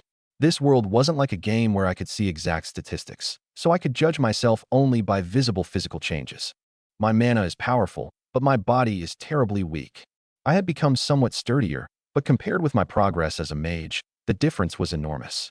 If possible, I really would like to take the warrior class. The corruption created by advancement was dangerous to me. I also couldn't rely on Kumaroni forever. Surely I couldn't need someone else's help every time I advanced. I needed to find a way to remove the corruption myself. Why did I have to transmigrate into a child's body? Everything would have been much easier if I were 16. I sighed inwardly while bathing. My body was already tired from the day. I used the stretches Chi-Chung had taught me to relieve muscular fatigue and avoid soreness that could affect tomorrow's battles. I had spoken most often with Kumaroni and Iz. As for the stone man, I had barely seen him. He disappeared from morning until night, and I didn't even know whether he lived at the hotel. When we happened to meet, however, he greeted me. He occasionally enjoyed telling me a bad joke as well. Beyond that, I knew nothing about abads. According to Chi-Chung, whenever Isparut and the others were absent, abads partnered with him in battle. Chi-Chung, if even abads refused to accompany you, you truly would be soloing everything. The relaxation form Chi-Chung taught me was quite useful. I had heard this world's combat techniques were divided into many schools. Studying combat techniques generally meant choosing a mature school as one's primary path, then adding other supporting techniques. Naturally, no rule allowed only one school. But like magic, a combat school required years of bitter training. The relaxation form I currently used was the living body form from the Invincible style, a school Chi-Chung, who called himself Wu-Wei, claimed to have created. Come to think of it, both Iz and Chi-Chung seemed to enjoy creating their own skills and schools. Iz appeared to have created Mana Void while still level 1. Chi-Chung had created the Invincible style. Should I also begin researching and creating my own skill? Iz's teachings flashed through my mind again. The advancement ceremony bears witness to how you practice the principle of your class. While learning, you must also think for yourself. It was probably like the National College Entrance Examination. Ordinary people took the test and received anywhere from 0 to 750 points, all within the test's intended range. But if an absurd genius published in a top journal and won a Nobel Prize while still in high school, their entrance exam score would no longer matter. A perfect score on the advancement ceremony's tests wasn't important. What mattered was outstanding performance in practicing the class principle. But did transcendent magic count as my own creation? Although the gain came from my talent, I truly was the first person in the world to possess transcendent magic. That should count, shouldn't it? Is had never said that I absolutely had to create a spell or cultivation method of my own. I murmured, the mage class principle is the exploration of the origin. Empty Realm, LV 152. My Tier 2 mana enhancement art had reached level 152. Empty Realm couldn't benefit from multicast's triple proficiency bonus, nor could it improve through killing monsters. Its level also seemed to require far more proficiency than ordinary spells. That was why it had reached only level 152. By my estimate, I possessed roughly 2.3 million mana. I had felt myself touch the limit after reaching 2 million, yet Empty Realm continued forcing my reserves higher. Even if I poured mana into enhancing every spell and released them all at once, the magic I currently knew couldn't consume 10,000 points. And I could recover that amount in a single breath. Mana was supposed to be a mage's greatest concern, yet I didn't need to think about it at all. Before sleeping, I took out the guide to common knowledge I had borrowed from the library. I slowly studied information I might need the next day. Early the following morning, I bought my usual copy of world-shaking news from the street information vendor. But the instant I saw today's report, world-shaking disaster, Tier 7 dungeon expedition wiped out. Is the end of the Rueluan continent approaching? After rapidly reading the entire article, I clenched my teeth. World Dragon, Grey God, Bloodbane, New Dawn, and other adventuring parties have been confirmed completely destroyed. However, several of the strongest elite adventuring parties are still continuing deeper into the dungeon. The destroyed parties listed in the report didn't include Is and the others. Iz's adventuring party was called Legend. It was an extremely plain name, yet one that truly suited their status. Iz had said the name had always been registered previously, and many people wanted to claim it. But on the very day he went to register his party, another solitary adventurer happened to be there dissolving his own party. That party's name was Legend. Iz hadn't originally intended to use it. But after hearing that the name had just been released, he discussed it with Chi-Ching. They ultimately settled on the name their party bore today. At least, they're safe for now. The danger of a Tier 7 dungeon far exceeded my imagination. I hadn't expected so many parties to be wiped out on the first day of exploration. I had heard every participant was among the finest adventuring parties on the continent. Yet they had died so easily on the very first day. You had better truly be stronger than they were. I let out a long breath. Worrying here accomplished nothing. With that thought, I prepared to enter the Adventurers Guild and begin today's activities. But when I turned, I saw a blank divine statue. Raintown has no churches and no shrines devoted to individual gods. Those with faith may worship only at blank altars. Suddenly, a reckless cargo carriage raced past behind me. Boom. A heavy crash sounded along its path. A shrine bearing the concrete image of a deity landed squarely in the middle of the road. Yakitikto was a god with a manifested form. The deity possessed a specific appearance and unique adornments, all recorded in books as though mortals had seen Yakitikto personally. The fallen four-leaf clover earrings, strange currency held in one hand, and every detail of the clothing matched the book's depiction of Yakitikto. The people on the street fell silent. Then they rushed toward the shrine like madmen, throwing silver and copper coins as though money meant nothing. I glanced at the departing carriage. It seemed the shrine had fallen from its cargo. Hey, how could they fail to notice losing something that large? Although public areas contained no dedicated shrines, residents could still order one for their homes. Watching the townspeople compete to worship Yakitikto, I couldn't help sighing. I stood aside like someone watching elderly people fight over free eggs and observed them silently for a moment. Then I folded my hands before my chest and made a wish. Yakitikto, if you can truly hear my wish, please protect Isparut and his companions and let them return safely. After throwing down one gold coin, I couldn't be bothered to care whether someone picked it up or an unknown power truly claimed it. I turned toward the guild. I simply wanted to pray for Iz and the others to return safely. Little lute song, come quickly. Oh dear, a huge number of new requests appeared yesterday. We nearly don't have enough adventurers to handle them. Shirley clasped her hands and pleaded with me. Little Lute Song, Raintown doesn't have many high-level adventurers. With Iz and the others gone, we may not be able to clear these monsters for some time. If we leave them alone. I nodded. Yes, I understand. Oh, she wanted me to help clear the monsters. Iz and the others had been here previously. Now I was here.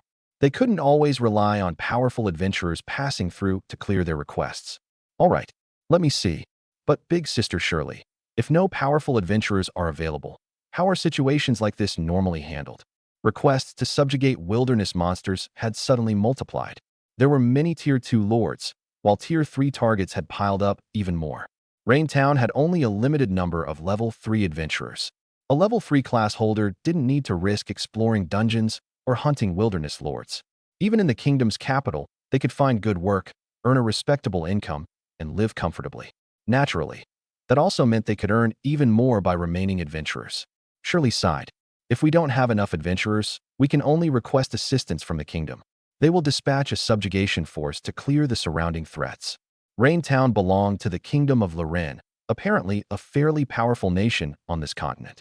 More precisely, Raintown lay within the territory of a lord named Leanda, who also governed more than a dozen similar towns and 2 medium-sized city-states. Even without requesting aid from the kingdom, the territorial lord would help Raintown eliminate the threat. Shirley continued. However, since last night, many adventurers have already begun traveling this way.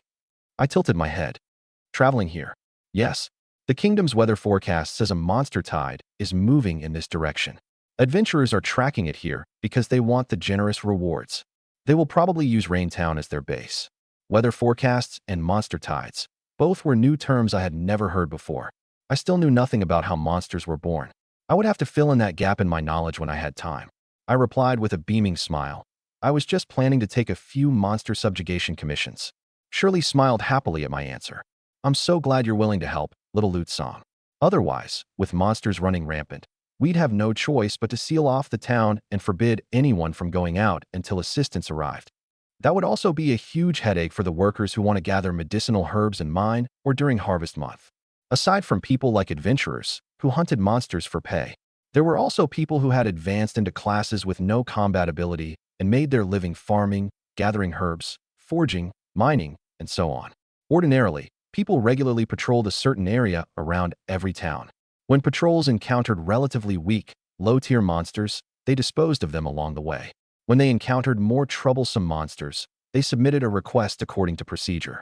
Depending on the circumstances, the monsters would either be subjugated directly or turned over to the Adventurers Guild as a subjugation commission.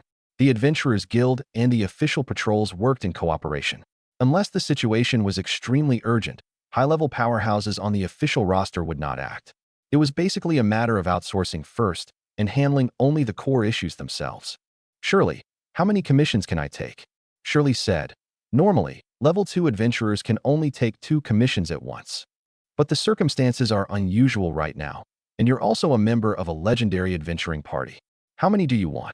Since Shirley answered that way, I did not stand on ceremony. I simply swept my finger across a horizontal row of commissions. These 9. And this one too. A whole row of commissions to hunt Tier 3 Lord-class monsters, plus 1 commission to deal with a monster colony. Even the corner of Shirley's mouth twitched slightly. Is that okay? I asked, turning my head. Shirley looked at the entire row of high-difficulty commissions, then at me. Only 8 years old and merely class level 2. She was clearly still weighing the decision. Let me think. Phew. All right. I gave her a bright smile. Thank you, Shirley. Shirley, can you post a commission for me? Just like yesterday, except I'm recruiting level 3 adventurers this time. Shirley asked, are you hiring adventurers to protect you? If you're taking that many commissions, I can help you scout a few candidates. I posted a commission just as I had the day before. Hiring level 3 healing arts practitioners, defenders, and gatherers from different parties. Defender requirements remain unchanged. Must have learned shared injury distribution. Mission, rapidly farm 9 tier 3 monster lords in a single day. Compensation, 1 gold per kill. Then I found an empty seat in the guild and read a book. About half an hour later, an adventurer approached me. I looked over the black-haired healing arts practitioner before me, her hair tied in twin tails. Most healing arts practitioners were women, so this was not particularly surprising. It was not that male healers did not exist. I simply had not interacted with any yet. You want to hire Tier 3 adventurers? Luasi looked me up and down, suspicion practically written across her face. Yes, I do. Explaining everything would be such a hassle. It really was better to have a little fame. Otherwise, everything I did would invite suspicion. I'm Isparut's disciple. I thought it over in my head and eventually came up with the most useful explanation. Huh. Hara. Everyone knows this has lots of disciples, kid. Adventuring isn't something you should be doing at your age. She walked toward Shirley, seemingly intending to complain to her about something. She spread her hands and shook her head with a sigh, looking quite disappointed. Then I saw her argue with Shirley for a few moments. She turned and looked back at me in astonishment. I smiled and flashed her AV sign. Shirley smiled and nodded, then seemed to continue explaining something to her. No way. This kid is the greatest magical prodigy after is. I had expected her to be surprised, but not that surprised. Everyone in the Adventurers Guild heard that shriek. Did she have to yell so loudly? Noisy, excitable people felt like such a hassle. Luasi came back and clasped my little hand. Kid, I was too blind to recognize greatness. I'm begging you, carry me. I'm already bankrupt. Shirley followed behind Luasi, approaching with an apologetic, wry smile. Sorry, little lute song.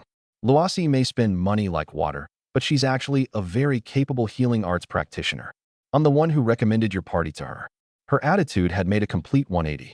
Since Shirley said she was capable, I had no reason to be picky. As for being short on money, everyone went through that at some point. It took some effort, but I eventually assembled the whole party. My requirement remained the same. Every member had to come from a different party. That seemingly casual little requirement actually concealed another purpose. If people who already belonged to the same party joined mine, they might privately collude with one another. For example, they might harbor malicious intentions and conspire to kill me.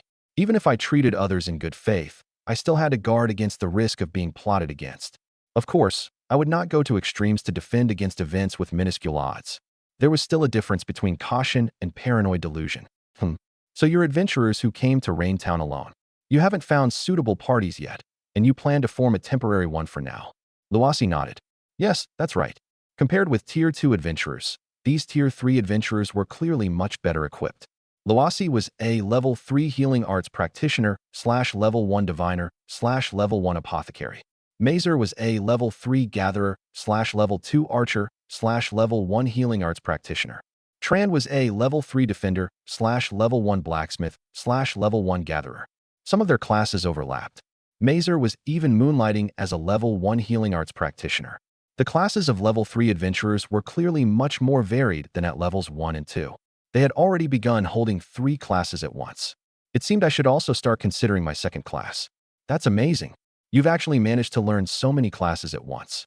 At my unstinting praise, even Mazer's weathered face flushed a little. Mazer was a man in a cowboy hat with a longbow across his back. He gave a wry smile. I wouldn't call it learning them. I only took on other classes because I felt my main class had no hope of advancing any further. You're the truly talented one. The envy in his voice was utterly sincere. He had learned something about me before joining my party. Who would not admire a magical prodigy second only to Isparut? That was Isparut, the youngest Level 5 mage on the Rilluan continent and an outstanding magical genius in the annals of history. Besides, I'm only a Level 2 archer, even though it's my combat class. I shook my head.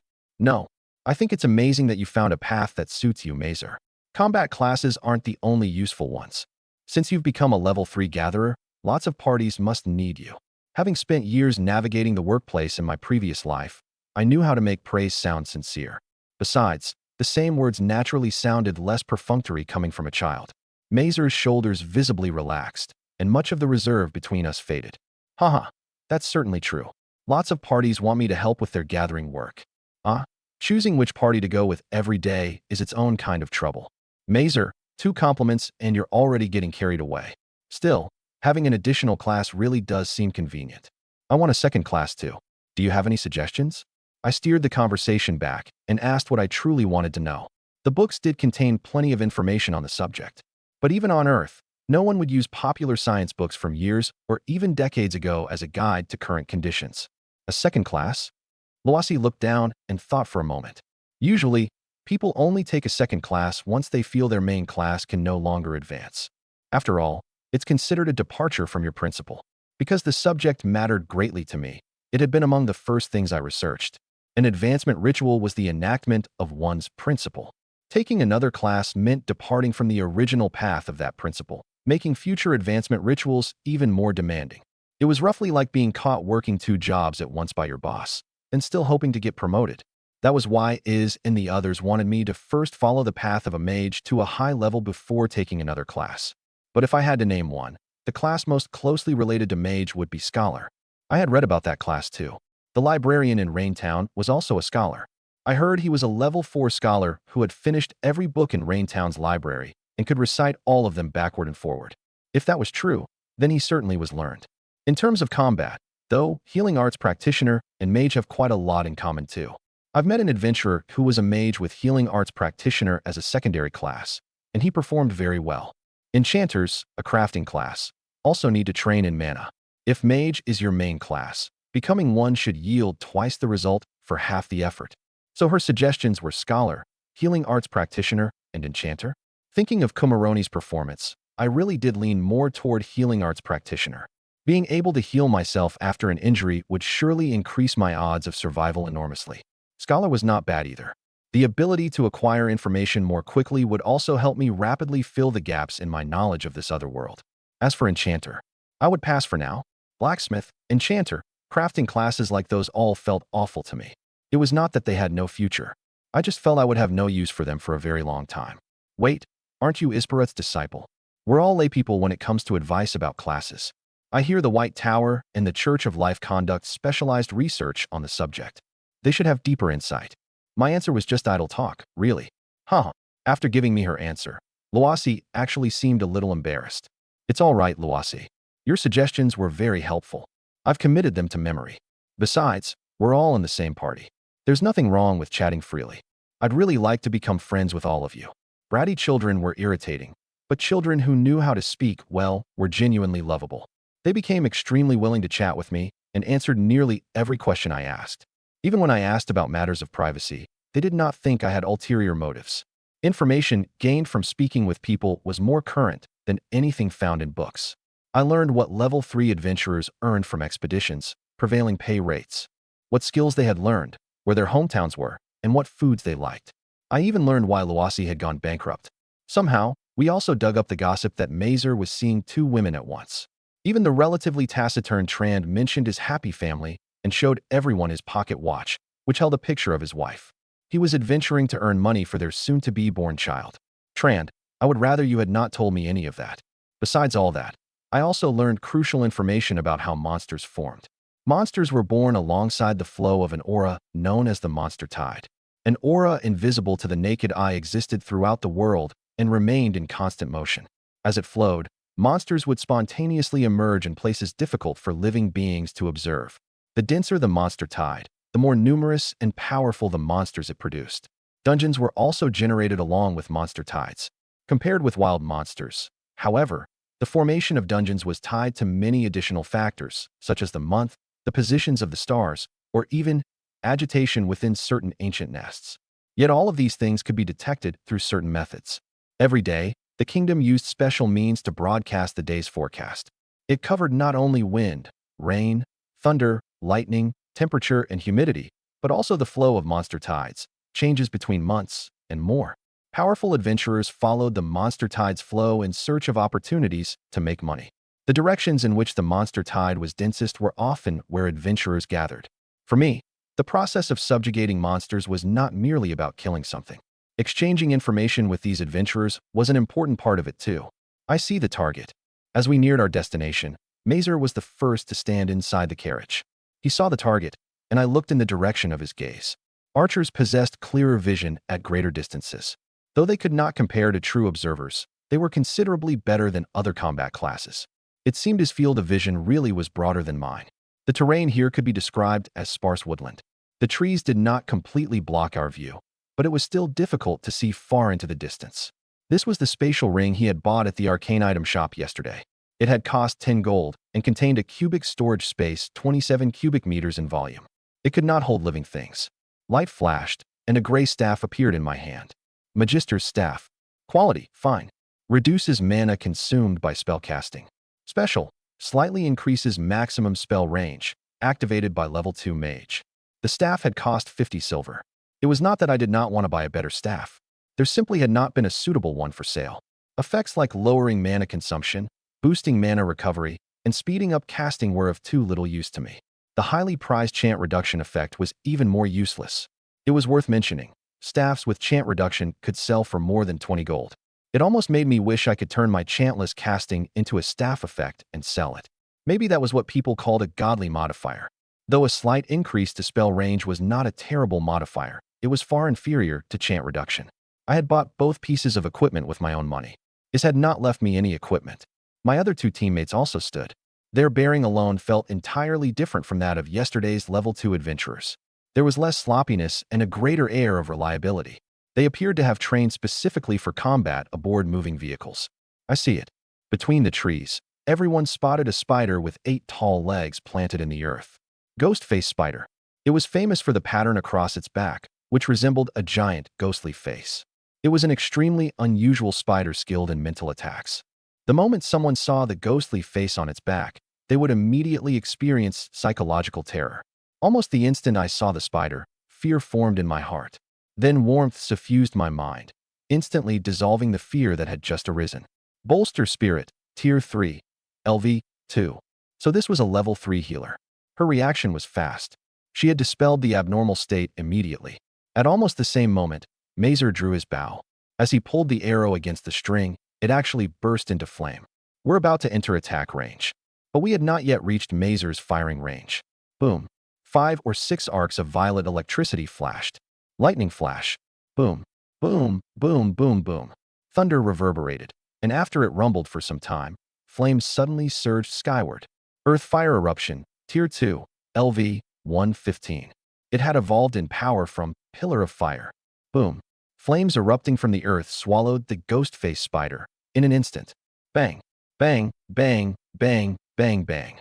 Branching Surging Pillar, Tier 1, LV 201. One surging pillar after another erupted from the ground. This time there were not 3, but 9 pillars stabbing toward the ghost-face spider from different angles, with even more hard, pointed spikes branching from each one. After yesterday, Surging Pillar had fully reached level 200. The ghost-face spider was already impaled upon the pillars, completely motionless. Mazer had accompanied many adventuring parties. Later, he told me that even the strongest Tier 3 party among them could never have dealt with a ghost-face spider so easily. Instantly killing a Tier 3 lord before the formation was even deployed usually required elite level 4 adventurers. I stopped the carriage roughly 100 meters away. I truly did not want to approach that corpse, especially since it was a spider. Seeing a spider that enormous, any earthling would be afraid. Loasi and Trand remained rooted to the spot, as though they had not recovered from the eruption of power. They had originally assumed the mission would be easy. It turned out to be so easy that they had no chance to act. This spider had been even more fragile than the hammer-tailed hornbull we killed yesterday. After inspecting the corpse, Mazer looked delighted. This is a good haul. One of its legs has the hatred trait.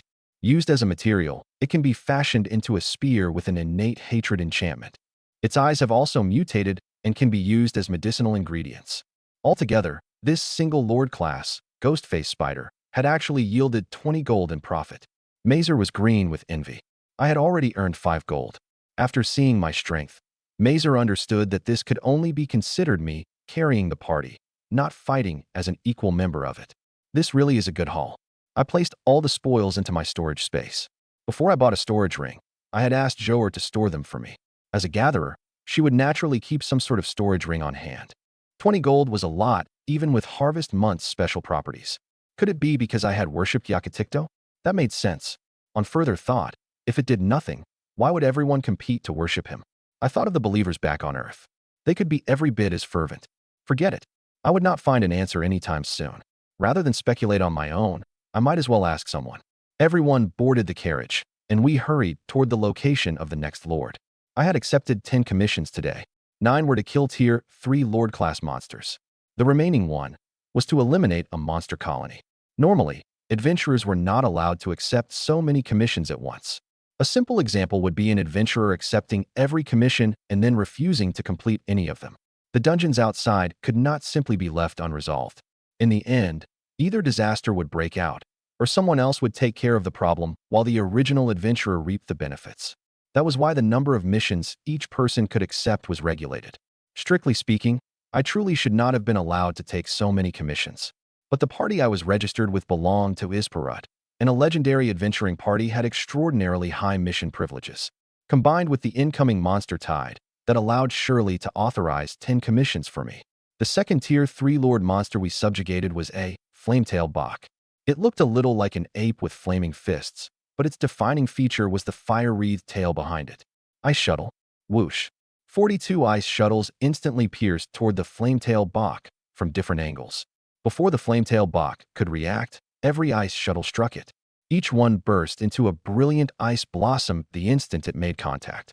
Then a bone-deep chill bored into its body like a drill, freezing it from within. It tried to turn, but its movements had already grown unbearably stiff. It plunged down toward the Flametail Bach. Boom. By the time the wave crashed down, frost had formed all over its body. Bloody, ice-rimmed holes gaped across it from head to toe. This haul was not as abundant as the last one, but it was still worth 12 gold. My ice shuttle also successfully reached level 200. The healing arts practitioner and defender felt that their only job was to sit in the carriage and watch this child perform. The third monster was a crystal-winged bird circling at low altitude. For me, however, it was much easier. Supersonic Ice Shuttle, LV-201, Extraordinary Speed. Bang! The launch of the ice shuttle instantly produced a sonic boom. Almost the instant it formed beside me, it had already pierced the crystal-winged bird's wing. Dozens of holes perforated the wing, instantly robbing it of most of its ability to fly. I followed with Silent Windswarm and finished it off with ease. That crystal-winged bird yielded materials worth 16 gold. I also took advantage of our travel time to ask about Yakitikto. Does worshipping Yakitikto actually do anything? Luasi pressed a hand to her temple as she thought. At last, she answered seriously. If I had to say, it only brings a sense of good fortune. I asked in puzzlement. Just good fortune? Luasi nodded with certainty. Nothing has ever shown that offering money to Yakitikto grants extraordinary luck. But harvest month is one of the rare good months among the 12, and everyone hopes to earn money hand over fist during it. So people place rather beautiful hopes in Yakitikto. Over time, that developed into the custom of worshipping Yakitikto during harvest month. In reality, though, people worship the celestial lord of every month. I continued doubtfully, even the 12th month? That god was regarded as taboo across the continent. No one could worship it, erect a temple to it, or believe in it. Anyone discovered worshipping it or making offerings would be sentenced. Yes, some people do. I felt there was no point in asking further. Oh, right.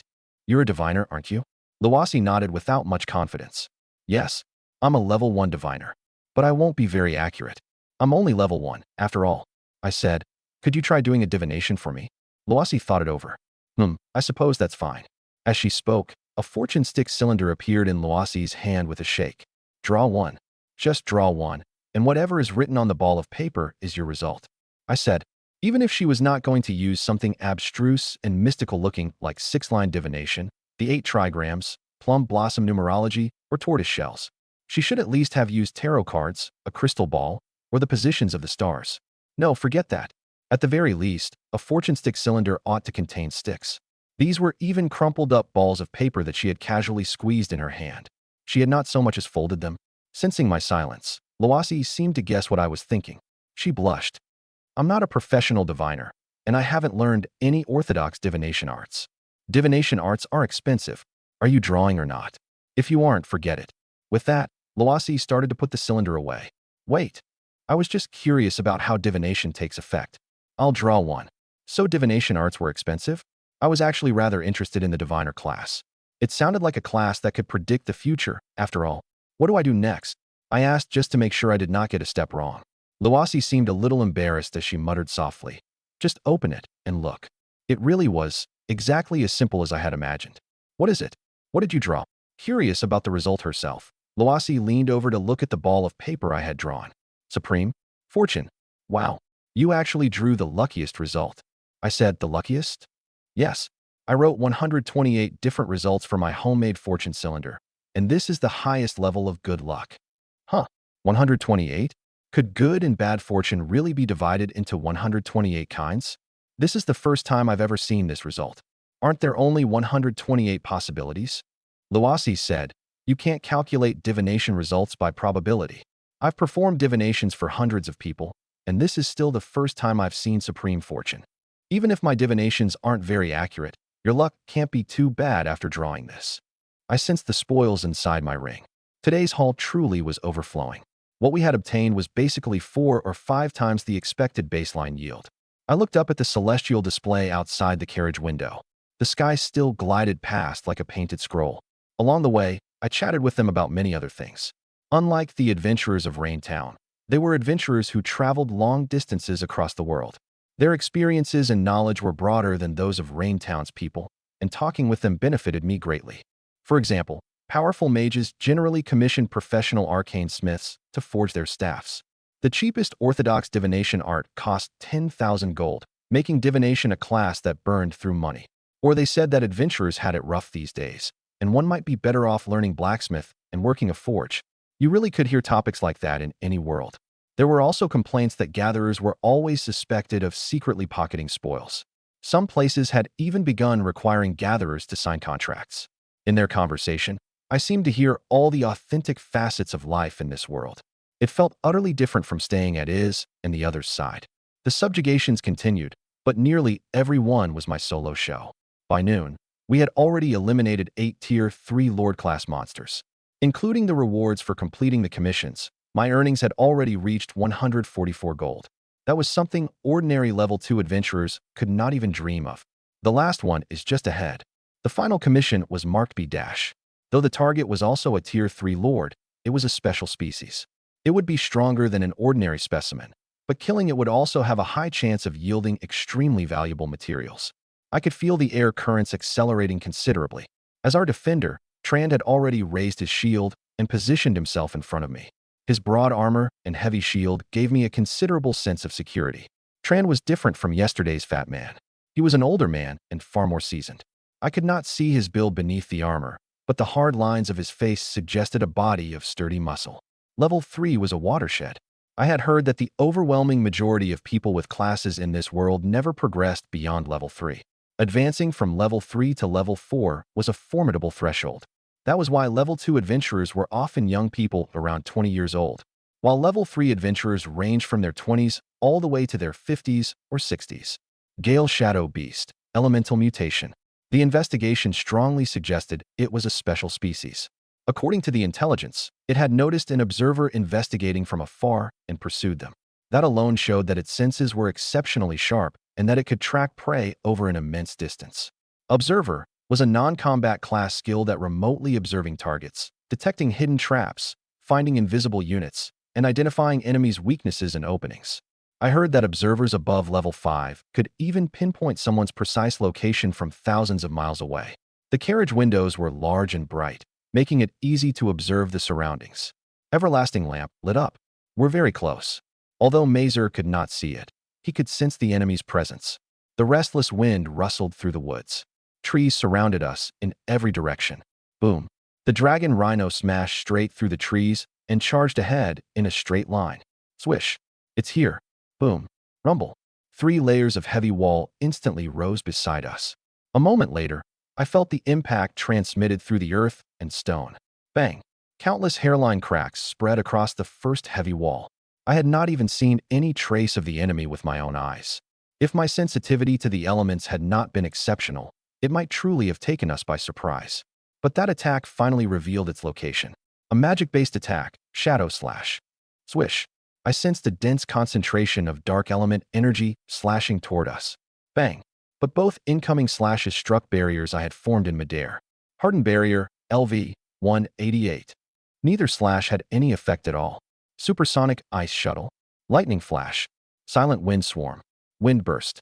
Branching Surging Pillar. Venomous Vine Lash.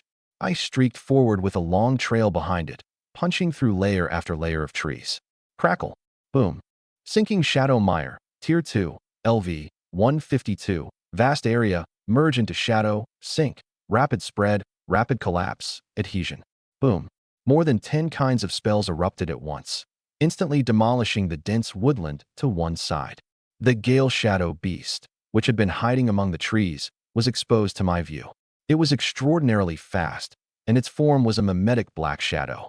Its body resembled transparent wind mingled with filthy shadow. As it ran, it looked even more like a flowing current of black air. Among the gaps between the trees, it was impossible to see clearly. But when I blasted an entire swath of woodland into splinters in an instant, it immediately transformed into a current of black wind and thrust straight toward me. That can't be real, can it? Loasi sucked in a sharp breath. Watching me instantly kill tier 3 lords with 2 or 3 spells had already defied everything she knew about level 2 mages. Now more than 10 kinds of spells had erupted simultaneously and peeled open an entire forest. Shocked though she was, her healing art did not slow. She immediately prepared to meet the enemy. Protect. Chime. A thin curtain of light actually appeared around me. Protection art, LV2. Healing arts practitioners differed from mages. They possessed quite a few chantless techniques. These could be released instantly, but needed time to recover. Yes, they were abilities with cooldown periods, and multiple uses could be stored. Tran twisted his body and shielded me behind him, facing the monster himself. Physical attacks without elemental enchantments had virtually no effect against an elemental body. But an elemental body struck by an element that countered it would suffer tremendous damage. I could probably inflict a mortal wound with Holy Light Cross. Or a tier 2, light-piercing spear, should have produced an exceptional effect as well. But I looked at Tran standing in front of me. I had spent so much money hiring them, yet I had never seen them fight. Although I had hired them merely as insurance, I might still need them for some time to come. I should at least see how well they could protect me. Otherwise, hiring new people every time would be a bother. Fighting with people I knew was safer than forming parties with strangers. Bang! The boss transformed into a current of black wind and stabbed toward us like a piercing spear. Before it could reach me, however, it crashed into an invisible barrier with a bang. Hardened barrier, LV-188. The blow failed to breach my hardened barrier. I could tell the monster was extremely fast and exceptionally good at concealing its movements, but its damage was low. Bang! The boss recoiled violently, bouncing away like a black ball before immediately charging toward me again. Tran roared, "Your enemy is me." I felt an intense aura erupt from Tran. Then I sensed what seemed like a surge of hatred arise within the enemy.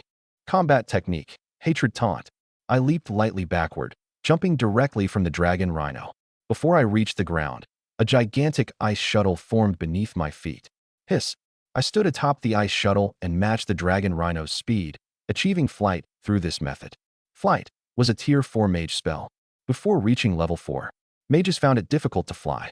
It was not that no mage had ever conceived of alternative means of flight, but every alternative method fundamentally relied on using a spell never intended for flight to achieve the effect of flying. That produced a universal drawback.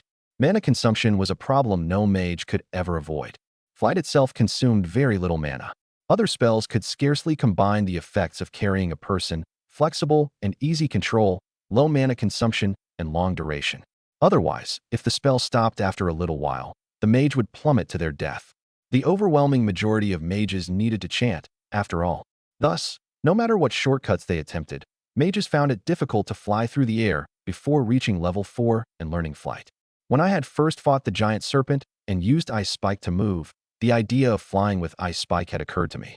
Later, evolving Control had also been an experiment aimed at making flight more agile. Crack! Shadow rend. Stop! I commanded. With the boss doggedly clinging to us, the dragon rhino swung around and stopped immediately.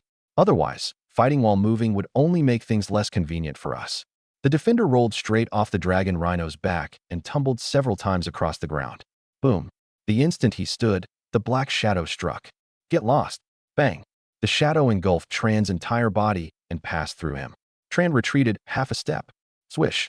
Every wound on the portions of his body exposed by his armor was healing at a rate visible to the naked eye. Although the boss's attack had left injuries on Tran, all of them appeared extremely superficial. Tran truly was not fragile. A rapid recovery talent. I rose into the sky, opening a distance of 300 meters between the boss and me. Light gathered in my hand, and a giant cross appeared in my palm. Clang. Crash. Boom. Elemental protection, tier 3. LV2. The shield in Tran's hand had turned an earthy, dark color. His armor and body were also enveloped in a hazy mist of the same hue.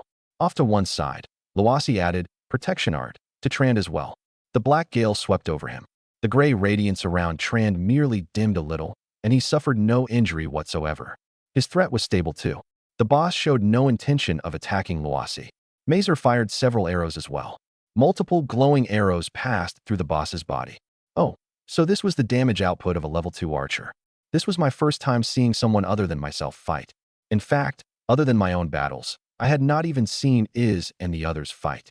Holy Light Cross, LV, 185. Dispel Evil, Imprison Shadow, Evil Slayer, Converged Light Guidance, Enduring, Purify Curse, Cleanse Filth, Materialize, Wraith Slayer, Darkness Slayer, Tracking. Holy Light Cross was a highly specialized spell. Against monsters it did not counter. It inflicted virtually no damage. I looked at the cross in my hand. 3 Holy Light Crosses overlapped perfectly. Whoosh. The instant the Holy Light Cross left my hand, the Gale Shadow Beast keenly sensed the danger. It moved like a tempest, its black shadow flashing sideways. Just before striking the ground, the Holy Light Cross abruptly reversed course and swept toward the Gale Shadow Beast, like a cross-shaped throwing blade. Uft! A whoa! Almost instantly, its body transformed from nearly formless wind and shadow into a solid beast resembling a cheetah. The Holy Light Cross pierced straight through its abdomen. Boom! Its immense momentum did not stop, pinning the Gale Shadow Beast to a nearby tree. Impaled in place, it convulsed and shook violently as waves of black smoke rose from its body. Darkness itself was a part of its life. Its convulsions ceased, and its body gradually dispersed like a natural element. Captain, the last commission was to eliminate a monster group. We had to clear out a goblin settlement that had appeared in the wilderness. I remained cautious. From aboard the Dragon Rhino carriage, protected by the Defender and Healer, I began bombarding it with magic from maximum range. Earthfire Eruption, X15. Branching Surging Pillar, X18. Sinking Shadow Mire, X5. Silent Wind Swarm, X12. Wind Burst. I had no intention of entering the settlement at all. I simply hurled spells from afar. Shadow Mire probed the ground. Wind Burst blew away all debris. Everlasting Lamp illuminated the area, and Wind Swarm searched for invisible enemies. I blasted a 500-meter radius into an open wasteland. Ice shuttles rained from the sky. Pillars of fire surged upward, lightning flashed, and gales blasted endlessly in every direction.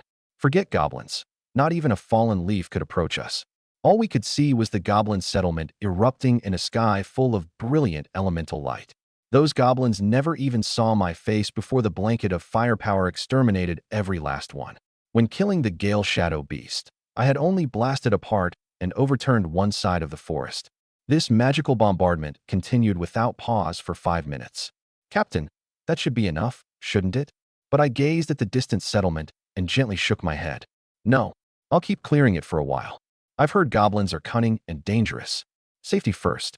My teammates all fell silent, their expressions saying that my caution had gone too far. After all, these were only goblins, and the strongest among them was no more than a Tier 3 shaman. It was difficult to imagine anything surviving bombardment this dense. At last, after a full 15 minutes of saturation bombardment, the magic finally ceased. At a glance, nothing remained of the distant goblin settlement but charcoal and flying ash. In the end, Luasi could not resist asking whether I held some personal grudge against goblins. She had not seen me bombard even the Gale Shadow Beast this savagely. Today's haul truly was abundant beyond measure. After the commissions were settled, my earnings exceeded 220 gold. After paying them 30 gold, I still had 190 left. For a child, that could already be called a vast sum. By the time we completed all 10 commissions, it was only dusk. My stamina seemed a little better today than it had been yesterday. Even after rushing around all day, I did not feel especially tired. There were noticeably more people in the Adventurers Guild. The teammates I had partied with today all planned to have a drink and celebrate our earnings. For Tier 3 adventurers, earning 10 gold in one day was rare even during harvest month, especially when the work had been so easy. I was alone in Rain Town. Although I had grown familiar with today's teammates, we had not yet built the kind of bond in which we would entrust each other with our lives. Under those circumstances, I did not want to put myself into an unconscious state. Forget it. I'll go practice magic. I rented a private training ground and continued grinding my spell proficiency. Along the way, I practiced flying with ice shuttle some more. Aside from the arrival of the monster tide and the adventurers flooding this way because of it, none of the turmoil or danger I had imagined erupted. 10 utterly uneventful days passed after that. Every day, I bought a newspaper to see what new reports had come from Godburial Steel Valley. Grim news arrived each day. By now, only a scattered handful of adventuring parties had not been annihilated. Iz's party was one of them. I could not help. Other than tossing a coin each day and praying for their safety, there was nothing I could do. Nearly every spell I had learned had now been trained to LV 200. Just as I had expected, they could no longer level up after completing their evolutions and were stuck at LV 201. Even the mana enhancement art, Empty Realm, had reached LV 200. A mana enhancement art, however, could not evolve. My progress in magic had more or less stagnated.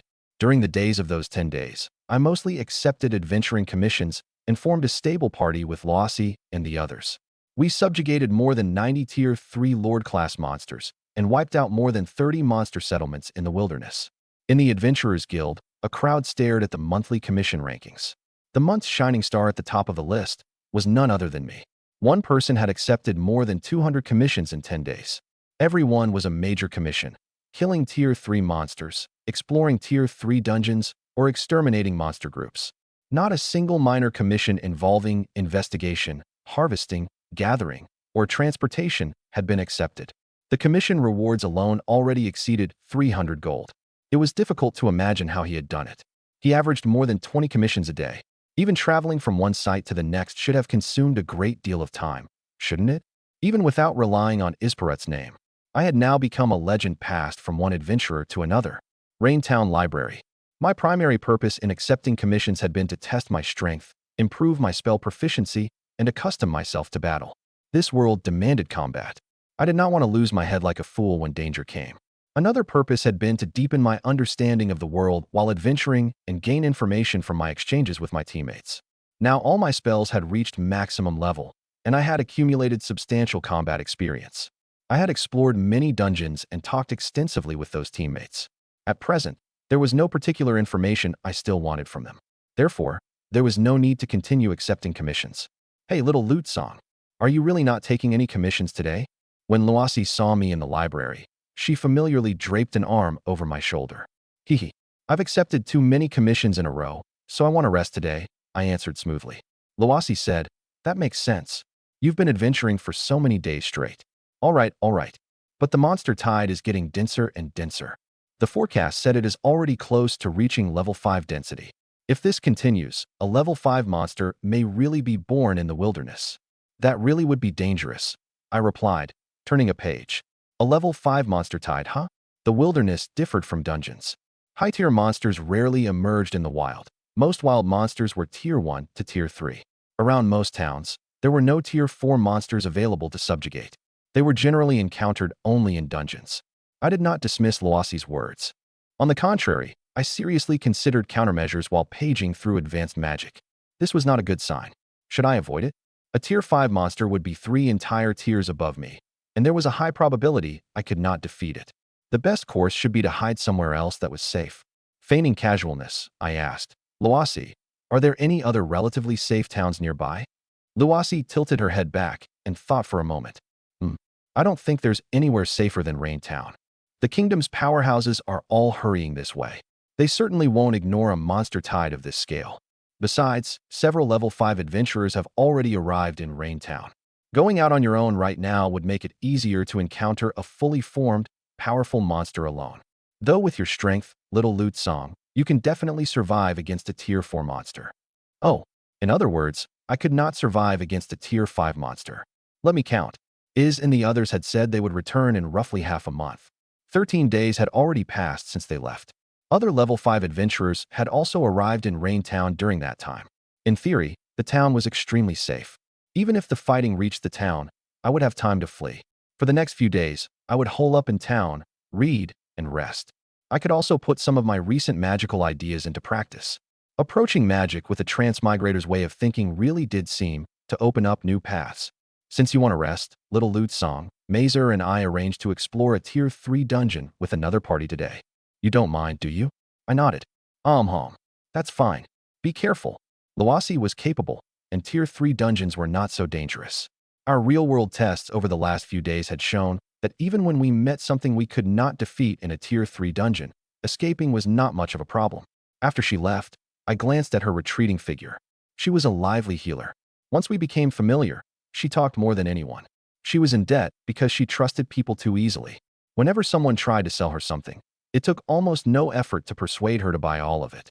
Thus, although she was a level 3 adventurer and already earned plenty of money, she had bought a pile of things she could not use: a defender's armor, a warrior's sword, a blacksmith's anvil, an assassin's shoes. As for Mazer, after adventuring by day, he could still manage his time at night well enough to date 2 women at once, juggle both without either discovering the other, and even rent a room with one before making an excuse to leave and going to see the other. Fortunately, he had earned plenty of gold with me. Using money as his offensive, he had made heated progress with both women over the past few days. Every day on the road, he told us his romantic exploits as though no one else were present. Naturally, Loasi and Tran never failed to show their disdain for him. But no matter how one looked at it, they were the first group of friends I had made since arriving in this world. As for Iz and the others, they felt more like mentors and friends at once, guides and initiators. I spent the entire day in the library. That evening, on my way back to the inn, I passed the Adventurers Guild. No matter how many preparations people made before an expedition, accidents still happened. Some adventurers lucky enough to escape would report the deaths or disappearances of their teammates inside a dungeon to the guild. The guild would then post a list of the missing, just as it had now. They were called missing, but in reality, they were likely already dead. Very few ever returned. I saw Loasi's and Mazer's names on the list. Surely, little lute song. I want the information on Loasi and the others' disappearance, I said calmly. I discovered that there was not a trace of grief or confusion in my eyes. Lute song. Here are the commission their party accepted and the information about their disappearance. I took the report and swept my eyes across it. Inside a Tier 3 dungeon, they encountered a Monarch-class monster and decided to flee. They escaped, but Loasi and Mazer were separated from them during the retreat. Their whereabouts were unknown. Chime. Bang. I vanished from the spot almost instantly, leaving a cold current in my wake. Even standing atop an ice shuttle, I had already surpassed the speed of sound on Earth. In this world, however, the speed of sound did not seem quite so slow. I had already reached the dungeon they explored today. Phew. This was my first time entering a dungeon alone. Mind's Eye Everlasting Lamp, LV-201, Selfish Light. After Everlasting Lamp evolved again, it no longer produced real light. Instead, I could distribute its effect to my teammates. Places that appeared dark to enemies were illuminated to me and my teammates. This was the Blood Sacrifice Cavern. The cavern walls were covered everywhere in bloody marks. I surrounded myself with ice shuttles, while living wine swarm completely enveloped my body. At the same time, Bodyguard Barrier, LV-201, wrapped around me entirely like a sphere. Loasi, Mazer, answer me if you can hear me. Repulsion Wind Burst, LV-201. As I called out, Repulsion Wind Burst blasted forth. Only after confirming that there were no traps or ambushes did I round the corner. A pool of blood occupied the center of an open cavern. 4 faceless humanoid monsters formed from congealed blood wandered around it. Bang! I instantly pierced all 4 blood puppets, turning them into frozen sculptures of blood.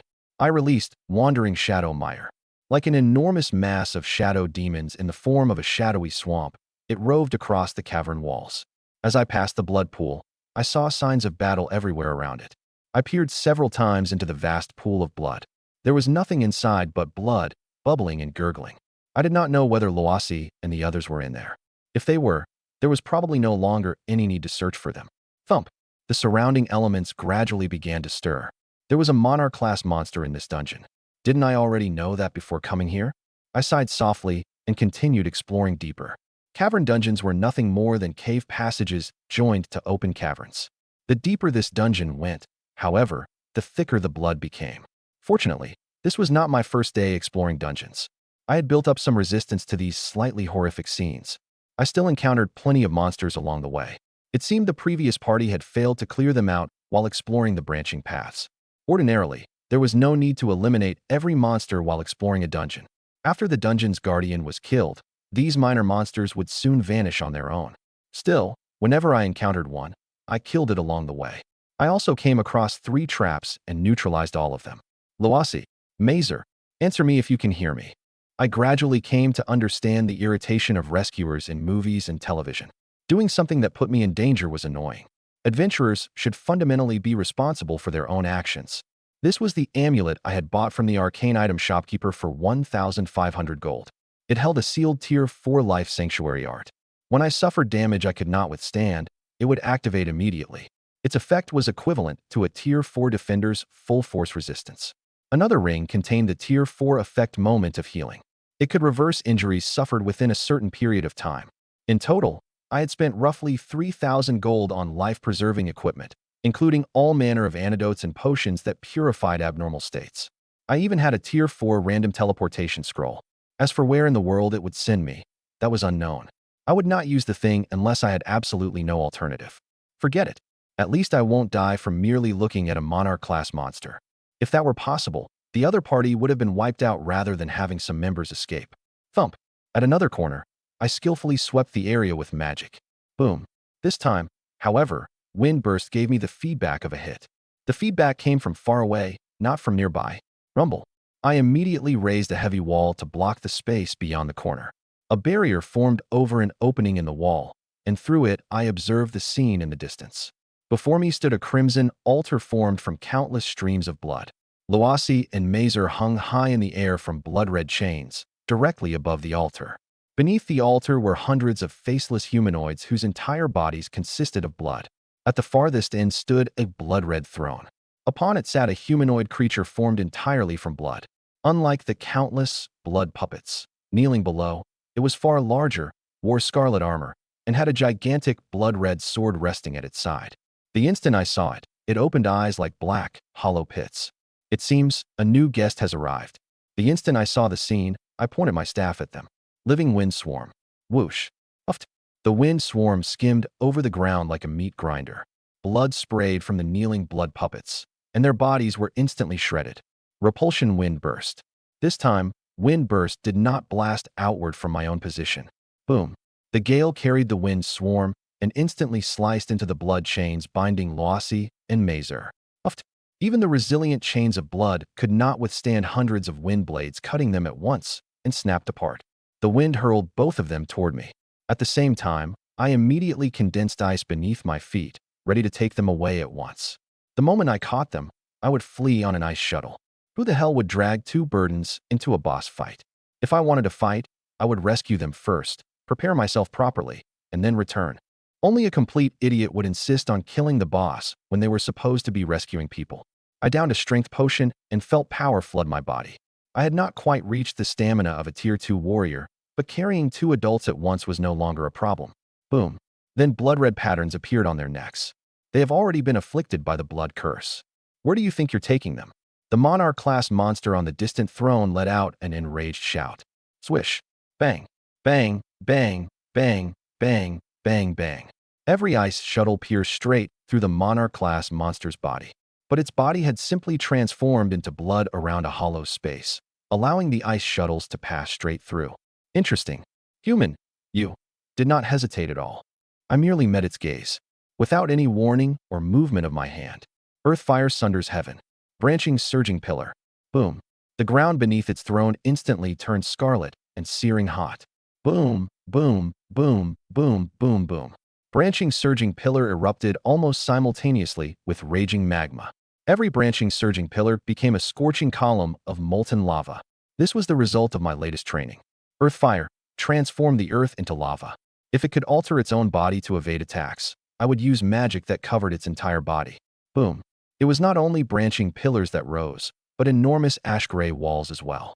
Mountainous heavy wall, LV 201. Larger and thicker walls, with even greater hardness. 3 enormous walls formed a triangular prison and trapped the monster inside. The cursed would continuously lose blood until nothing remained but a desiccated corpse. That was why I attacked the instant I heard the monster roar. Taking them away and returning to the Hall of Life to lift the curse was one option. But the strongest healer in Raintown's Hall of Life was only a level 4 healing arts practitioner. Healers at Kumaroni's level could not be found merely because one wished for them. I had no idea how weak Loasi and Mazer were, or how long they could hold out. I reached one conclusion: kill it. Human. Even inside the encirclement of heavy walls, I could still hear its furious roar. A Monarch-class monster truly was much harder to kill than a Lord-class one. If it had been Lord-class, that last attack should have cooked it through. I dismissed the heavy wall before me, then blasted Mazer and Loasi with wind to push them toward me. Another blast sent them into the passage I had come through. I could not be certain the dungeon had no mechanism that spawned additional minor monsters. If it did, they would simply be unlucky. After all, the battlefield where I faced this monarch-class monster was unquestionably far more dangerous. I had no spare attention to protect two unconscious people in the middle of combat. Rumble. 3 heavy walls formed and enclosed them. With multicast included, I could now generate 12 heavy walls at once. If I reached the limit and wanted to create another, I had to dismiss one of the previous walls. Giving them 3 left only 9 walls for me. Bang! At the same moment, an explosion rumbled in the distance. One of the heavy walls surrounding the boss burst apart. You mere mortal. Rumble. Before it could finish speaking, I immediately raised my hand and restored the heavy wall. Boom. That was absurd. It could actually shatter my heavy wall even after its second evolution. I just smashed your wall, and you replaced it with a wave of your hand? Earth Fire Sunders Heaven, LV 201. Branching Surging Pillar, LV 201. Violent Lightning Flash, LV 201. Living Wind Swarm, LV 201. Deep Curse Arrow, LV 201.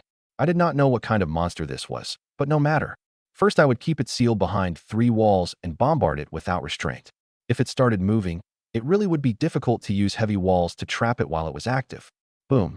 Yet the instant it shattered a heavy wall, I replaced it with another. I still stood in the narrow passage and had not stepped forward into the open altar cavern. 3 thick heavy walls stood in front of me. There was an opening in each wall, but barriers were sandwiched between all 3. Thus, 3 walls and 3 barriers separated me from the boss. The boss seemed to have no means of escape and could only rely on brute strength to break through the heavy walls. With my nearly infinite mana, I could always raise a new heavy wall the instant it shattered one. Human, all you can do is use cowardly tricks. If you have the nerve, let me out. Weakling, do you dare fight me face to face? I still gave no response to the monarch-class monster's provocation. In works from my previous life, I had seen plenty of examples of people who talked to their enemies and ended up losing because of it. This monster could actually speak, and quite fluently too. Was it a gimmick boss? If I ignored its intended mechanic, would it never die? A blood monster. Did I have to drain the blood pool I saw earlier? Forget it. I would bombard it for a while longer and consider its mechanics only if it refused to die.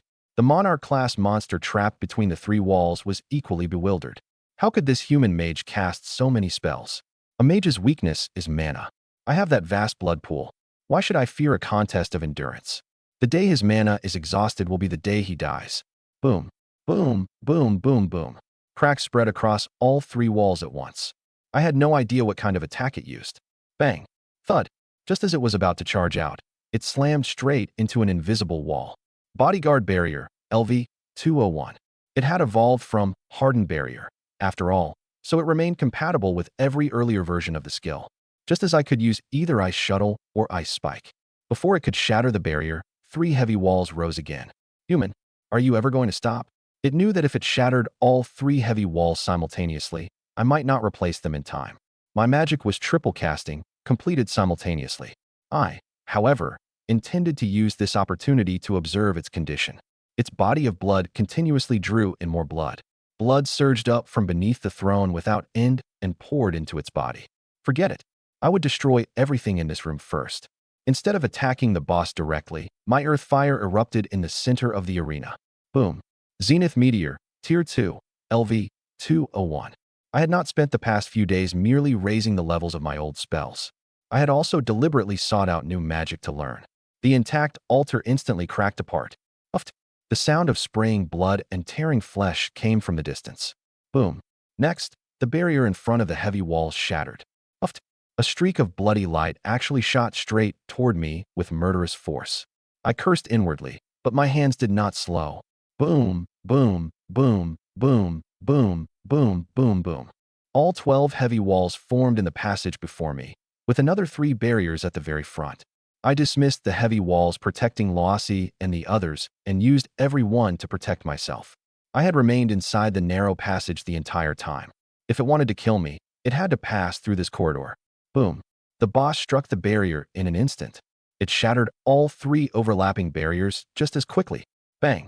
Before the boss could strike the heavy walls after breaking the barriers, 3 more barriers formed immediately. Boom. This time, its attack landed directly on a heavy wall. Its tremendous penetrating force actually shattered 2 walls in succession. But at virtually the same time, The barriers formed once again.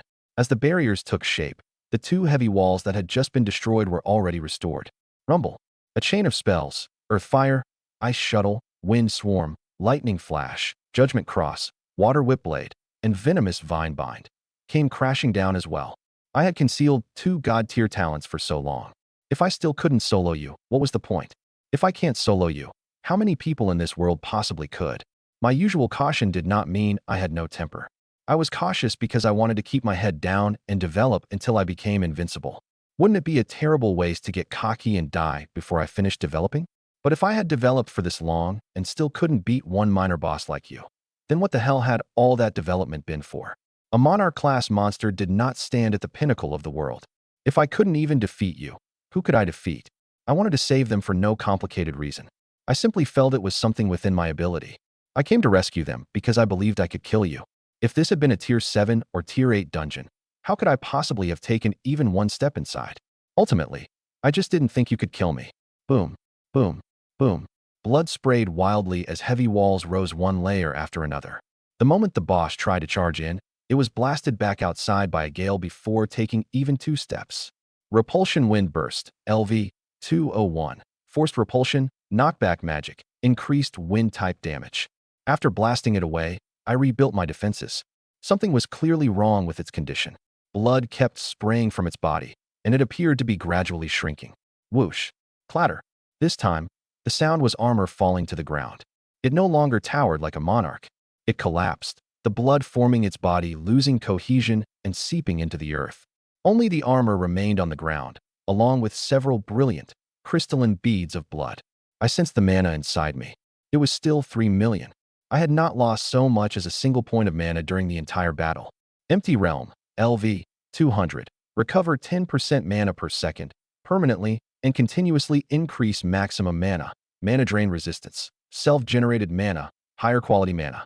It had roared so loudly and shouted so much before. I had thought it was one of those gimmick bosses that could never be worn down. So it could die after all. A monarch-class monster ought to leave a far richer haul, shouldn't it? After chopping down the boss, I did not immediately go over to collect the spoils. Instead, I found Loasi and Mazer and poured restoration potions down their throats. Each recovery potion was worth 2 gold. They could heal extremely severe injuries and counted as miracle medicines for level 3 adventurers. Then I administered curse-breaking, purification, and awakening potions. In roughly half a minute, both opened their eyes one after the other. The second thing they saw was me beside them. You're awake. Mazer was still somewhat dazed. Captain, why are you here? Loasi pressed a hand to her head. I remember we encountered a monarch class. I encountered a monarch class monster and was captured by it. Being captured by a monarch class monster was no different from death. But now she was still all right? No. Her body was actually covered in injuries. Loasi raised her hand. Healing light enveloped both of them, and the fine wounds across their bodies began to recover rapidly.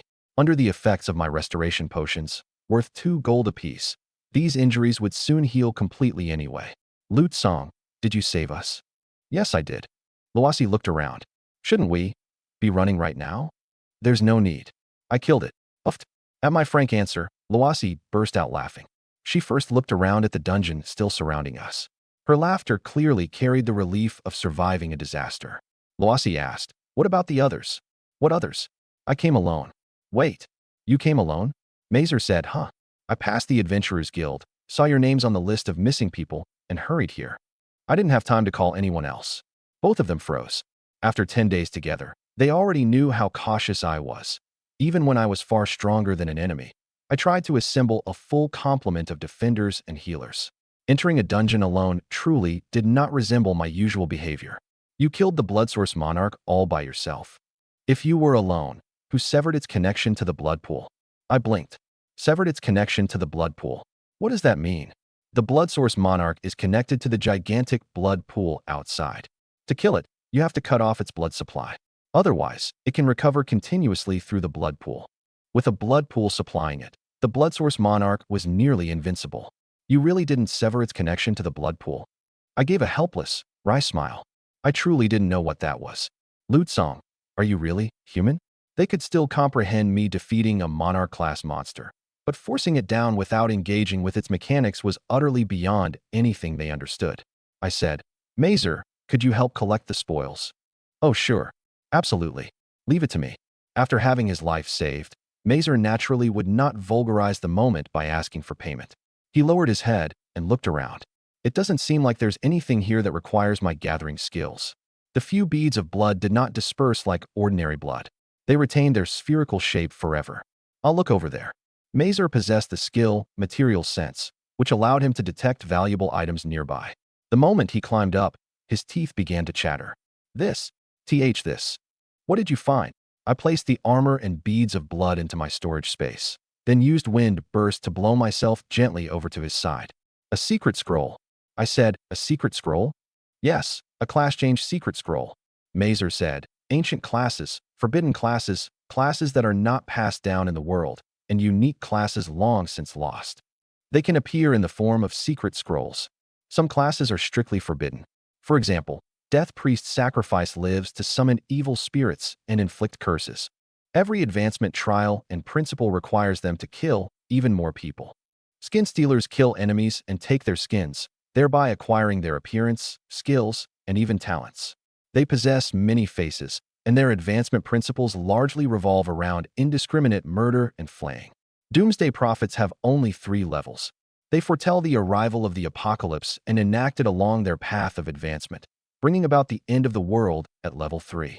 These classes are all supremely evil and bizarre, and they endanger the world. I could understand why those classes were forbidden. Some classes are ancient classes instead.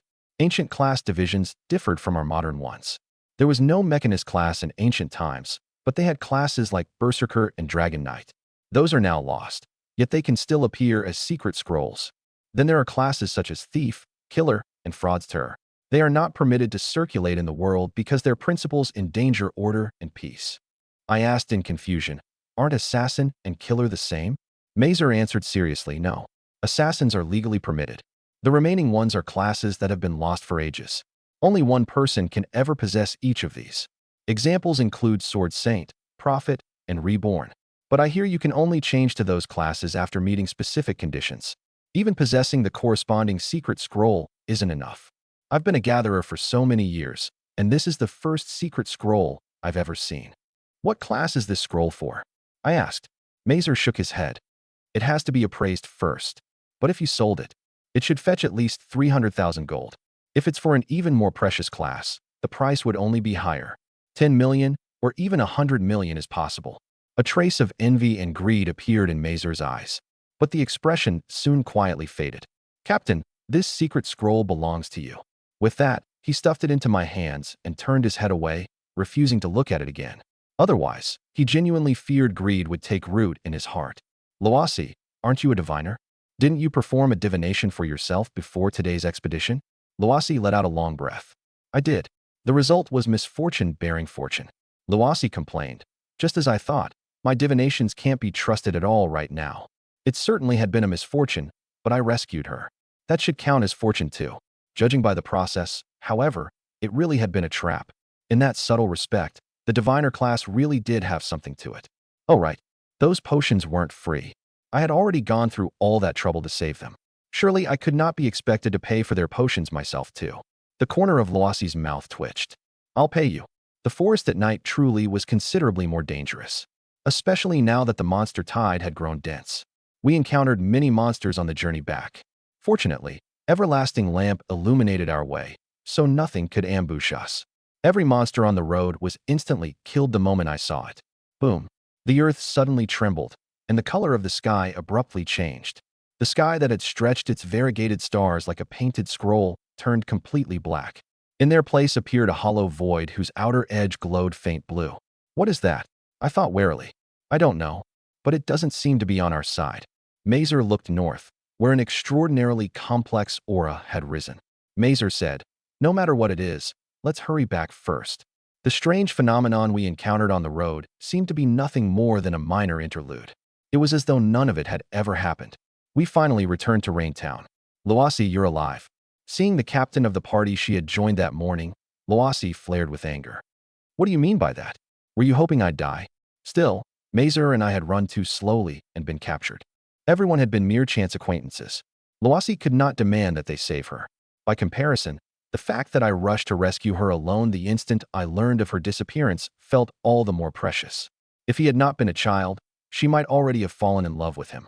When they heard I had single-handedly defeated the Monarch-class Bloodsource Monarch, even more reverence entered their gazes. No way. A level 2 solo killed a tier 3 Monarch? That achievement could go down in history. It doesn't seem like even Is has a feat like that. Has anyone in history ever achieved anything more monstrous? How would I know? I don't study history. But no matter how you look at it, doesn't that make him a legendary figure? Hey, Mazer says he killed the Bloodsource Monarch without severing its connection to the blood pool. What? Are you kidding? Isn't that thing immortal if you don't sever its connection to the pool? Every team that subjugated a Bloodsource Monarch in the historical accounts killed it only after cutting it off from the blood pool, didn't they? And those subjugation teams were either top-tier level 3 adventuring parties or parties composed of level 4 adventurers. They had already thought my solo defeat of the Bloodsource Monarch at level 2 was a great feat, but they had never imagined. Sensing all those admiring gazes, I could not help feeling a little intoxicated. Yes, it could not be helped. That was simply what genius was like. My ears twitched as I listened to the praise around me, but I pretended not to care and went to find Shirley. Shirley, how much can these things sell for? They were none other than the items dropped after defeating the Bloodsource Monarch. Shirley inspected the materials I submitted. Blood armor and pure essence blood. They're both very rare materials. If you sold them, the blood armor would be worth roughly 5,000 gold, while each bead of pure essence blood should be worth 1,000 gold. When I took out the materials, everyone's attention focused on me. These materials had all dropped from the Bloodsource Monarch. They were ironclad proof that I had killed it. But I recommend taking them to a specialist blacksmith or apothecary and having them made into a revival robe and blood-restoring elixirs. You should have a use for both. I considered that. I see. Then I'll keep them for now. As for the class secret scroll, I had no intention of displaying it yet. It was far too valuable. I understood the principle that an innocent man could invite calamity merely by possessing a treasure. At the very least, I would wait until Iz and the others returned before discussing it. Oh, right, little lute song. Someone came looking for you while you were gone. I frowned in puzzlement. Looking for me? As my fame spread, quite a few people had specifically sought me out recently. Yes, he's at that table and has been waiting for you. A man in a white mage's robe and a monocle was leisurely sipping a cup of aromatic coffee. The guild was so noisy, with everyone shouting my name, yet the man turned a deaf ear. Shirley, do you know him? I said, oh, then I won't meet him. I decided to avoid this inexplicable stranger. Furthermore, due to my own personal stereotypes, I had a bad impression of people who wore monocles, and now that I carried an enormous treasure, I was even less willing to invite trouble. Hey, you're leaving just like that? Tell us how you killed the Bloodsource Monarch. Yeah, lute song. We've lived this long and never heard of anyone defeating a Monarch-class monster. A famous bard in the guild had already begun playing a familiar melody. That's right, lute song. If you don't tell us, we won't be able to sing of your legend. The bard held up 5 fingers and shouted, I'll pay 5 gold. 5 gold for the story of your battle with the Bloodsource Monarch. I had not expected the bard to be so rich that he could afford 5 gold. In any case, he wanted a story, not facts. I casually invented a few additions around the basic truth and easily earned 5 gold. I now had more than 1,500 gold in savings, so I did not particularly need such a paltry sum. Still, everyone already knew I had chopped down a Monarch-class monster. I might as well describe the story in my own words. Rain Grand Hotel. I returned to the hotel's lobby. From the corner of my eye, I immediately saw a man sitting in the lounge area. The man wore a white mage's robe and a monocle and was drinking coffee. Yet inside the elevator, I saw the monocled man again, holding a saucer in one hand and a coffee cup in the other. His figure was still over there. I turned back and looked inside the elevator. It seemed that even if I took the stairs back to my room, he would follow me. So I spoke first. Are you looking for me? I had already retreated to the center of the hotel lobby. The hotel was not exactly bustling at the moment, but if the other man wanted to attack, he was unlikely to do it in front of so many people. An invisible barrier had already enclosed my body. The man before me had fine, soft white hair. He smiled faintly and said, Relax. If I wanted to kill you, why would I meet with you? I said, I don't want to meet with you. Don't say that. I hear you're the most magically gifted prodigy after Is. I very much wanted to meet a prodigy like that. The version of him who had been seated on the sofa was also walking toward me. What do you want? Nothing. I merely want to teach you a few spells and see whether you're truly as talented as the rumors claim. But you really are 8 years old, just as they say. A mage who awakened even earlier than I did. The monocled man behind me muttered in an almost inaudible voice. Uncle only wants to teach you one spell. The man behind me continued muttering in a mosquito-soft voice. In fact, I had also sought out other magic during this period. A surprisingly small amount of magic circulated in Raintown. It turned out that most magic required purchasing spellbooks, and a single Tier 2 spellbook sold for 20 gold. The selection in Raintown's magic shop was even more pitifully limited. Only after asking around did I learn that most magic could be learned only through advanced study at a magical academy. Merely a small fraction was permitted to circulate on the market. Even so, I had learned the incantations for some other Tier 2 spells from various adventurers. That was how I learned spells such as Falling Rock, Water Arrow, and Flash, though none could be called powerful. Learning spells without a teacher truly was difficult. "Oh, what spell is it?" I asked. A very entertaining one. Unfortunately for him, I had been born in 1997 by Earth's calendar and had already spent 28 years as an overworked Tencent employee. I kept that sarcastic thought to myself, naturally. The other man completely ignored whether I intended to refuse. He began. "That which is bound and hidden within the void incarnates, as the immutable cornerstone of all things bears the foundation of all things, if not the origin, then all beneath the heavens is empty. Whatever assumes myriad forms, yet remains unchanged, obtains law through the source, and becomes the source of all laws." He spoke that fast and finished the whole thing in 2 seconds? Who could possibly recite that? Read it yourself, and tell me whether you think you could memorize it. Hehe. Sorry, I can't learn it. Even if I could memorize it, I did not want to learn this spell. Magic could not be learned carelessly, especially magic taught by a stranger. Learning certain forbidden spells would doom a person. At best, the magic would backfire on them. At worst, it would directly attract an alien god to possess their body. Only a ghost would learn such an extraordinarily suspicious spell from this inexplicably suspicious man. "You won't learn it. But this spell can free you from the curse of the gaze." His word stopped me. "You don't want to rely on Kumaroni's help every time you advance, do you? The younger you are when you advance, the stronger your spirituality. The easier it is to receive more blessings and climb to a higher summit. But to advance before the age of 16, you must escape the curse of the gaze. If Kumaroni is no longer there one day, will you abandon your talent and refuse to advance another step before you turn 16? Your spirituality is the thing you should cherish most, especially the spirituality within you. It bears no resemblance to that of an 8-year-old child. It's practically that of a newborn infant, an existence closest to the state of initial birth. If you don't cherish the spirituality you possess, even I will feel sorry for you." To be honest, he had found my sore spot. I absolutely did not want to rely on someone else's help every time I advanced.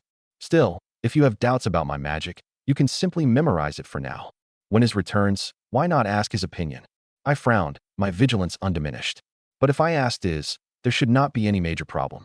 I was cautious because this man was a stranger. Yet I could not be certain he had approached me with malicious intent. What if he truly meant well? My expression softened slightly. "Thank you. But could we wait until Iz and the others return and discuss it face-to-face together? I imagine Iz would also welcome a friend willing to exchange ideas about the arcane path. May I ask your name?" The monocled man before me displayed a false smile. "Haha, you really are cautious, child. But if I insist on meeting him, he and I will certainly fight. I don't want to face that monster yet. What a nuisance. Forget it. I'll tell you. My name is Mess." Mess. The name felt familiar, but I could not remember where I had seen it. "If you don't want to learn that spell, I have 2 other little Tier 2 tricks I created myself. If they interest you, you can learn them too." Mess quite forwardly stuffed several things into my pocket. Without the slightest hesitation, I pulled out what he had just placed inside. 3 slips of paper, all bearing incantations written in the language of the origin. One contained the incantation he had recited in 2 seconds. I did not recognize the other 2. There was also a piece of brown paper resembling parchment, with an incomparably complex design inscribed at its center. "That's all, child. See? I bear you no ill will. If my magic interests you, you're welcome to find me again." "Wait. This secret scroll. I'm welcome to find you? You didn't even say how." I looked at the hotel receptionist and asked, "Miss, do you know the name Mess?" The receptionist looked confused. "Mess? I feel like I've heard it somewhere, but I truly don't remember." I said, "All right. Thank you." It seemed to be a name one heard from time to time. I might have seen it in the library. Perhaps the librarian would have an answer if I asked tomorrow. The elevator was still on the 1st floor. But after thinking it over, I turned and left the hotel. Hey, Lute Song, why are you back? Did you decide to drink with us? Come on, let's celebrate you taking down a monarch-class monster today. We'll celebrate another milestone in little Lute Song's rise to legend. I gave a cheerful smile. Yeah, let's celebrate. Heh, staying with these people was safer than sleeping alone in the hotel. There were level 5 adventurers drinking in the guild too. Over the past dozen or so days, I had used my status as a child to build good relationships with many adventurers. It was difficult not to like an articulate child who was also a humble genius. I should still guard against that uninvited visitor. I had no idea what he intended for me. Giving me a secret scroll out of nowhere was highly suspicious too. Tier 7 Dungeon Conquered. Legendary adventuring party becomes a true legend. Heroes return in triumph. Since they had survived that place, surely nothing could happen to them on the road home. All I had to do now was wait for their return. I looked at the people passed out drunk across the tables, including even the level 5 adventurers. Expecting them to protect me was a damn joke. These alertness potions, priced at 50 silver a bottle, were generally used to stand watch during expeditions. No one used them to dispel the fatigue of staying up all night under ordinary circumstances. As usual, I first offered 1 gold coin to Yakutikto. My luck had been exceptionally good these past few days, and a secret scroll had even dropped yesterday. I, once a non-believer, had shifted straight into the state of thinking it better to believe than to dismiss the possibility. I would find the librarian and have the secret scroll appraised while I was there. A level 4 scholar was the most powerful scholar in Raintown. By rights, she should have been able to hold a fine civil service position in the capital. I had no idea why she chose to remain in Raintown. I reached the attic room on the library's top floor. Polly, come in. A level 4 scholar possessed an eidetic memory. Anything she had seen before could be recognized at a glance. Deducing all manner of theoretical knowledge also required a scholar's aid. Though the class had no combat power, it maximized learning and wisdom. Oh, the magical prodigy is here. Speak, Polly said,